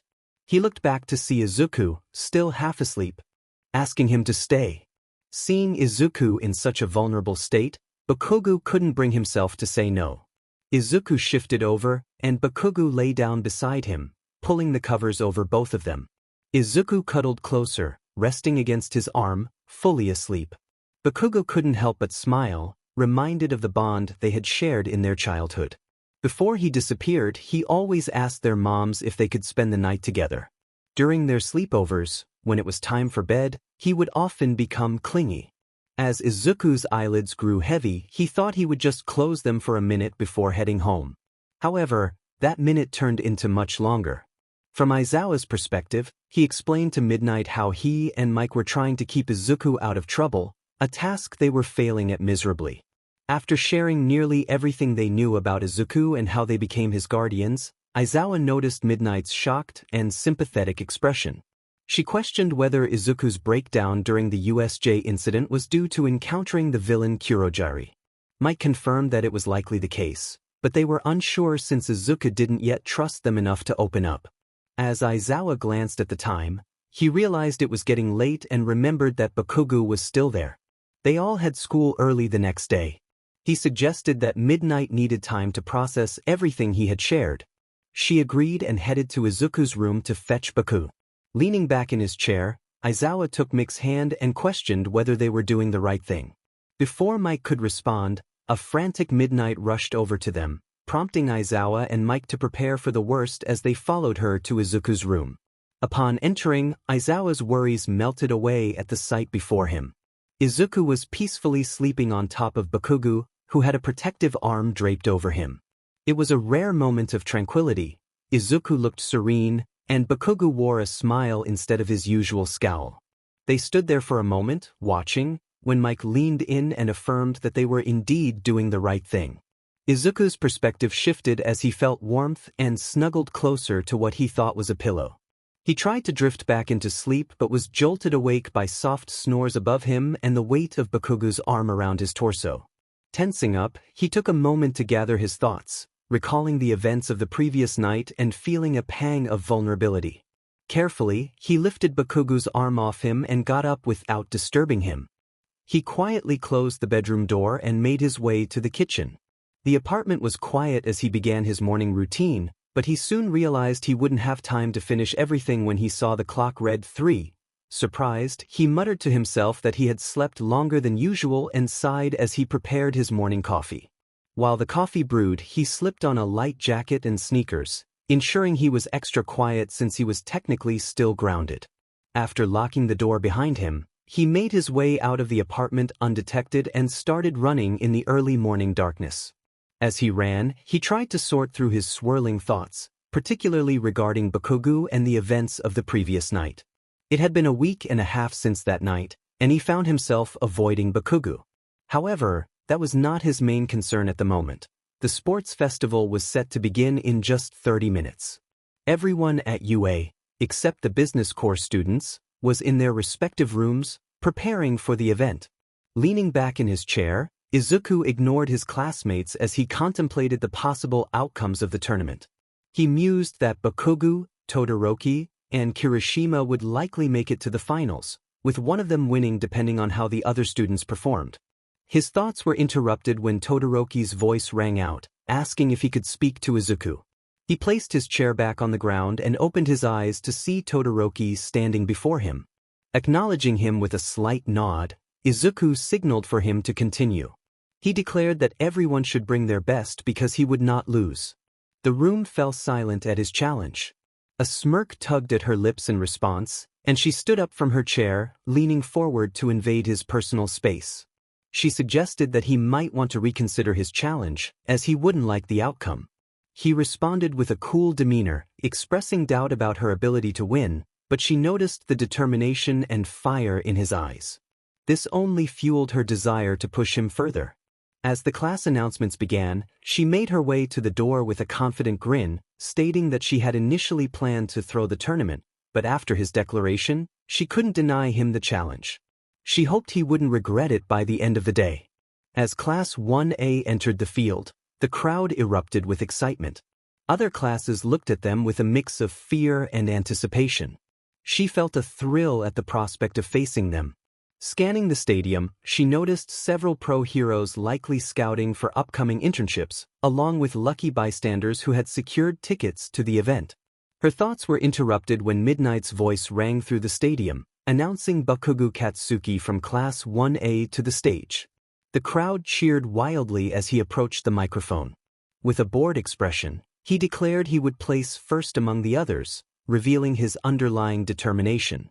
The crowd fell silent before booing him, with some classmates protesting his bold statement. She couldn't help but smile at his audacity, thinking only he could make such a declaration. Once Midnight calmed the crowd, she announced the beginning of the sports festival. The students became serious as she explained the preliminary round, an obstacle course. They would face 3 different challenges before reaching the finish line, with strict rules against leaving the course, harming anyone, or using unregistered support gear. Breaking any of these rules would lead to immediate disqualification. As they gathered at the starting line, she felt the excitement in the air. The entrance seemed too small for the number of participants, but that only fueled her competitive spirit. Just as she began to strategize, the countdown began, and the doors opened, revealing the course. Instincts honed from years of training kicked in as chaos erupted around her. Students scrambled to be the first through the door. Without hesitation, she jumped onto someone's shoulders, using them to propel herself forward, ignoring their protests. Just as she made it through, ice spread across the ground, trapping most of the students behind her.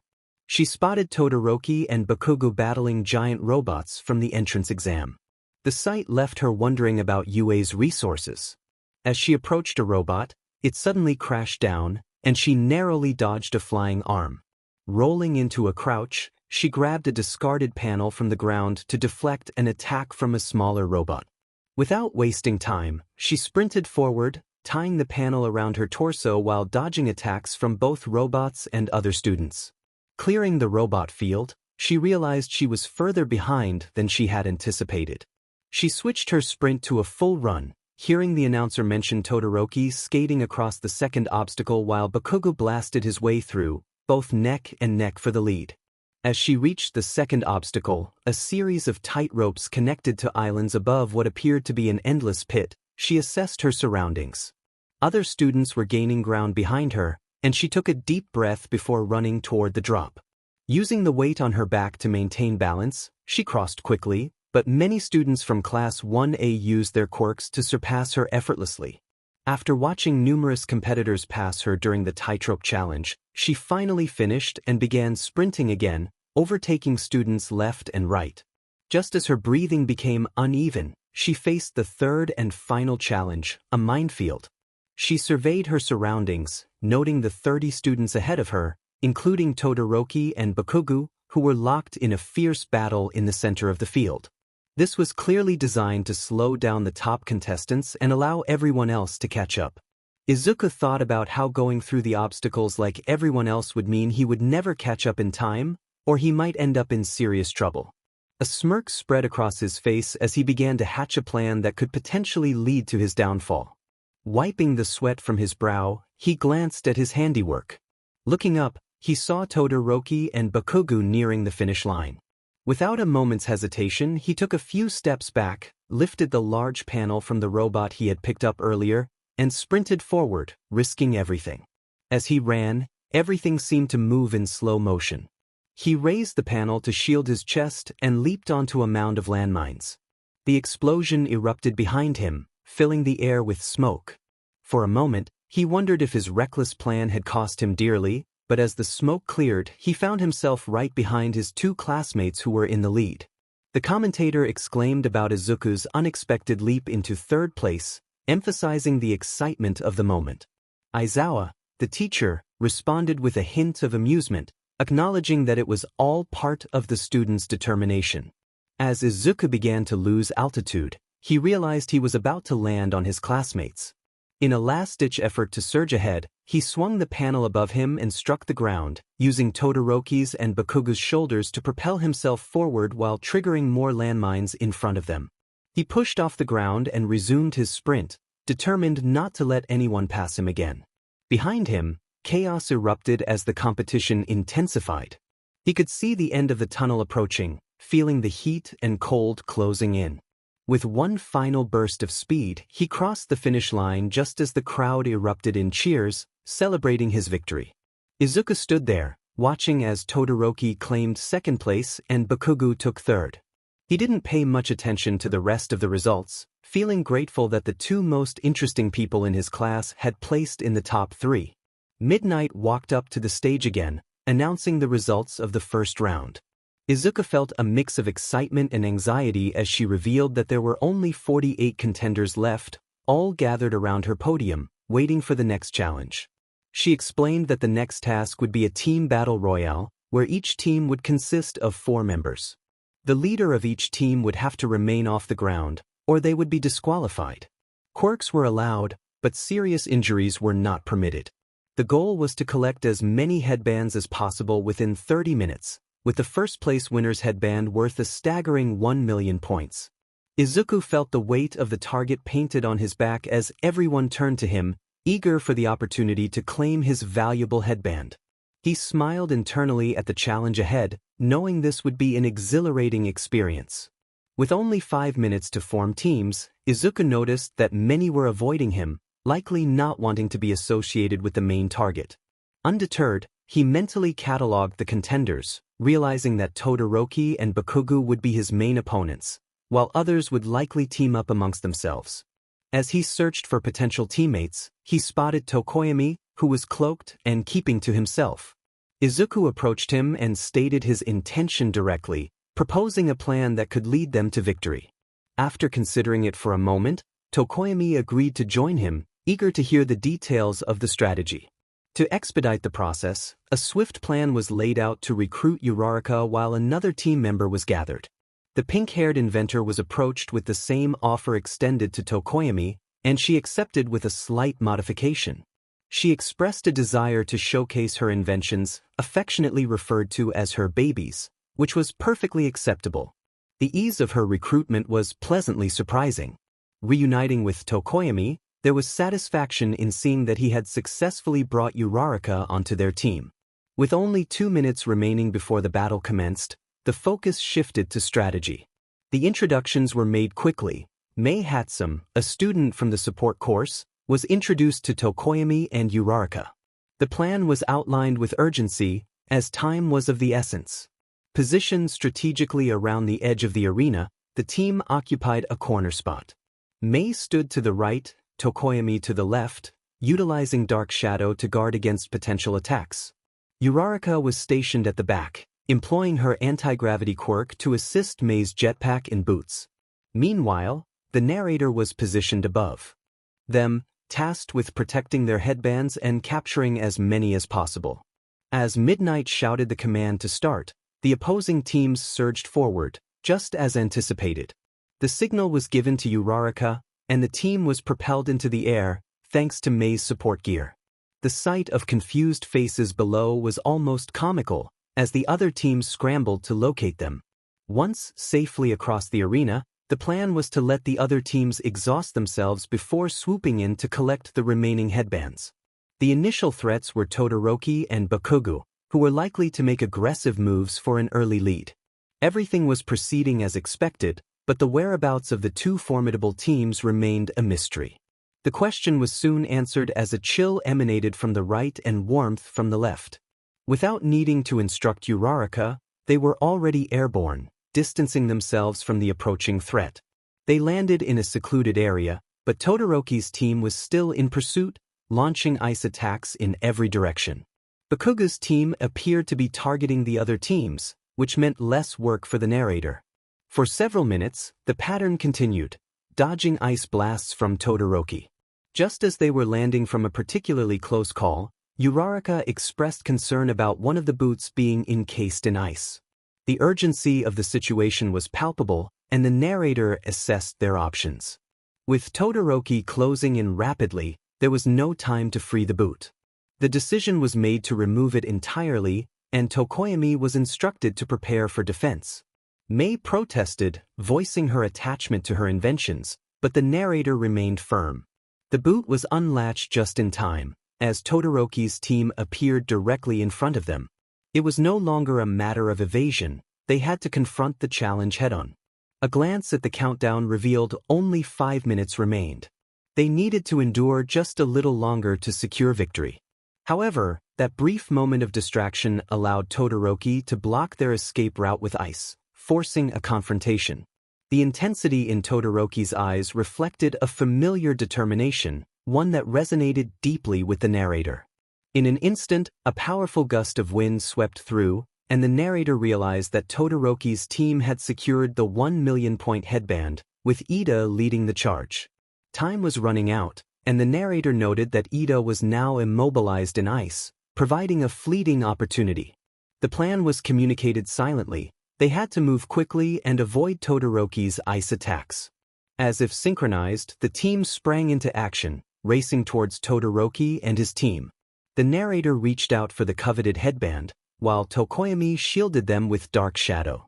Just as the headband was grasped, a sudden ice blast forced a quick dodge, narrowly avoiding a direct hit. The bell rang, signaling the end of the battle, and the narrator glanced down to find they had mistakenly grabbed a headband worth only 300 points. Disappointment surged, but before leaving the arena, Tokoyami pointed out that Dark Shadow had retrieved 2 additional headbands. If all the points were added together, they totaled. Izuku glanced at the board displaying everyone's rankings and felt a wave of relief wash over him as their team secured 3rd place. Midnight stepped up to the stage and announced the conclusion of the Battle Royale. She looked at the board and continued, stating that since there was no 4th place, the next team would advance. One team member expressed doubt about their worthiness for that spot and declined the offer, prompting Midnight to approach the next team to fill the remaining slots for the next task. The upcoming challenge would be a tournament among the remaining contenders, which numbered only 16. They had 1 hour to prepare before the final task commenced. Izuku's first opponent was Hitoshi Shinso from Class 1B of the Hero course. He had 1 hour to gather as much information as possible about Shinso. He refused to be caught off guard again, nor would he allow any heroes in training to come close to defeating him. Not again, never again. Izuku realized he was following the main storyline closely, but he hadn't planned this part. Soon, the narrative would shift and become less predictable. He just needed a solid foundation before he could start building on it. He hoped everyone enjoyed the chapter and looked forward to sharing more next week. Izuku's POV. The announcement echoed through the PA system, calling for Hitoshi Shinso and Izuku Midoriya to make their way to their respective rooms to prepare for their match. Closing his laptop, Izuku stood up from his crouched position and navigated the dark room, surprised he didn't bump into anything as he opened the door, only to be met with bright lights. He squinted for a moment, allowing his eyes to adjust after spending the past hour in the dark janitor's closet.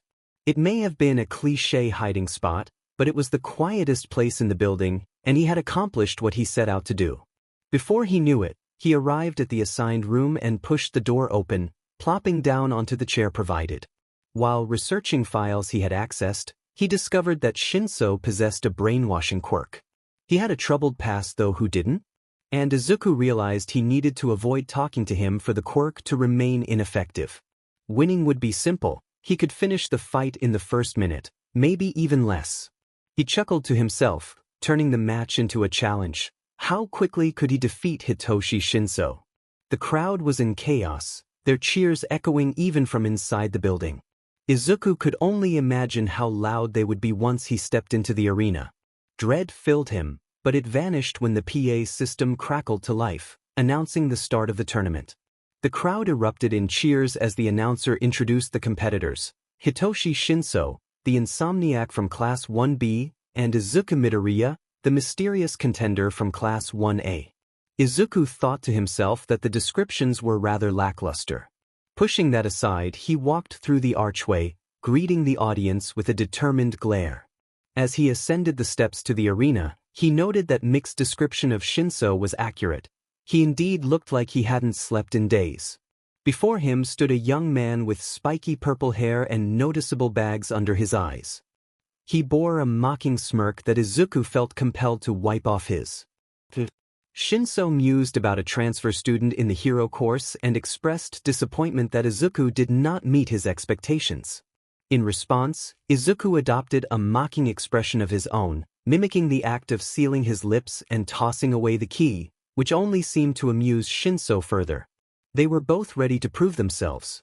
The match had not even begun, yet there was already tension in the air. The announcer declared the match open, and for a brief moment, everything fell silent. Then, Izuku sprang into action. He charged at Shinso, pulling back his arm to deliver a powerful punch aimed at a quick knockout. In mere seconds, he reached Shinso and struck him in the gut, stepping back to avoid any immediate counterattacks. Shinso leaned forward, clutching his stomach and gasping for breath, but then he broke into a breathy laugh, acknowledging that the hit had hurt. He straightened up, still holding his stomach, and continued speaking. Izuku's focus sharpened as he listened to Shinso's words.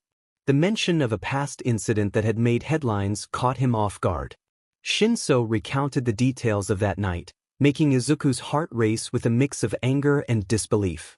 How could he remember such things, let alone connect the dots? Izuku's fists clenched and unclenched as he struggled to keep his emotions in check. Shinso continued, sharing his theories about that night, suggesting that the attack might not have been random. The tension in the arena thickened, and Izuku's resolve only strengthened as he prepared for the battle ahead. The only survivor of that night was playing innocent. He stopped moving around and made direct eye contact, pondering if Izuku had murdered his mother in cold blood, ending the sentence with a smirk. In that moment, Izuku lost control. Every restraint he had placed on himself shattered. Without giving his opponent a second to react, he tackled him to the ground, rolling to a stop with himself on top. He unleashed a flurry of punches, determined to wipe that smirk off Shinso's face the old-fashioned way. Shinso attempted to block the attacks, but Izuku was too quick for him. He jumped off, regained his balance, and threw Shinso out of the arena. The announcer shouted that Izuku Midoriya had won the first round, expressing curiosity about what Shinso had said to provoke such a reaction. Ignoring the cheering crowd, Izuku approached the groaning Shinso, who was clutching his side in pain. He crouched down and whispered a warning, promising that if Shinso brought up the past again, he would inflict injuries so severe that even Recovery Girl would struggle to heal them. The fear radiating off Shinso was palpable as Izuku left him there, injured in the grass. As he walked through the door leading into the building, he passed the doctors rushing to assist Shinso and assess the extent of his injuries. If Shinso was lucky, he would recover by the end of the day with only a few bandages for his more serious injuries. But at that moment, Izuku felt no concern for him. Aimlessly wandering the hallways, Izuku tried to regain control of his emotions, not wanting any company. The next battle was about to begin, and he anticipated a match between Kirishima and Tetsu from Class 1B. Both had similar quirks, so he wouldn't be surprised if the battle ended in a stalemate. He let out a sigh, contemplating whether to head to the stands and greet his classmates or face the ire of a certain individual for disappearing again. As he rounded a corner, he almost collided with a fiery presence but managed to sidestep just in time. He preferred to ignore the person, but they had other plans. The fiery individual demanded that Izuku not disappoint in the next round. Izuku's mood, which had just begun to improve, soured again. When he was younger, he had somewhat admired this person for their heroics despite their penchant for collateral damage. However, as he grew and learned more about the Todoroki family, his admiration turned to disdain. He expressed his feelings, stating that sore losers who made their family suffer for their own gain had no right to issue demands. The words dripped with ice. The other person stiffened at his tone and lack of SBMSN. They retorted, questioning who had given Izuku the right to speak to them that way and calling him a punk kid without morals. Izuku scoffed, asserting that he had given himself that right because no one had authority over him. He added that his fighting style was the kind that kept him alive, and the other person was the last one to lecture anyone about morals. With that, he resumed walking down the hall, done with the interaction. The other person did not attempt to stop him again, but Izuku knew that their conversation was far from over. He almost reached the balcony where the rest of his class was gathered when Todoroki asked if he could speak with Izuku in private. Izuku felt exasperated. All he wanted was peace before his next match. He motioned for Todoroki to lead the way, following him to an unknown destination. Meanwhile, a figure in the shadows mused about Izuku Midoriya's potential. Another voice scoffed, questioning what was so special about him and expressing a desire for revenge from a previous encounter. The first figure turned to face the young prodigy, firmly stating that they could not destroy Izuku, as there were plans for him that were long overdue. Silence enveloped the bar, the only sound being the scratching of a pen and the television displaying the festival. The figure turned to Kurojiri, instructing him to recruit more people for an upcoming mission and to do so swiftly. Kurojiri set down his glass and bowed before warping away. Izuku's thoughts drifted back to the conversation with Todoroki. The mention of quirk marriages lingered in his mind, a concept that should have never existed. It was a cruel practice that some families participated in the past, and thankfully, it was now banned. Unfortunately, the second pro-hero had been a part of it. He explained that it was like an arranged marriage, but based on people's quirks to create powerful offspring. His mother was to take part in this when she was 19, and her parents cared only about the money they would receive in exchange for the marriage. A faint smile had crossed his face, but it vanished just as quickly. He spoke of his father with disdain, revealing that his father had no regard for his mother, only the potential power their quirks could achieve together. They had 3 children before him, and, ever since he arrived, his life had become a living hell. He paused, seemingly trying to piece together his thoughts. When he was 4 and developed his quirk, his training began. His father relentlessly pushed him beyond his limits every day, never satisfied with his efforts. Even his mother had shown him disdain. He recalled overhearing her on the phone, expressing how he resembled her tormentor and how she couldn't bear to look at him. That conversation had ended with him receiving a scar and his mother being sent to a mental hospital. His hand instinctively moved to the angry red scar on the left side of his face as the memory surfaced. Slowly, he lowered his hand, staring at it with intense hatred and resentment, as if he wished he could remove it. He declared that because of his father's torment and the relentless training to become the #1 pro-hero, he refused to use his father's fire.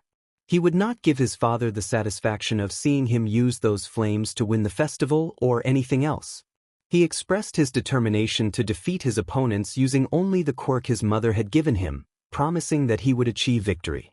With that, he walked away, leaving no room for a response. The reasons behind his confession were unclear, and he felt irritation at his own ignorance about his mother's fate. He had known about the arranged marriage, but after 10 years, Rei Todoroki had mysteriously disappeared one night. He had suspected Endeavor of foul play, but there had never been enough evidence. Now he understood why. She had been sent to a mental hospital, likely against her will. But he couldn't dwell on that now. He needed to focus on his next battle, which was against Todoroki. After he faced him, he would analyze the Todoroki situation more thoroughly. Until then, he needed to find a quiet, dark place to gather some intel. Time skip. The announcer's voice boomed through the arena, introducing the first battle of the semifinals. On one side stood the coldest person in Class 1A, Shoto Todoroki, and on the other, the ever-mysterious Izuku Midoriya, also from Class 1A. As they both entered the arena, they kept a healthy distance from each other. His body tensed at every breath Todoroki took, maintaining eye contact and preparing for the power he had displayed in his first round. Zero should have known better than to face Todoroki when he was angry. The match began, and he barely managed to dodge Todoroki's barrage of ice spears. When the ice finally stopped, a heavy fog drifted across the arena, with ice crystals falling like rain. He had only seconds to regain his composure before another wave of ice came at him. Each time he narrowly avoided the attacks, Todoroki's relentless assault continued. As he dodged, he counted the seconds until the next attack. He noticed that Todoroki was slowing down, his power diminishing. He taunted Todoroki, suggesting that he was all talk and no action. In response, Todoroki paused his attacks, implying that he thought his opponent was merely a dodger. He chuckled dryly, stating that he aimed to survive and not be reckless in battle. Todoroki sent more ice spears his way, but they were significantly slower than at the beginning of the match. He took the opportunity to assess the arena's edge, realizing he had about 10 feet to maneuver before reaching it. He pointed out that he understood his limits and weaknesses, contrasting Todoroki's stubbornness. He reminded Todoroki that everyone had a difficult past, and mastering his flames could turn his struggles into something positive. He questioned whether Todoroki would let innocent civilians suffer if his ice wasn't enough to protect them. The battle continued, with tension building as both fighters prepared for what lay ahead. Todoroki was panting, icy fog curling in front of him, asserting that his ice would be enough. He declared once more that he would never use his flames. As I took on a more assertive role, I moved closer to him, emphasizing that it was his power, not someone else's. He had control over his flames, and it was time he recognized that. In that moment, something seemed to snap within him, as if a barrier had broken. One moment, I was crouched defensively, and the next, I found myself flat on my stomach, feeling the clash of fire and ice against my skin. Lifting my head, I saw Todoroki unleashing his powers, ice shooting out in every direction on one side and flames dancing on the other. His abilities roared without restraint. I could hear a certain hero from the stands cheering in pride as I regained my footing. Almost instantly, the overwhelming power was drawn back into him, as if nothing had occurred. I stood fully aware that I had made this fight more challenging than necessary. Todoroki stared at his left hand in shock or confusion, giving me the opportunity to take the offensive. I sprinted forward, delivering a solid punch to his stomach. He grabbed my arm, trying to freeze my skin, but I quickly shook off his grip. He retaliated with a blast of fire to my left, and I dodged to the right, raising my arms to shield myself from the heat, feeling the warmth of the flames against my skin. As the flames subsided, I closed in on Todoroki again, kicking him in the side to throw him off balance. Before he could recover, I unleashed a flurry of punches aimed at his face, stomach, and chest. When I finally stopped, he struggled to stay upright, and I knew one more hit would take him down. We were both breathing heavily, and I charged in for one last attack. Just as my fist connected with his face, he unleashed flames at my unguarded left side. I cursed under my breath, cradling my burnt arm. It was then that I noticed the crowd had fallen silent, an unusual hush for a battle. Turning to look, I realized I had knocked Todoroki out, and he wouldn't be waking up for a while. With that impressive display, the announcer declared that I, Izuku Midoriya, was the winner and would be moving on to the finals. As the crowd erupted into cheers, I made my way into the building, still panting heavily. I had only made it halfway down the hallway when Aizawa appeared, leaning against the wall, waiting for me. He remarked that things would have been easier if I had kept my mouth shut and questioned why I had helped Todoroki. I responded that I couldn't stand by and watch someone waste their potential. After a brief pause, I tried to excuse myself, but he gave me an incredulous look, pointing out that I needed to see Recovery Girl for my arm. I continued down the hall, determined to leave him behind, insisting that I would be fine without her. I should have known better than to talk back, especially as a cloth wrapped around my midriff, restricting my movement. Footsteps echoed behind me, and I was pulled in the opposite direction, bound by an unyielding scarf. Aizawa insisted that I was going to see Recovery Girl. Meanwhile, Katsuki Bakugo was celebrating his own victory. The announcer declared him the winner, and since Aizawa was nowhere to be found, Mike was left to manage the announcements alone. Bakugo's match had been quick, a straightforward victory over Tokoyami. He had anticipated the outcome, knowing that Tokoyami's dark shadow would struggle against the light of his explosions. As he sat alone in the waiting room, thoughts of Izuku filled his mind. Ever since Izuku returned, he had seemed distant and cold, a stark contrast to the cheerful person he once was. Bakugo realized that Izuku had changed more than he had expected. He was now secretive and distrustful, even of him. In a flashback, Bakugo recalled waking up in Aizawa's apartment, feeling a coldness where warmth had been. He jolted upright, remembering the events of the previous night. The sun shone brightly through the curtains, illuminating the room, but he quickly realized he was alone. As he got out of bed, he noticed how empty Izuku's room was compared to their childhood. Wandering around, he took in the details until he reached the desk in the corner. There, he saw 3 monitors and a picture of a once happy family, a green-haired woman smiling brightly at her son, who was likely up to some mischief. Auntie Inko and Deku. The sight of familiar faces brought a softness to my eyes, especially one I hadn't seen in a long time, and another I would never see again in this lifetime. As I reached for the frame, my hand accidentally brushed against his mouse. Suddenly, light burst from all 3 monitors, drawing my attention to the letters displayed on the screens. They were filled with a jumble of letters and numbers that made no sense to me, but to him, it was likely a language he understood well. A voice called from the direction of the door, announcing that breakfast was ready and that we would be leaving soon. Deku wasn't there that morning. He had already gone to school. Since that morning, it felt as if he had been avoiding me. I hadn't made much of an effort to talk to him either, but that was about to change. I would make sure of it. Izuku's perspective shifted to the present time. His left arm was now wrapped in clean, white bandages. Recovery Girl had informed him that she couldn't completely heal his burns, and he would have a faint scar. Despite the tenderness of his arm, he found himself back in the arena, facing an angry opponent whose face displayed cold determination. This was going to be an intense battle. The announcer hyped up the crowd, declaring the finals and introducing the 2 finalists from Class 1A's hero course, Izuku Midoriya and Katsuki Bakugo. The stakes were high. Whoever won this battle would win the entire festival. Izuku felt his body tense with anticipation, analyzing every possible outcome in his mind, much like a game of chess. He knew Katsuki was doing the same, carefully observing his every move. As the match began, Katsuki wasted no time, launching an explosion straight at Izuku, which engulfed half the arena and left little room to evade. Izuku planted his feet firmly and prepared for the next attack. He raised his arm just in time to deflect Katsuki's strike, feeling the heat singe the ends of his hair. The battle quickly turned into a close-quarters fight, exactly how Izuku preferred it. They exchanged blows, each trying to outmaneuver the other in a fierce dance of fists and limbs, punctuated by occasional explosions. Time seemed to blur as they fought, lost in a rhythm of offense and defense. Eventually, Izuku shifted his weight and swung his leg in a wide arc, landing a solid hit to Katsuki's stomach, knocking the breath out of him momentarily.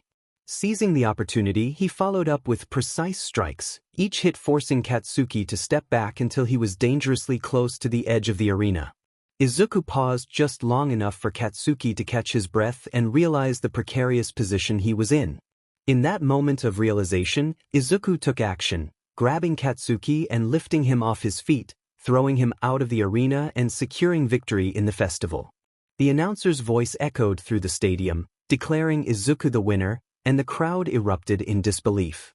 The excitement was palpable as they processed that he had won without even using his quirk. During the reward ceremony, the crowd cheered at the podiums. To Izuku's right stood a fuming Katsuki in second place, while to his left were Todoroki and Tokoyami, who had tied for third.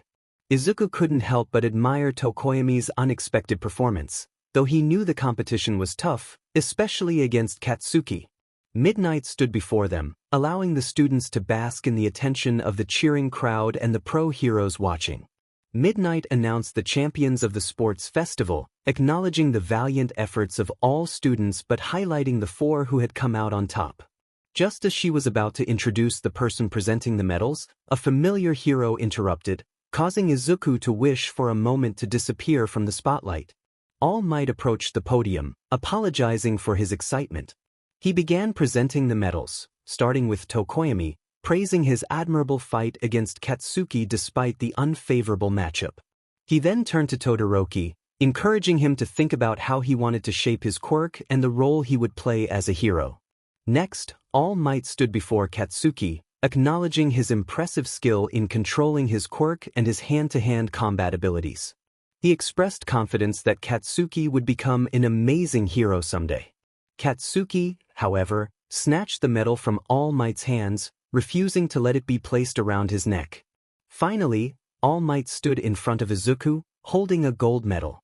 He commended Izuku for surpassing all of his classmates and emerging victorious in the festival. Starting with innovative skills in the race, then teamwork in the cavalry battle, and finally exceptional skill in hand-to-hand combat, Izuku deserved his place on the podium and the title of this year's winner. All Might placed the medal around his neck, but Izuku felt frustrated. He wished people would respect his desire not to use his last name. He preferred to be called simply Izuku. All Might turned to the crowd, addressing them with enthusiasm. He expressed curiosity about something that had not been revealed all day, directing his question to young Midoriya. He asked what Izuku's quirk was. Izuku weighed the options of telling the truth or lying. In the end, he decided there was no harm in revealing the truth. He raised his voice to address the crowd, the pro heroes, and the viewers watching. He wanted to make sure everyone heard him. He explained that when people first met him and did not see him use a physical quirk, they often assumed he had a quirk related to reflexes or analysis due to his intelligence and quick thinking. However, he paused, stating that those assumptions were incorrect. He believed that everyone guessing what his quirk was would be wrong, and he anticipated that many would struggle to accept that he had won. Izuku continued, expressing that he understood the struggles of those like him who had been marginalized and deemed worthless. He looked directly at the crowd, the pro heroes, and the cameras broadcasting the event. All Might, curious about where this was heading, asked Izuku to elaborate. Ignoring the question, Izuku declared that he wanted to inspire others to follow their dreams, despite the harshness of the world. He spoke of his journey to UA, his perseverance in Class 1A, and his victory in the sports festival against numerous heroes in training. What they did not know was that he felt out of place and wanted to leave, but felt trapped. He revealed that he accomplished all of this without a quirk, stating that his quirk did not exist. As realization dawned on his classmates and the heroes around him, he declared, "I'm quirkless." Days later, Izuku reflected on his experience at the sports festival. He vowed never to participate in a school event again. Even after some time had passed, he still felt a headache from the overwhelming attention and curious glances from students and teachers. The crowd erupted in disbelief when he made his announcement. Izuku noticed the shocked expressions on the faces of his classmates, especially Todoroki and Kaken, who seemed more surprised than anything else. All Might, nervous and seeking an explanation, questioned Izuku's statement. Izuku simply stared back, wondering why he would lie about something so significant. The crowd remained silent, and unable to bear the tension any longer, he hopped off the podium and made his way toward the exit. Midnight called after him, but he continued walking, hoping the day would end soon. He questioned why he had made such a bold statement for people he did not care for, realizing it was more trouble than it was worth. The only positive outcome from that day was that he was no longer grounded, and he relished the thought of freedom as class was nearing its end. Izawa cleared his throat, reminding everyone that the sports festival served a dual purpose: internships. He explained that the pro-heroes present were scouting for potential heroes. Class 1A, known for their knack for getting into trouble, received the most offers.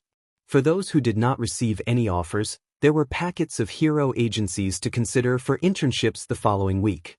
Izuku wondered how Izawa would react if he decided to skip the internships.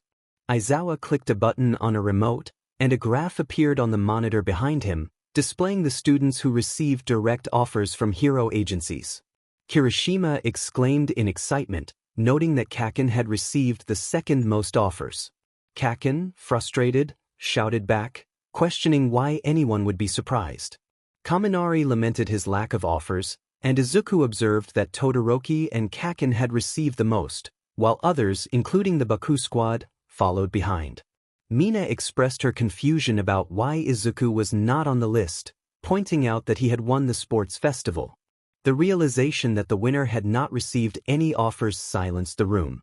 Izuku acknowledged that he had not received any offers, likely due to being different and perceived as a risk by the agencies. Kaken muttered in frustration, asserting that having no quirks should not define someone's ability to be a hero. Ida chimed in, scolding Kaken for his language but also expressing his disagreement with the idea of a quirkless person becoming a hero, citing the disadvantages they would face against villains. Mineta confidently remarked that quirkless individuals should not pursue a career in hero work. Ida was baffled by Mineta's comment, clarifying that he never suggested they should die, only that it was unreasonable for them to become heroes. Izuku had faced a lot of bullying and backlash for being quirkless over the years, but hearing fellow heroes in training express such sentiments was disheartening. I won't let it slide this time, especially from a descendant of a noble hero bloodline. The question arose in Izuku's mind: why does a person need a quirk to be a hero? He thought of Izawa, who fought quirkless and was still a decent hero, receiving no backlash for it. Standing firmly before them, he acknowledged that quirkless individuals faced disadvantages in battles against those with quirks, but wasn't that true for everyone? Everyone had their own challenges to overcome. He had proven what could be achieved without a quirk, yet it seemed others were too stubborn to see that quirks did not elevate someone above others. The other student appeared lost for words, prompting Izuku to lean in slightly and whisper that he thought the other wanted to be like his brother. From Izuku's perspective, he was only drifting further from that dream. The response was a seething denial, but Izuku simply stepped back, his expression unreadable. He knew more than the other thought. With that, he turned away and skillfully navigated through the desks toward the door. Just before exiting, he glanced back at Mineta with a mischievous grin, suggesting that if Mineta wanted to rid the world of quirkless individuals, he would need to come up with stronger insults. The look of shock on Mineta's face was satisfying. As the bell rang to dismiss the students for the day, Izuku slipped out of the school before anyone could catch him. Later, at the cafe, Haley's voice rang out in disbelief as she processed the news about Izuku being quirkless. He confirmed it while handing Hunter a drink. After school, he had sought refuge in the cafe, where he found Haley and Hunter overwhelmed with work. Without a word, he grabbed a hat and joined them, just like old times. While preparing drinks, he recounted the events of the day, omitting most details about his confrontation with Ida. Hunter expressed surprise at the revelation of Izuku's quirklessness, admitting he had thought Izuku possessed a mental quirk. After witnessing Izuku's actions at the festival, he couldn't see why Izuku couldn't be a hero. Leaning against the counter, Izuku sighed and clarified that his actions at the festival were not for his own benefit, and he had no desire to be a hero. Haley, wiping her hands, questioned why he had acted that way and why he was in a hero class if he didn't want to be a hero.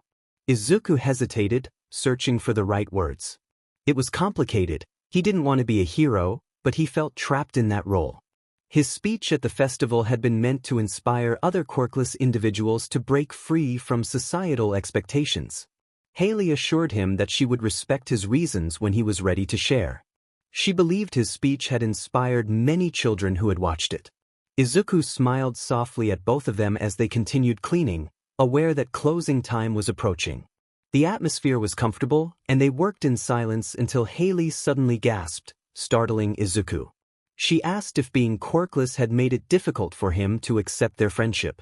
Izuku offered a guilty smile, and Haley laughed, realizing how his behavior made sense in light of this new information. Hunter chuckled, especially when he saw Izuku's puffed cheeks and childish expression of annoyance. As they continued cleaning, Hunter suggested they should leave soon before it got too dark. Izuku and Haley agreed, heading to the back to gather their things. Hunter thanked Izuku for his help, noting that the rush had only intensified since he had left. Izuku offered his number for future assistance, and Hunter expressed eagerness to see him again, even if it was just during work hours. Just as they were about to part ways, Haley brought up an intriguing topic.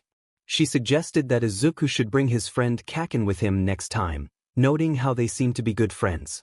Izuku halted, carefully explaining that Kaken was not really a people person. Haley, however, was determined and playfully threatened to embarrass him if he didn't comply. Realizing she was serious, Izuku reluctantly agreed to ask Kaken during school the next day, but he made it clear that if Kaken declined, that was the end of it. Hunter and Haley exchanged knowing glances before agreeing to the deal. Izuku felt a twinge of guilt for confronting Ida, but he recognized that he had been the right person for that conversation. He decided to dedicate Wednesdays to writing chapters, as it seemed to be his only free time during the week. He reflected on his friends, Haley and Hunter, and their relationship with him, wondering what they thought about it. As he sat down to write, he couldn't shake the feeling of annoyance toward his friends for putting him in this position. Why did they want to meet Kaken? It was unlikely that they would get along. Kaken wasn't that type of person. He probably wouldn't even agree to go. Yet here I was the next day, brooding at my desk, staring at a sandy blonde-haired, ruby red-eyed beauty, trying to muster enough courage to ask him to the cafe. How hard could it be to ask someone to hang out? I had faced tougher villains than this before. So what was stopping me? Oh right, rejection, embarrassment, degradation, all those childhood memories I would rather not revisit. I had probably been staring at him all day, trying to think of a way to ask him, but my mind kept drawing a blank. Perhaps I could just tell them that I asked and he rejected me? No, Haley would see through that deception. She always had a knack for knowing when people were lying. I was honestly lucky to have kept my alternate ego a secret from her for this long. If you take a picture, it will last longer, Kaken remarked, his voice drawing me back to reality. I focused again and found him twisted in his seat with a smug smirk on his face. Why would I need a picture when you're already conveniently here? I shot back playfully. He stiffened slightly, a light pink dusting his cheeks. He ducked his head to hide it, but it was too late to conceal his embarrassment. It must have been lunchtime since we weren't getting scolded for talking, and now would be the perfect time to ask him. I just had to gather my courage and do it. I opened my mouth, but nothing came out. I tried again, but it was the same. Why was this so hard? Are you okay? You look like a fish out of water, Kaken observed. I silently reprimanded myself for being such a coward and blurted out as confidently as I could, "Would you like to hang out at a cafe after school today?" His eyes widened in surprise, but he quickly composed himself. They softened, and he gave me a genuine smile, nodding with visible happiness. He said he would love to, calling me a nerd. I tipped my head in confirmation, maintaining an emotionless face as I got up and walked to lunch. However, my body was wide awake, ecstatic with a foreign feeling. Every atom in my body felt more alive than ever before, more sensitive to every touch or brush of wind that caressed it. I hated that foreign feeling that I couldn't explain. Time passed, and I wondered where Kaken had gone. The bell had rung only a minute ago, yet he was nowhere in sight. He wasn't even with his squad, and he was always with them, willingly or not.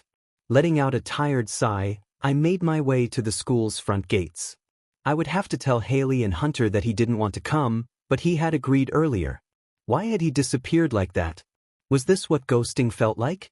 Lost in my thoughts, I didn't notice a certain Pomeranian at the gates, gazing at the sky. I only realized he was there when he placed his hand on my shoulder. Subconsciously, I flinched at his touch.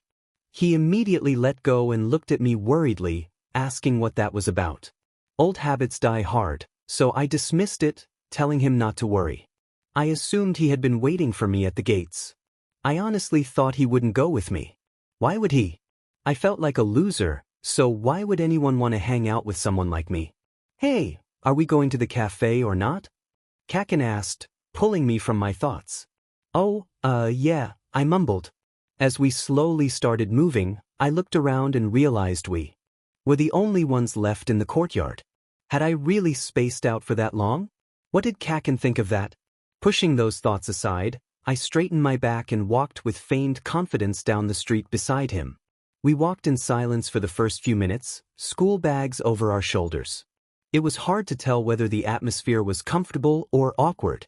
After all my years of vigilantism, I still struggled with this kind of interaction. It didn't help that Kaken, for once, had control over his emotions, making it even harder to read what he was thinking. Shouldn't you text Aizawa-sensei that you'll be home later tonight or something? Kaken questioned. That was right, I had totally forgotten. Aizawa had told me to text him if I went anywhere after school. Pulling out my phone, I sent him a quick, blunt text. Cafe. Thanks, Kaken said. Anyway, why did you ask me to hang out today? He glanced at me. Don't get me wrong, I'm not complaining, but I'm curious nonetheless. So many questions. I replied bluntly. A couple of my friends who work there want to meet you, and they bugged me so much about it that I finally decided to amuse them with your presence. There was no way I was telling him I had been pressured into this. I thought you just got back to town a few weeks ago. How do you already have friends at a cafe? I realized I had let that little truth slip. But I guessed he would question that, considering he hadn't been successful in befriending me. I knew what he was up to. Fun fact about Kaken. He couldn't hide things well, especially from me. Well, you see, I've been here longer than a few weeks, I carefully explained, choosing my words wisely.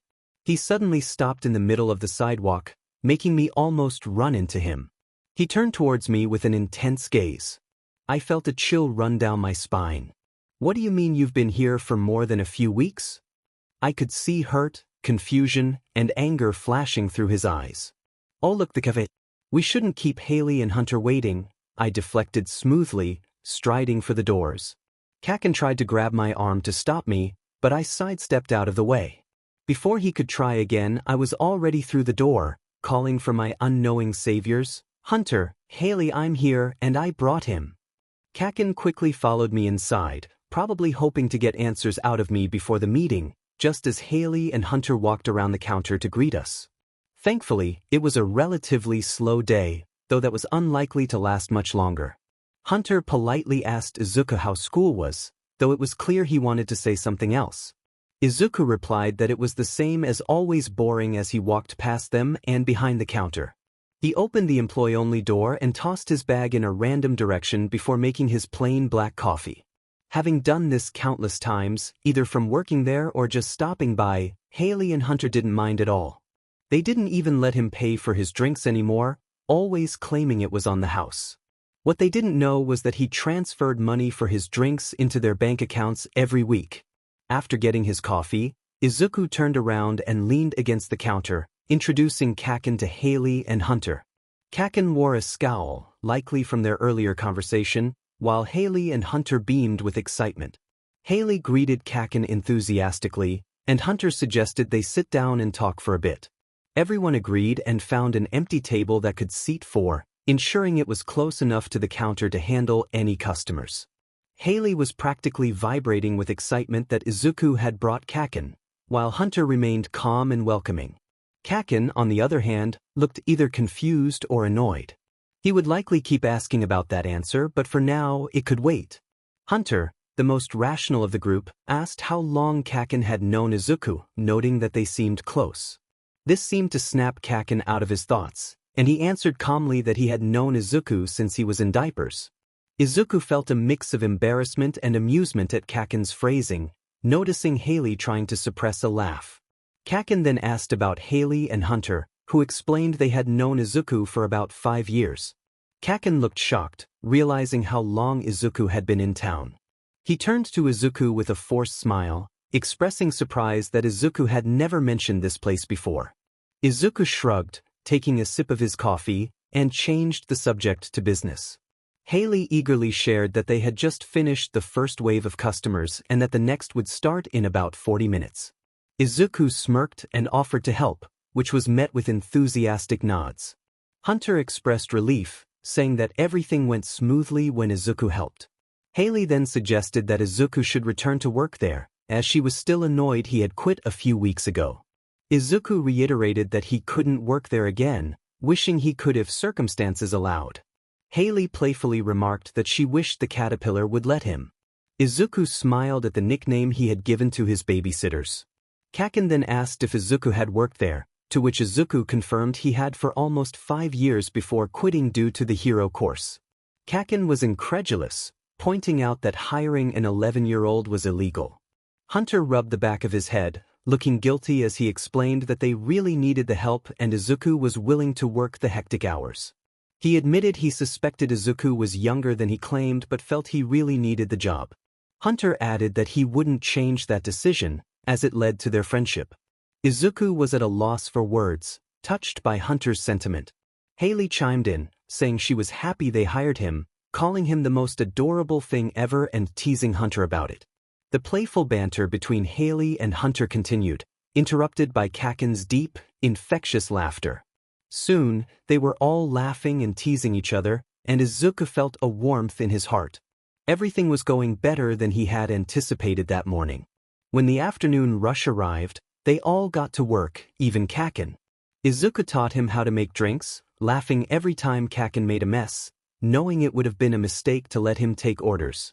Izuku's cheeks hurt from smiling and laughing with the people he cared about. He couldn't remember the last time he had so much fun. Maybe years, even longer than that, possibly since his mother was still around. For the first time in a long while, he felt genuinely happy. He had finally written a chapter before Friday and finished it. He didn't want to keep anyone long because he had a quiz to take, but he hoped they enjoyed the new chapter and wished them a good day or night, promising to see them next week. Izuku's POV shifted as he wondered what Kaken was doing there. Kaken wanted to talk before school and admitted he remembered that Izuku woke up unnervingly early. Izuku smirked, asking how long Kaken had been waiting outside. Kaken rubbed his neck in embarrassment, claiming it hadn't been long, but Izuku bluntly pointed out it had been an hour. The light pink flush on Kaken's face confirmed Izuku's suspicion, and he chuckled at Kaken's obvious embarrassment. Heaven knows sleep was not on the agenda tonight, so it seemed like a good idea to be productive, especially since my hacking attempts were going nowhere. I had been trying to gather information on the League of Villains, but all I could find were police files, which offered little insight. With my babysitters keeping tabs on me, I was severely limited in my ability to gather information from the streets, and it was infuriating. As I finished getting ready, which simply involved changing clothes, I opened the door to find a pair of ruby-red eyes staring at the wall, dozing off. I remarked that he could talk and run at the same time, so he better keep pace. My competitive spirit kicked in as I walked toward the stairs. I noticed his eyes gleaming at my tone, a smirk forming on his face as he followed me down. He quickly removed his school jacket and tied it around his waist, unbuttoning the top 2 buttons of his shirt in the process. Without warning, I took off into a sprint as we reached the ground floor, bursting out into the chilly morning air. I could hear Kaken cursing as I left him behind, but the sound of his rapidly pounding feet soon followed. As he started to catch up, I increased my speed, managing to keep him a few feet behind me. We maintained this pace for several blocks until we arrived at an abandoned park. I slowed to a halt next to a set of swings, barely winded from the run. I took the initiative to sit in one of the swings, and Kaken followed suit, breathing heavily. After giving him a moment to catch his breath, I asked what he wanted to talk about. He glared at me, though it lacked its usual intensity, and called me brutal for running so fast and far at such an early hour. I smiled and replied that only an insane person would do that, swinging my legs to set the swing in motion while enjoying the cool morning breeze. He dismissed my answer and stated that he wanted me to meet some people he knew, like a normal person. My body tensed at his demand, and I turned to look at him, incredulous.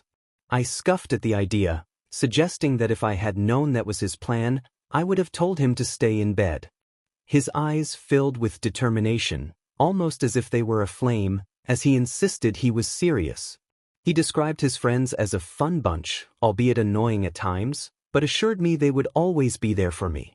He urged me to meet them just once during lunch, promising that if I still wanted nothing to do with them, he would let it go. He added that it would be healthy for me to meet more people my age. I had a nagging feeling that once I met them, they would never leave me alone, regardless of what Kaken said. However, I also knew that if I didn't make an effort, Kaken would never let it go. With a deep sigh, I agreed, but made it clear that it was just this once, and that he and his friends would drop it afterward. Kaken's face lit up with happiness at my agreement, and I nodded in confirmation, amused by his excitement. I stood up from the swing, stretching my stiff limbs while glancing through the trees at the glowing morning sky. Realizing that school was starting soon, I felt annoyed that I had lingered longer than intended. An amusing thought crossed my mind as I stated that school was starting soon, to which Kaken hummed in agreement. I suggested we should get going, looking back at him innocently and teasingly hoping he wouldn't fall behind again before sprinting off, a grin on my face as I left him in the dust once more. Time passed, and I found myself repeating one word in my head: why? I regretted every word I had spoken that morning, realizing I had forgotten who Kaken hung around. The only comfort I had was that I could demand they leave me alone after today, and I was determined to do just that. As the bell I had been dreading finally rang, signaling the start of lunch, I let out a long, weary sigh to prepare myself for the social interaction ahead. I had just enough time to gather my things before Kaken appeared at my desk, anticipation shining in his eyes. He had his bag draped over his shoulder and was tapping his foot in impatience. He urged me to hurry, claiming everyone was waiting for us in the cafeteria.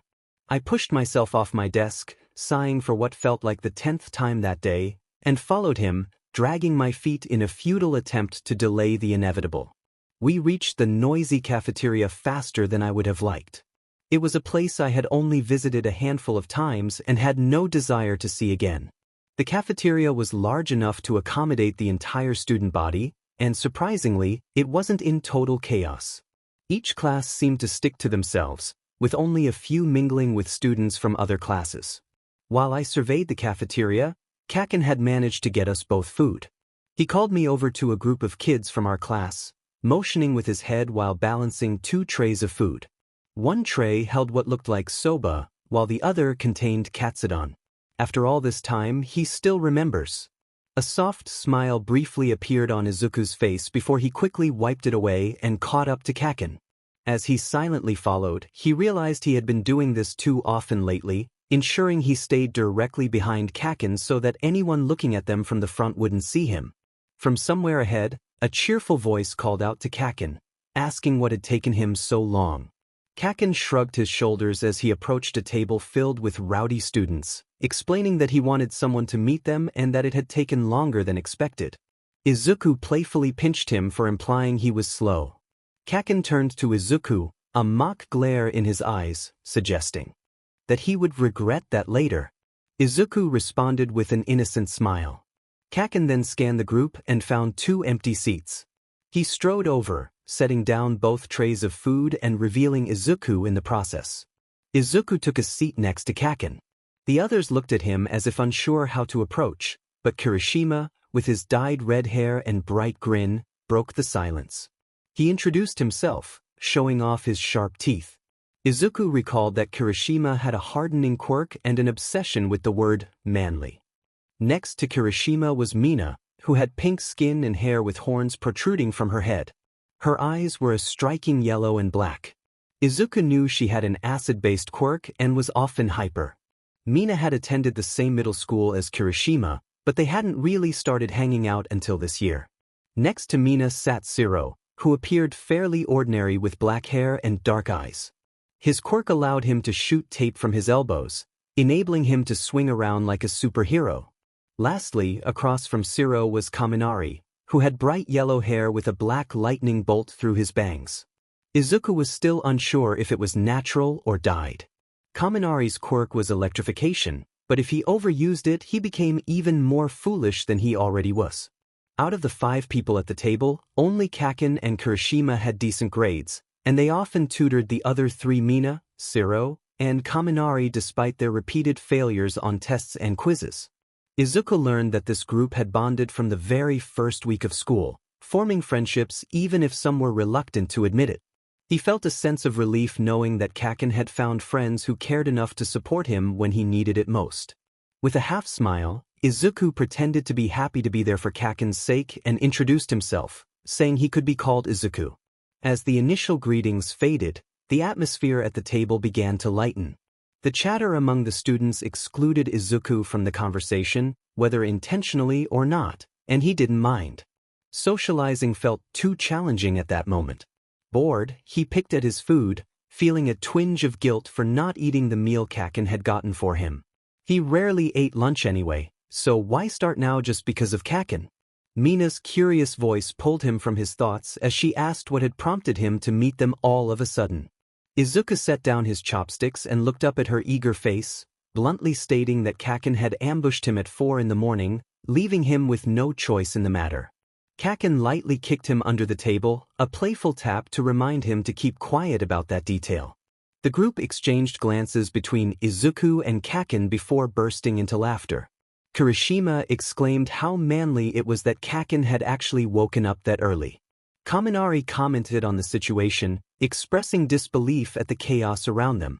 Kaken shrugged off Kirishima's hand and pointed out that if anyone should be considered insane, it was Deku, who woke up early every day to go for a 4-mile run. The group turned their attention to me, their expressions shifting to disbelief. Shiro asked how I managed to do that every morning.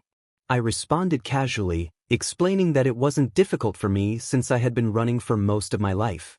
Mina admired my dedication, comparing it to her passion for dancing. I couldn't help but think that while her dancing was a choice, my running was a necessity for survival and revenge. Since entering the orphanage, running had been my escape, even if only for a few hours. I would sneak out whenever I could, whether it was before breakfast, during playtime, or late at night, pushing myself until my lungs felt like they were shattering. I ran harder on days when Lorcan was particularly cruel or when nightmares haunted my sleep, which was more often than I cared to remember. I must have spaced out for longer than I realized because when I returned to the conversation, Mina was talking about something else. She exclaimed that it had been almost a month since the last sighting of Wander, the vigilante. She wondered what had happened to him and why he hadn't been seen since the week after school started, noting his previous activity and good reputation among civilians.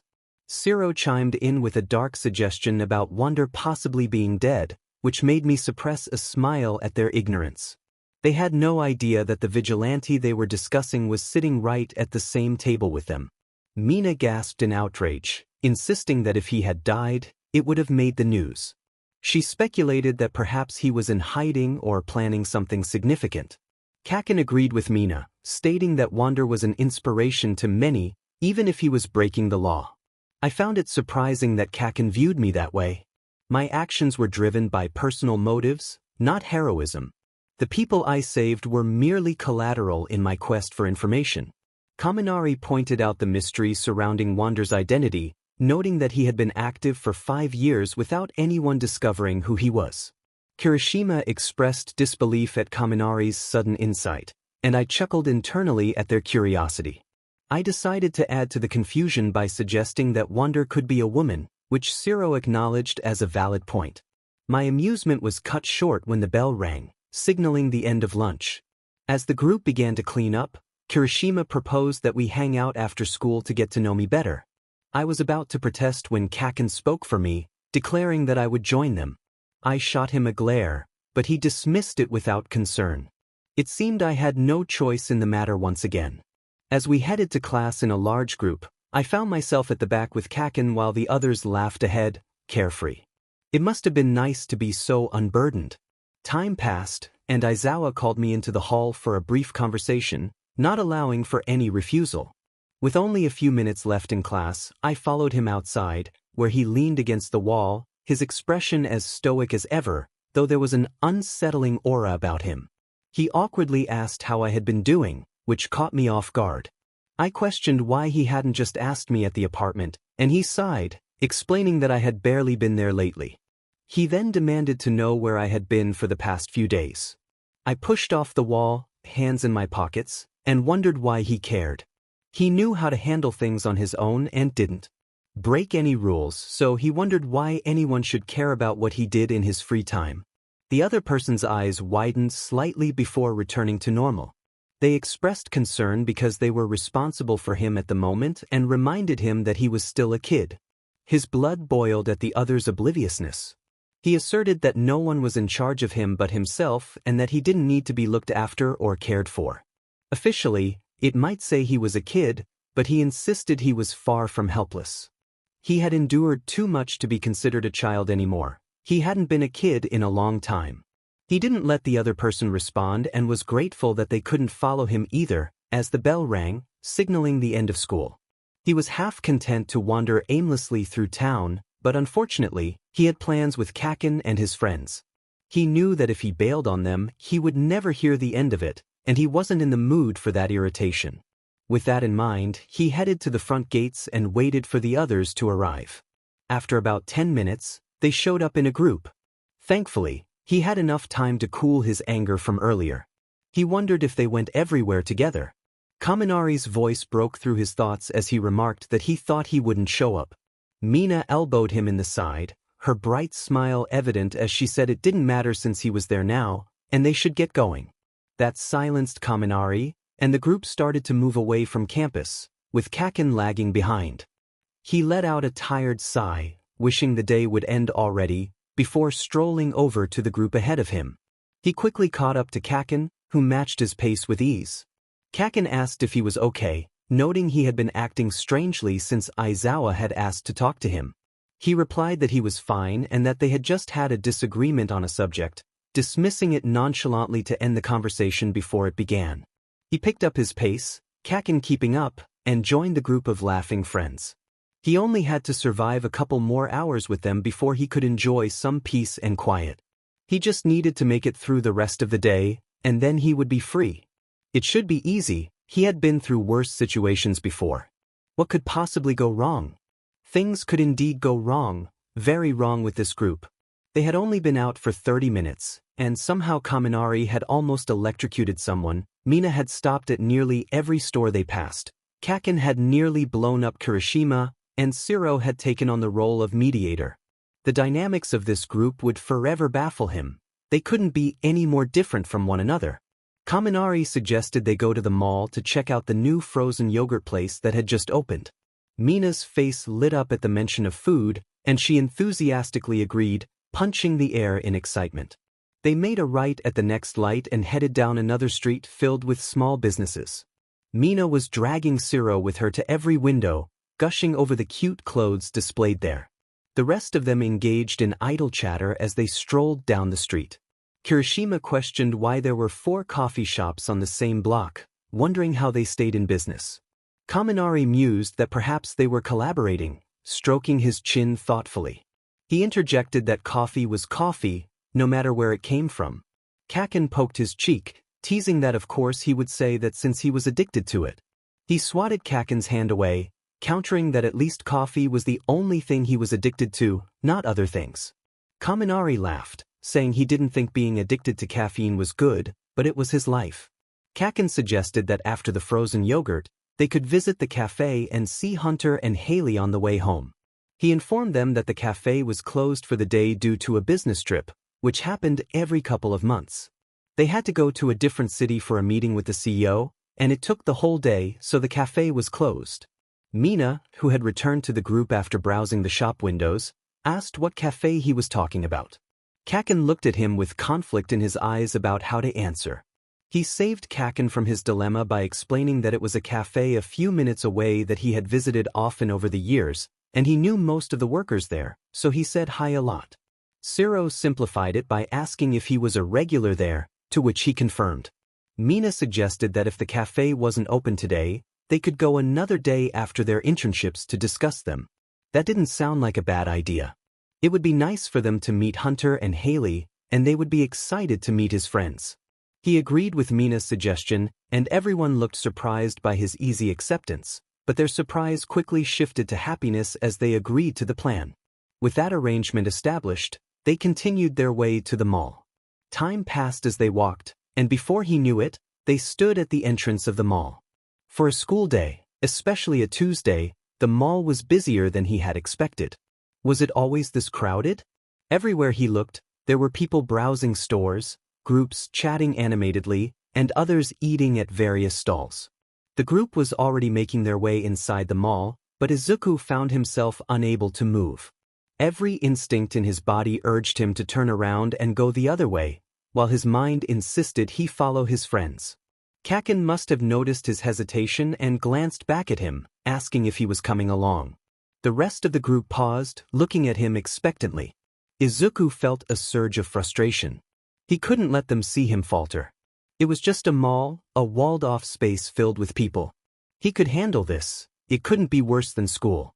Taking a deep breath, he stepped into the mall, then another, focusing on his feet as they moved. As he slowly approached the group, a rowdy bunch of teenagers bumped into him, causing him to stumble and nearly lose his balance. He ended up right beside Kaken, who was surrounded by the others.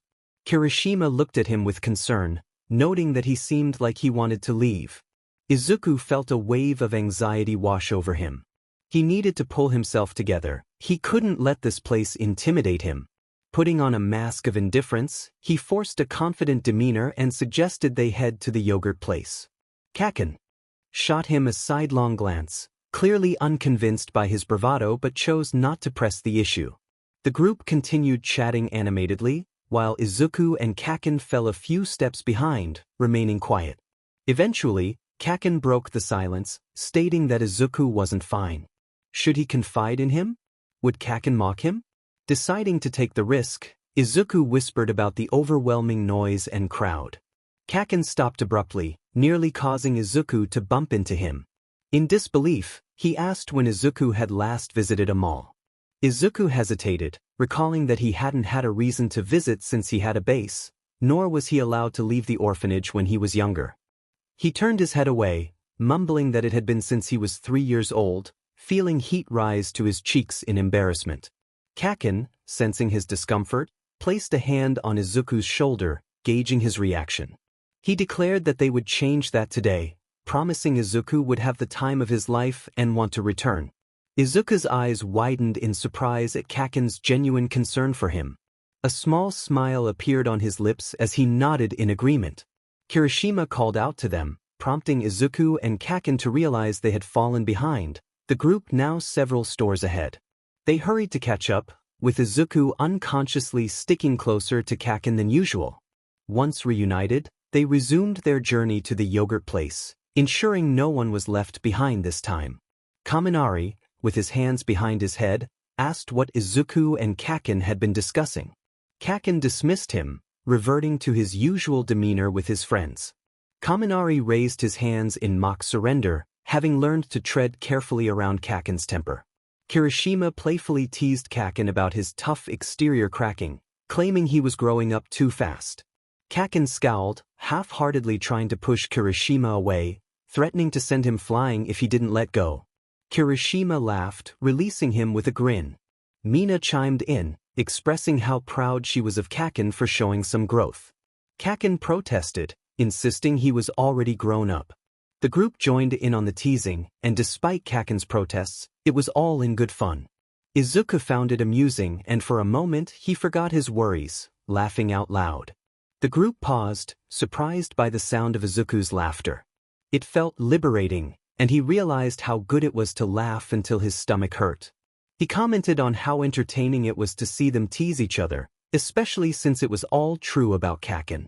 Once the initial shock wore off, everyone joined in his laughter, a group of teenagers enjoying the moment in the middle of the mall, carefree and loud. Their laughter gradually subsided, leaving them in fits of giggles. Mina smiled at Izuku, noting that they had managed to make him laugh. Shiro added that laughter was contagious, and everyone nodded in agreement. Kaken remarked that this side of Izuku should appear more often, expressing his approval. Mina then declared it was time for frozen yogurt and led the way, prompting the group to follow her. Izuku felt a sense of belonging as he walked alongside his friends.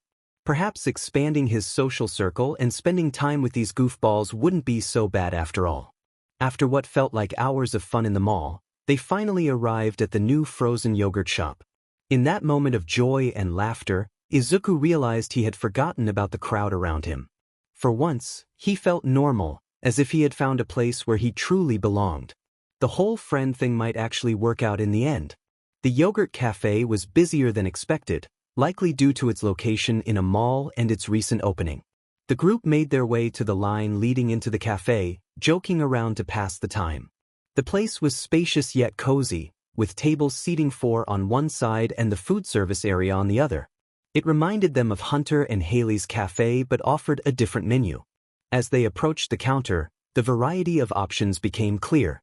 From sweet to spicy, sour to bitter, there were toppings like Oreos, chocolate chips, fruit, and even Sour Patch Kids. The extensive yogurt options were impressive, making it surprising that people knew what they wanted so quickly. The line moved faster than anticipated, and soon they were next to place their orders. The cafe was surprisingly cold, making them shiver slightly. The girl in front had long black wavy hair that shimmered under the lights. She wore the cafe's uniform, a plain white long-sleeve shirt, black jeans, and a colorful apron with the cafe's logo, Frozen Treats. Mina, the first in their group, got straight to the point, ordering a medium pomegranate frozen yogurt topped with strawberries, cherries, chocolate chips, a waffle cookie, and strawberry syrup. The employee noted her order and turned to Ciro, who followed with a medium vanilla frozen yogurt topped with cookie crumble, kiwi, strawberries, M&Ms, and a waffle cookie. The orders continued down the line, with Kaminari requesting a medium pineapple frozen yogurt with pineapples, blueberries, Cheerios, Oreos, a waffle cookie, and chocolate syrup. Kirishima ordered a medium strawberry frozen yogurt with strawberries, apples, chocolate pebbles, and a waffle cookie. Kaken opted for a medium vanilla bean frozen yogurt with strawberries, blueberries, cherries, cinnamon toast crunch, a waffle cookie, and caramel syrup. Finally, it was the narrator's turn, who ordered a small chocolate frozen yogurt with a waffle cookie, chocolate syrup, and every chocolate topping available. The girl, Jin, wrote down their order effortlessly and instructed them to head to the cash register, where their order would be ready shortly. As the narrator began to move, the rest of the group remained still, staring in disbelief. Kaken smirked, teasing that he thought the narrator would have outgrown the chocolate obsession by now. The others shared similar sentiments, expressing surprise at the narrator's enduring love for chocolate. As they finally moved toward the cash register, the narrator defended their choices, claiming they had calmed down since childhood. Mina's reaction was immediate, and Kaken chimed in with a story about the narrator's past chocolate syrup on spaghetti incident, which had everyone laughing. Embarrassed, the narrator insisted that it was delicious, prompting another round of laughter.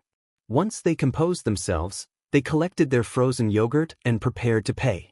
Mina reached for her wallet, but the narrator stepped forward, handing the cashier a credit card to cover everyone's order.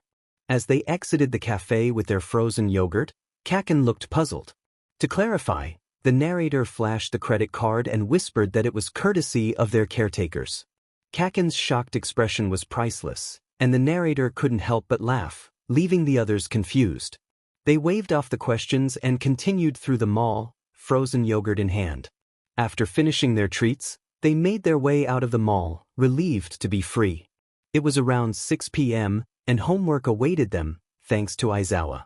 They debated whether to head home or stay out a bit longer. Kaminari suggested staying out for an hour, walking backward with his hands behind his head. The sky darkened, signaling the approach of night, as people returned home from their daily activities. Despite their attempts to get him to walk normally, Kaminari continued his backward stroll, ignoring their concerns. Ciro reminded everyone to consider their homework, recalling Aizawa's stern warnings from the last time they neglected it. Kaminari grumbled in protest but was interrupted when he collided with a group of older boys, who looked intimidating with their tattoos and piercings. The narrator's body froze, eyes widening as they heard the others apologizing for Kaminari's clumsiness. Izuku could faintly hear Kaken calling his name. First, he heard Deku, and then his real name, Izu. But at that moment, nothing else mattered except for that voice. He recognized it, along with the person leading the group and the followers surrounding him. He was all too familiar with the style of clothing and how quickly that temper could shift. He knew what it felt like to be on the receiving end of that anger.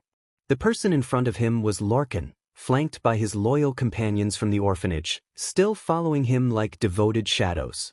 The figures that haunted Izuku's dreams were now standing before him, as real as anyone else on the street.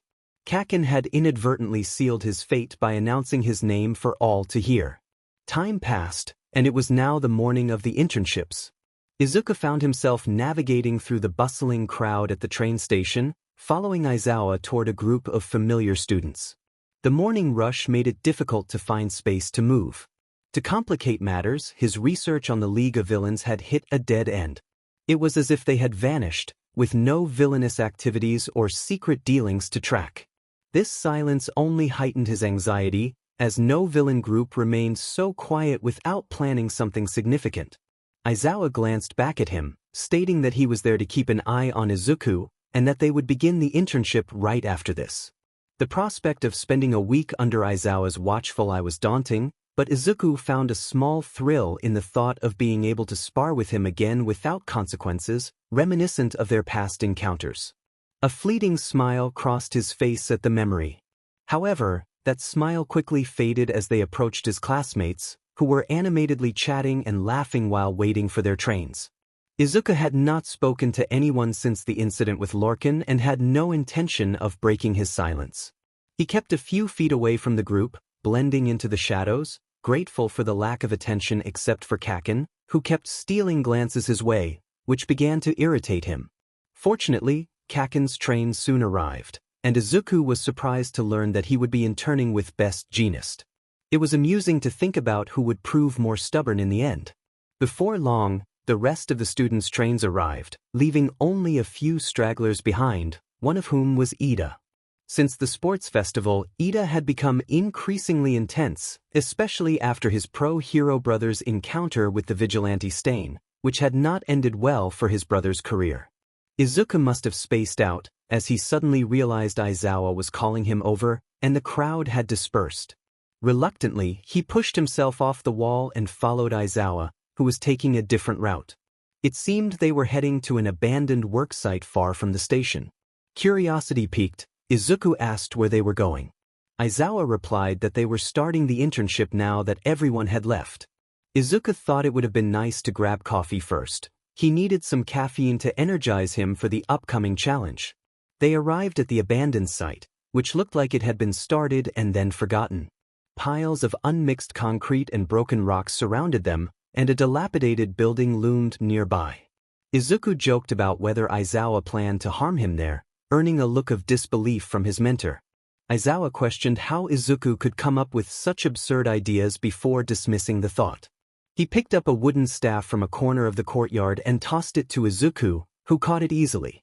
Aizawa then taunted him, asking to see some of his skills, referring to him as sly instead of wanderer. Izuku recognized Aizawa's attempt to provoke him but remained unfazed. He began to circle, with Aizawa mirroring his movements, as he entered a focused state of mind. He reminded Aizawa that their past encounters had always kept him on edge, balancing between victory and defeat. With a firm grip on the staff, Izuku prepared to spring into action.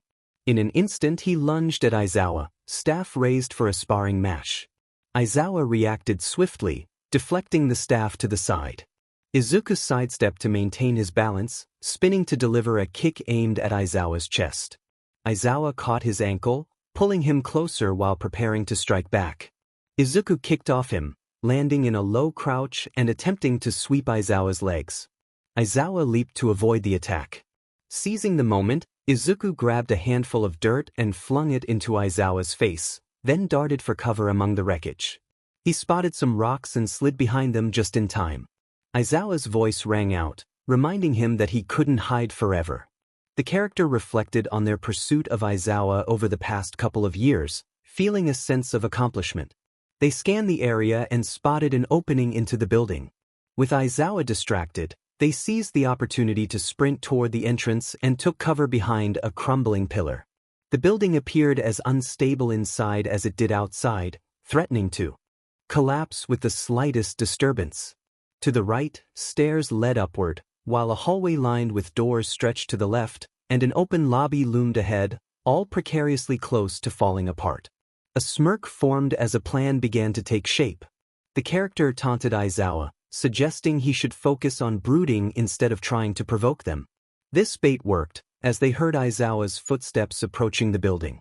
They positioned themselves on the second floor, waiting behind a pillar with their staff ready. Aizawa entered the room, scanning every detail with caution. He inquired about the character's plan, noting that they had blocked off all exits except the one behind him. The character responded confidently, revealing their understanding of Aizawa's weaknesses, which they had learned over the years. With a mischievous smile, they indicated their knowledge of his vulnerability. In a sudden move, the character slammed their staff into a weak spot on the pillar, causing the structure to tremble. Aizawa quickly reacted, using his capture scarf to stabilize the pillars and prevent a collapse. While he struggled to maintain the building's integrity, the character approached him and lightly tapped his chest with their staff, claiming victory.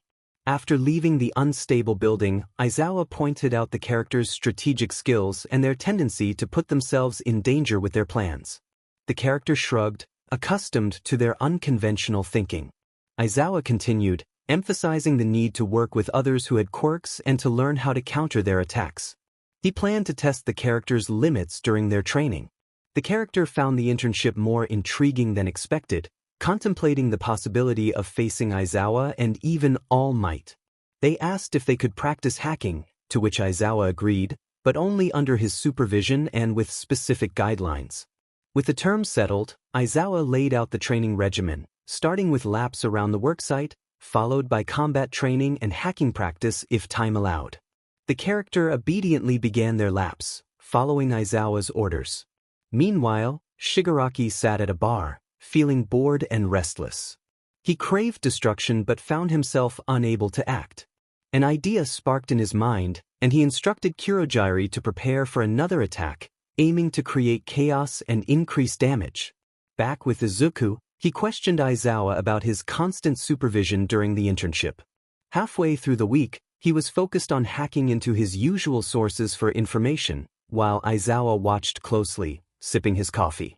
Izuku pondered why Aizawa was so determined to keep him out of trouble, noting that trouble often found him instead.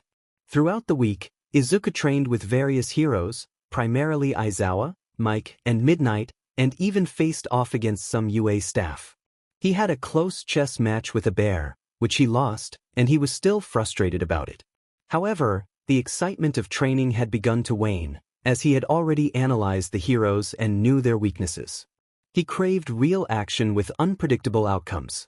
Muttering to himself, Izuku stumbled upon promising information from an underground source about someone who might know about the League of Villains. He recalled that a certain class president was interning in the area. Quickly, he closed his laptop, determined to embark on a road trip for answers. Today, the character informed others about the situation. They placed their laptop on the counter and began packing. Aizawa placed a hand on their shoulder, urging them back down onto the couch, insisting that he needed more information. The character stood up again and headed down the hall, calling back that they would explain more while getting ready. Aizawa grumbled something under his breath, but he began preparing as well. As they traveled, the character explained what they had discovered, emphasizing the urgency of the situation. Aizawa confirmed that Stain, the anti-hero vigilante, was going to be in Hosu, which was why Ida had taken an intern position there. He sought revenge for his brother. The character remained focused on their phone, stating that if they wanted to avoid a dead student and the ensuing chaos, they needed to find Stain. Dressed in their vigilante suit beneath regular clothes, with weapons stowed in a bag, the character noted that Aizawa preferred to avoid drawing suspicion. Aizawa was dressed in his usual black attire, complete with a scarf, and they sat a seat apart on the train. While Aizawa processed the information, the character continued hacking to determine when and where Stain would appear. They had learned that Stain typically struck 3 to 4 times in each city before moving on, making this their only chance to gather information before his third hit. The character had only basic information about Stain from the news. He targeted fake pro-heroes, believed only in All Might, and either killed or severely injured the heroes he pursued, ensuring they could no longer perform their duties. He also despised being associated with villains, a sentiment the character shared. They planned to monitor the back alleys while sending Aizawa to keep an eye on Ida, hoping to accomplish their mission without interference. Frustrated by a dead end in their hacking, the character sighed and put away their phone. Aizawa glanced their way, curious about their irritation. The character gazed out the window, expressing their inability to find any additional information on Stain. Aizawa noted that Stain had just begun making headlines, so not much was known about him. He compared Stain to the character's early days as a vigilante, which prompted a snort of amusement from the character, who recalled their chaotic debut. Upon arriving in Hosu, Aizawa instructed the character to find Ida and ensure he didn't do anything reckless, reminding them not to wander off. The character waved him off, acknowledging the rules but internally deciding to disregard them. After following Aizawa for a few blocks, they shed their civilian clothes and slipped into the shadows to begin their own tracking, knowing Aizawa could handle Ida alone. The character scanned the alley for the best route to track someone, recalling that rooftops were often the best option. They climbed up the side of a building and began searching the alleyways. Most of the people they encountered were either camping or engaged in illegal activities, which they didn't have time to address. About 20 minutes of searching, the character heard a scraping sound that suggested a struggle a few blocks to the right. They quickly changed direction, leaping and vaulting over obstacles on the rooftops, slowing only as they neared the noise to avoid being detected. Peering over the edge of the building, they spotted pro-hero native on the ground, struggling with a hand over a wound. Approaching him was a figure covered in swords and knives. The character had found Stain. They quietly extended their staff to full length and slid down a nearby pipe, staying hidden in the shadows of the alley. The character startled the individuals below by questioning the effectiveness of Stain's violent methods against heroes. Stain turned to face this new threat, a smile creeping onto his face as he lowered his katana slightly. The characters stepped out of the shadows, twisting their staff with a confident smirk, stating that they had business with Stain and couldn't leave until they got what they came for. Stain, intrigued, asked what a kid like them could want from him, noting that he hadn't wronged them or anyone they knew. The character moved closer, one hand on their staff and the other resting on a hidden knife, confirming that while Stain hadn't harmed them directly, he possessed information they desired. Realizing the character was not going to back down, Stain shifted to a casual yet ready stance, acknowledging that if the character wanted to do business, they would have to earn it. "Indulge me, would you?" The latch on the knife was unfastened, and Sly, known as the Wanderer at you, stood ready. Stain's smile faded, replaced by a more sinister grin. He had heard of the Wanderer, but questioned why he was at UA. Stain's tone shifted, revealing that their previous agreement was no longer valid. Sly withdrew his knife and ceased twirling his staff, adopting a battle stance, realizing that things were about to escalate. Stain mirrored his stance, preparing for a confrontation when a furious voice interrupted from the entrance. Izuku's perspective shifted as he realized Aizawa had failed in his duty. At the alley's entrance stood Ida, clad in silver armor, seemingly oblivious to the danger he was walking into. Stain's irritation was palpable as he dismissed Ida, treating him like a child. Ida, undeterred, activated his engine boost and launched a spinning kick aimed at Stain's head. Stain blocked the attack with his katana, using the momentum to push Ida away. Ida landed in a crouch, rising into a fighting stance. He declared his intent to avenge his brother, who had been a remarkable hero until Stain had paralyzed him. Stain's psychotic smile widened as he acknowledged Ida's lineage, relishing the thought of taking another hero from the family. Fueled by anger, Ida attacked recklessly, launching a flurry of kicks. However, Stain countered each strike effortlessly, leaving Ida vulnerable. Sly realized that if he didn't intervene, Ida might not survive, and the consequences from Aizawa would be severe. He waited for a moment when they separated and threw one of his daggers at Stain, catching him off guard and nicking his arm. Stain laughed, mocking Ida's inexperience and boasting about his past victories against pro-heroes. Ida, undeterred, attempted to retaliate but collapsed, injured. Sly turned to see Stain liking the blood off his katana, a chilling sight. Ida was hurt, blood seeping from his suit. Stain's glee was evident as he expressed his disdain for Ida's words, revealing how his quirk worked. Sly realized that Stain's paralysis quirk required him to consume blood. Stain praised Sly's intelligence, impressed that he had figured it out so quickly. The battle continued, with Stain attacking with unmatched agility. Sly dodged the blade just in time, aware that even a small cut could spell disaster. The fight became a tense exchange of dodges and counterattacks, neither willing to yield. Eventually, they broke apart, both catching their breath amidst the chaos, while Ida struggled to rise. Sly seized the moment to ask Stain a question, hoping to gain insight. Stain agreed to answer one question, but only if Sly earned it. Sly inquired about the League of Villains, observing Stain's body language. The mention of the group caused Stain to tense up, his disgust evident. He expressed disdain for the League, calling them a disgrace. Sly sensed that Stain held valuable information, particularly regarding his admiration for All Might. Stain's anger flared at the mention of the hero, and he began to rant about All Might's significance. Sly interrupted, realizing that Stain would not divulge any information easily. Suddenly, explosions erupted around them, debris raining down as smoke filled the air. People were screaming, and a haunting shriek echoed through the chaos. The confusion was overwhelming, and thoughts raced through my mind about what was happening. Stain, with a contemplative expression, remarked on the destruction surrounding us, hinting at a deeper connection to the chaos. Curiosity piqued, I turned to Stain and asked who he meant by they. His menacing smile returned as he revealed that it was my precious League of Villains that was behind this attack, suggesting that there were more cities in danger. Before I could press him for more information, a familiar scarf wrapped around Stain's torso, signaling Izawa's arrival at the worst possible moment. His timing was infuriating. Izawa, clearly upset, admonished me for straying from his side, while I retorted that he should have been watching Ida, who was now injured on the ground. Stain observed our exchange with interest, noting the unusual sight of a pro-hero and a vigilante working together. In a swift motion, he leaped from a trash can to a pipe, effortlessly climbing onto the roof before either of us could react. Seeing that Stain had escaped, Izawa shifted his focus back to the situation at hand. He instructed me to call for paramedics and inform them of an emergency involving a student.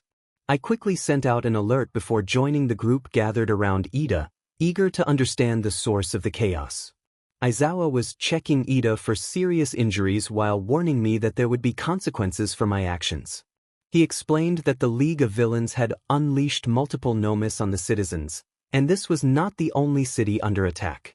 Just then, paramedics and police officers rushed into the alley, accompanied by a detective. I greeted the detective with a hint of sarcasm, noting how often our paths crossed. He sighed, questioning why I seemed to be involved in all his cases. Izawa informed him that Stain was responsible for the chaos, and the detective expressed his lack of surprise at my involvement. As they discussed the aftermath of the Nomu attacks, I listened intently, hoping to glean more information. The detective reported that while the nomus had been dealt with, there was significant damage and numerous injuries. He mentioned that the downtown area had suffered severe destruction, and my heart sank as I realized the cafe where Haley and Hunter worked was located there. I asked the detective if any cafes had been destroyed, and when he confirmed there were, I inquired about the casualties. My heart raced as I pressed for the names of Haley and Hunter, and when the detective's expression changed, I felt a wave of dread wash over me. The confirmation of their deaths hit me hard, and before I could process it, I was racing down the streets, fueled by a burning desire for vengeance. 2 days passed without any sign of Izuku, but the Wanderer had become the talk of every news station, hero agency, and police department. Villains on the streets were either oblivious or eager to confront the sudden rise of the vigilante who had vanished over a month ago. Izawa, Mike, and the police were desperately searching for Izuku, who had run off without a trace. Izawa was running out of time, knowing that his class would return the next day.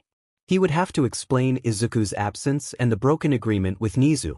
Despite his frustrations, Izawa cared for Izuku as if he were his own child, a sentiment Mike shared. The thought of losing him was unbearable, and the fear of being a parent searching for a missing child was a nightmare that consumed them. Meanwhile, Izuku was tirelessly pursuing leads day and night, but his informants remained elusive. The loss of Haley and Hunter weighed heavily on him, and he felt increasingly isolated in his quest for answers. After years of searching for a villain hideout, he found himself staked out in an alley at the edge of downtown, waiting for his target. Just as he sensed movement, he prepared to confront the figures emerging from the shadows. With determination, he greeted one of them, ready to uncover the truth behind the chaos that had engulfed his life. The protagonist took a small delight in knowing that the slash marks inflicted 2 years ago had become scars across Rampage's face. Rampage, with his favored knives drawn from their side sheaths, demanded to know what was wanted. The protagonist twirled their staff, commenting on how the scars had healed nicely, and stated that Rampage had answers to their questions. It was up to Rampage whether he would be adding to his scars that evening. Rampage, angered, charged forward with his daggers raised. The protagonist used his momentum against him, pushing him into a row of trash cans, which only fueled Rampage's rage further. Despite his villainous reputation, Rampage lacked good fighting skills, swinging blindly in hopes of landing a hit. The protagonist quickly disarmed him and pinned him against the wall with the staff, expressing impatience and a need for answers about the LOV hideout. Rampage struggled, refusing to answer, but the protagonist warned him to reconsider his options, threatening that his scars would increase if he remained uncooperative. The mention of Rampage's real name caused him to freeze, eyes wide with surprise. The protagonist revealed knowledge of Rampage's life, including his daughter and the consequences of his illegal activities. Panic flickered in Rampage's eyes as he realized how much the protagonist knew. He stuttered, searching for an answer, but the protagonist was close to getting the revenge they sought for those important to them. Just then, a sharp pain surged through the protagonist's side, causing them to stumble back, hand pressed against the wound. Rampage, no longer trembling, smiled with satisfaction, revealing a bloody dagger at his side. He declared that he had waited 2 years for this moment and intended to torture the protagonist until they bled out in the alleyway. In a desperate move, the protagonists threw their dagger, striking Rampage in the heart. The villain's expression shifted from satisfaction to realization before he fell lifelessly to the ground. Without pausing to process the gravity of the situation, the protagonist fled down the alleyway, hand pressed against the wound, seeking refuge in the shadows of the night. Meanwhile, Bakugo returned from his internship a day early, feeling bored as he headed back to his room. His thoughts were interrupted when he heard his window slide open. Preparing to use his quirk, he quietly opened his door, only to be met with an unexpected sight. The vigilante known as Wanderer was leaning against his wall, breathing heavily. Bakugo entered the room and locked the door, determined to protect his family downstairs. He demanded to know who the intruder was, maintaining a defensive stance. The vigilante chuckled, calling him Kakin and slurring that he might pass out. Before Bakugo could react, the vigilante collapsed on the floor, loosening his helmet and revealing green hair and freckles. No one noticed the black figure watching the Bakugo household from a distance. The figure could see into the brightly lit room occupied by Bakugo and the vigilante. The blonde-haired teen stared at the mysterious figure, who was known for ruining lives and evading capture for years. The silhouette felt a surge of frustration, especially as Bakugo reached out to unmask the vigilante. As the helmet came off, revealing the freckled face of the kid from the sports festival, the figure's mind raced. The revelation did not deter the figure for long. He swiftly vaulted across rooftops toward a familiar bar in the downtown district, eager to share the information he had just obtained with a certain villains group. Back in the room, Bakugo was in disbelief. The freckled green-haired kid before him couldn't possibly be Izuku, the Wanderer. But the resemblance was undeniable. Bakugo scanned the vigilante's body for clues as to why he had fainted and noticed a tear in the suit, discolored and stained. Gently touching the tear, he recoiled as a sticky red substance coated his finger's blood. Unlike before, Bakugo sprang into action, rushing to the bathroom to retrieve the first aid kit. I rushed back to Deku and placed the first aid kit next to him. Looking down at his suit, I unzipped the front, revealing a white undersuit stained with blood. Taking the scissors from the kit, I cut open the shirt, exposing a wound in his side that was still bleeding. I grabbed cotton ball and some alcohol, pouring the alcohol onto a cotton ball. I winced at the thought of the pain I was about to inflict on him before pressing the alcohol-soaked cotton ball against his wound. To keep him still, I had to hold Deku down with my other hand while I finished disinfecting the wound. I went through several cotton ball, and my arm ached from the effort. As I examined the wound more closely, I realized it was a stab wound that required stitches. He needed a hospital, but the last time he had been in one, he had run away. No hospital meant I had to do my best to stop the bleeding. I pressed a clean strip of gauze onto the wound to try to stem the flow of blood while I searched for medical tape.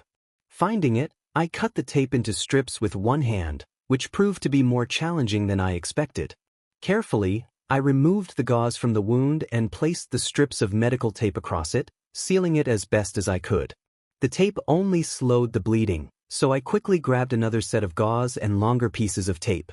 I applied pressure with the gauze and secured it with the tape. Now that the wound was somewhat under control, I positioned him sitting up and fully removed his suit and undershirt. I took long strips of bandages and wrapped them around his waist repeatedly. Once I was satisfied with the layers and pressure, I secured the bandages with a clip. I went to my closet, pulled out a pair of shorts and a t-shirt, and returned to Deku. I carefully removed his blood-soaked pants and replaced them with my shorts, tying them at the waist to ensure they wouldn't fall off. As I moved to slide the oversized shirt over his torso, I noticed scars covering his arms. Dread filled my body as I took his arms into my hands. Something wet began to run down my face as I looked at his scarred skin. I wiped my face roughly and retrieved more medical bandages from the kit along with more alcohol-soaked cotton ball. I gently disinfected both arms and then wrapped them in bandages from the wrists to the shoulders, securing them with clips. Finally, I pulled the shirt over his head and arms, covering most of the bandages. Carefully, I lifted him, supporting his legs and torso in one smooth motion.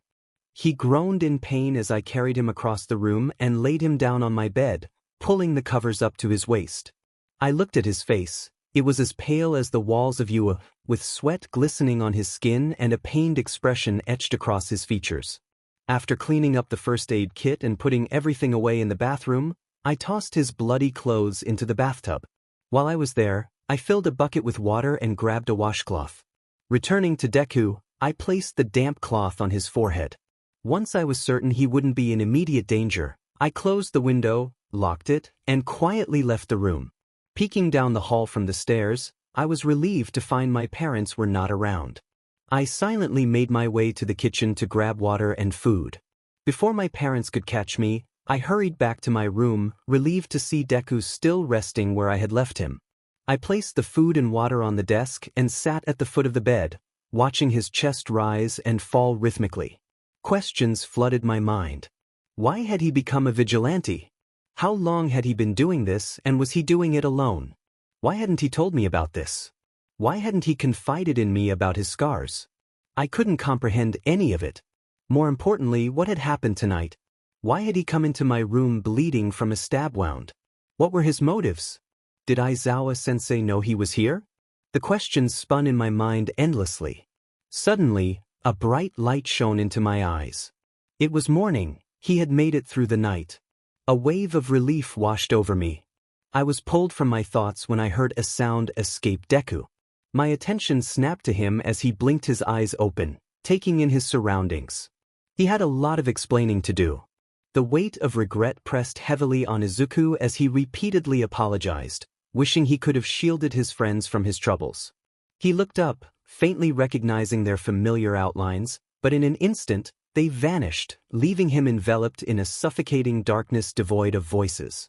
In that emptiness, he felt like a hollow shell, realizing how much he had come to depend on their presence over the years. Suddenly, a sharp pain pierced his side, igniting a burning sensation. Light began to filter through his closed eyelids, signaling the end of a nightmare. As he regained consciousness, he was overwhelmed by the memory of the events that had transpired. He had been hunting for the League, tracking down a lead when he was attacked. Had he killed someone? That thought would have to wait. He was a Kakens. Panic surged through him, but he forced himself to breathe and assess his surroundings. The pain in his side was a reminder of the villain's attack. He realized he was lying on something soft and warm, most likely a bed, and felt a weight at the foot of it. Slowly, he opened his eyes, allowing them to adjust to the brightness. He quickly recognized Kaken sitting at the end of the bed, his gaze fixed intently on him. Kaken's expression was serious as he stated that Izuku had a lot of explaining to do. Izuku knew he owed him an explanation for what had happened the previous night. Wincing, he pushed himself into a sitting position, grateful for the pillows supporting his back. It was time to share his story. He cleared his throat, his voice raspy. He began recounting the events of that fateful night, which had coincided with his birthday. After learning he was quirkless, he had returned home and spent the day watching All Might videos to lift his spirits. But then his mother had rushed into his room, and he had sensed something was wrong. Hiding in the closet, he listened as intruders confronted her. Despite her bravery, they had taken her life and turned their attention to him. He had heard one of them mention the name Kurogiri. Looking at Kaken, he noticed tears threatening to spill from his friend's eyes. Izuku nodded in response to Kaken's unspoken realization about why he had pursued Kurogiri during the USJ incident. He continued, explaining how he had fallen asleep in the closet, only to awaken in a hospital with Eraserhead by his side. It was then that he understood his mother was gone and that he would be entering the foster care system, a thought that filled him with dread. The following day, he was sent to an orphanage where he faced relentless questioning. Overwhelmed, he had lashed out at the staff. There, he encountered Lorcan, an older boy who became his bully, along with his group of friends. They tormented him mercilessly, and on his first day of school, Lorcan had broken his ribs. With no one to confide in, Izuku felt trapped in a cycle of pain and isolation for 7 long years. As he spoke, his fingers fidgeted, his face a mask of suppressed emotions. He revealed that it wasn't until a few years later that he dedicated himself to finding his mother's killers. He had started visiting the library to learn hacking, quickly becoming skilled enough to create a fake ID and secure a job at just 10 years old. No one suspected him. He was merely the quiet boy in the corner. Everything changed when he escaped the orphanage one night and returned home to continue his search. He renovated an old warehouse, got a job at a cafe, and began hacking into databases. It was during this time that he met Haley and Hunter, who unknowingly pulled him from the depths of despair. Initially, he hadn't recognized them as friends, but they had transformed his life. Despite the strain on his throat, he pressed on, explaining how he had created an alter ego, the Wanderer, to carry out his mission. His first patrol had not gone as planned. Instead of gathering information, he had encountered a certain cat-loving pro-hero. This encounter had sparked a relentless game of cat and mouse between him, Aizawa, and the detective for the next 5 years. During that time, he struggled to find any leads on Kurogiri or the League of Villains, as people were either unaware or too frightened to speak out. Finally, after the school year began, he had stumbled upon a genuine lead. A week prior, he had hacked into UA's system and downloaded their files. He discovered a folder labeled Villains, but access was restricted to in-person visits, prompting him to infiltrate the school. He had thought everyone had left for the day, but he was mistaken. After locating the files, he had encountered Aizawa on his way out, marking the end of their little game, with law enforcement emerging as the victors. I made a deal to stay with Aizawa and present Mike and attend school in exchange for avoiding jail time. The rest is history. Silence filled the air as I waited for Kaken to respond, my heart racing at the thought of breaking it myself. He finally spoke, his voice slightly trembling as he asked about the cuts on my arms. I glanced down and noticed the fresh bandages, realizing he must have seen them when he was changing my bloodied suit. Instinctively, I covered my wrists. It felt like a coping mechanism, but even I questioned that. Honestly, I didn't fully understand why I resorted to such actions. It started when I was overwhelmed with emotions, serving as a release. Over time, it became a habit. Kaken's expression shifted as he processed my words. He looked hurt, worried, and guilty. It pained him to know I had been suffering alone, and he felt guilty for not realizing it sooner. Why was he feeling this way? These were my struggles, not his. I didn't want to burden him with my problems. I scrambled to dismiss his feelings. They were mine to bear, not his. I didn't want to drag anyone into my chaotic life. Anger flashed across his face as he exclaimed that it wasn't just my problem. He insisted that when people truly care, they want to be involved in both the good and the bad moments. He wanted to be a part of my life, all of it. His words echoed in my mind. Someone cared about me. When was the last time someone had expressed that they cared? Tears streamed down my face as emotions I couldn't name overwhelmed me. Suddenly, something warm and solid wrapped around my torso. I looked up through my tears to see Kaken hugging me. For the first time in a long while, I didn't pull away. I leaned into his embrace, finding comfort in his presence, and cried until I had no tears left. I remained there, enveloped in his warmth. It felt like an eternity before either of us spoke again. Kaken whispered that from that moment on, we would face everything together, good or bad. The idea of togetherness felt comforting, and I agreed. He pulled me back into his arms, leaning us against the pillows on his bed. Curious, he asked me to tell him about being the Wanderer, and I began to share my experiences. Not everything I recounted about the Wanderer was positive. There were grim and sad moments, but also happy and laughable ones that lightened the mood. Kaken laughed when I mentioned the incident with the sludge villain, recalling how I had accidentally blasted him into a pole. I pouted, reminding him that it had hurt. He finally calmed down, grinning widely, and remarked that it was reassuring to know I would come to his aid, even if I hadn't recognized him at first. As I looked out the window, I noticed the sun setting. Had we really been talking all day? I knew I had to face the consequences of my absence soon, and it was better to address it now. Kaken noticed my change in demeanor and asked what was on my mind. I began to gather my things, wincing at the movement that tugged at my wounded side. I explained that I needed to return to Aizawa's place. I had left in the middle of my internship and disappeared for 4 days without a word. I couldn't let them worry about me any longer. Kaken stood up and walked over to me by the door, insisting that I text him once I arrived safely. I appreciated that he understood my need for independence and allowed me to handle things on my own. I nodded and quietly slipped out of the house. Surprisingly, his parents hadn't checked on him during my visit. He had spoken to them briefly when getting food, but that was all. I made my way out and began the walk home. As Izuku Midoriya walked home, he reflected on the events of the past few days and felt a sense of happiness with Kaken. Maybe this really could work out for them. He paused in the middle of a quiet back road, cradling his injured side, and gazed up at the stars that filled the night sky. With a soft smile, he thought about his mother and how it would be a while before he saw her again. While he admired the beauty of the night, a sudden voice interrupted his thoughts, suggesting that it would be longer than he anticipated. Startled and still in pain, he found himself being pulled through a swirling black and purple portal and into a bar. A figure greeted him, addressing him by his true name, Izuku Midoriya, and remarked that it had been a long time since they last met. This chapter marked a significant turning point in Izuku's journey, bringing him to the end of this particular story.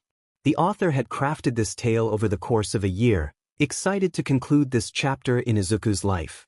The adventure had begun as a spontaneous idea in the middle of the night, and the ending had been revised countless times.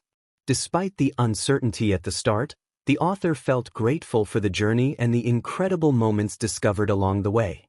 As the story reached its conclusion, the author expressed appreciation to all who had followed along, wishing them well as they moved forward.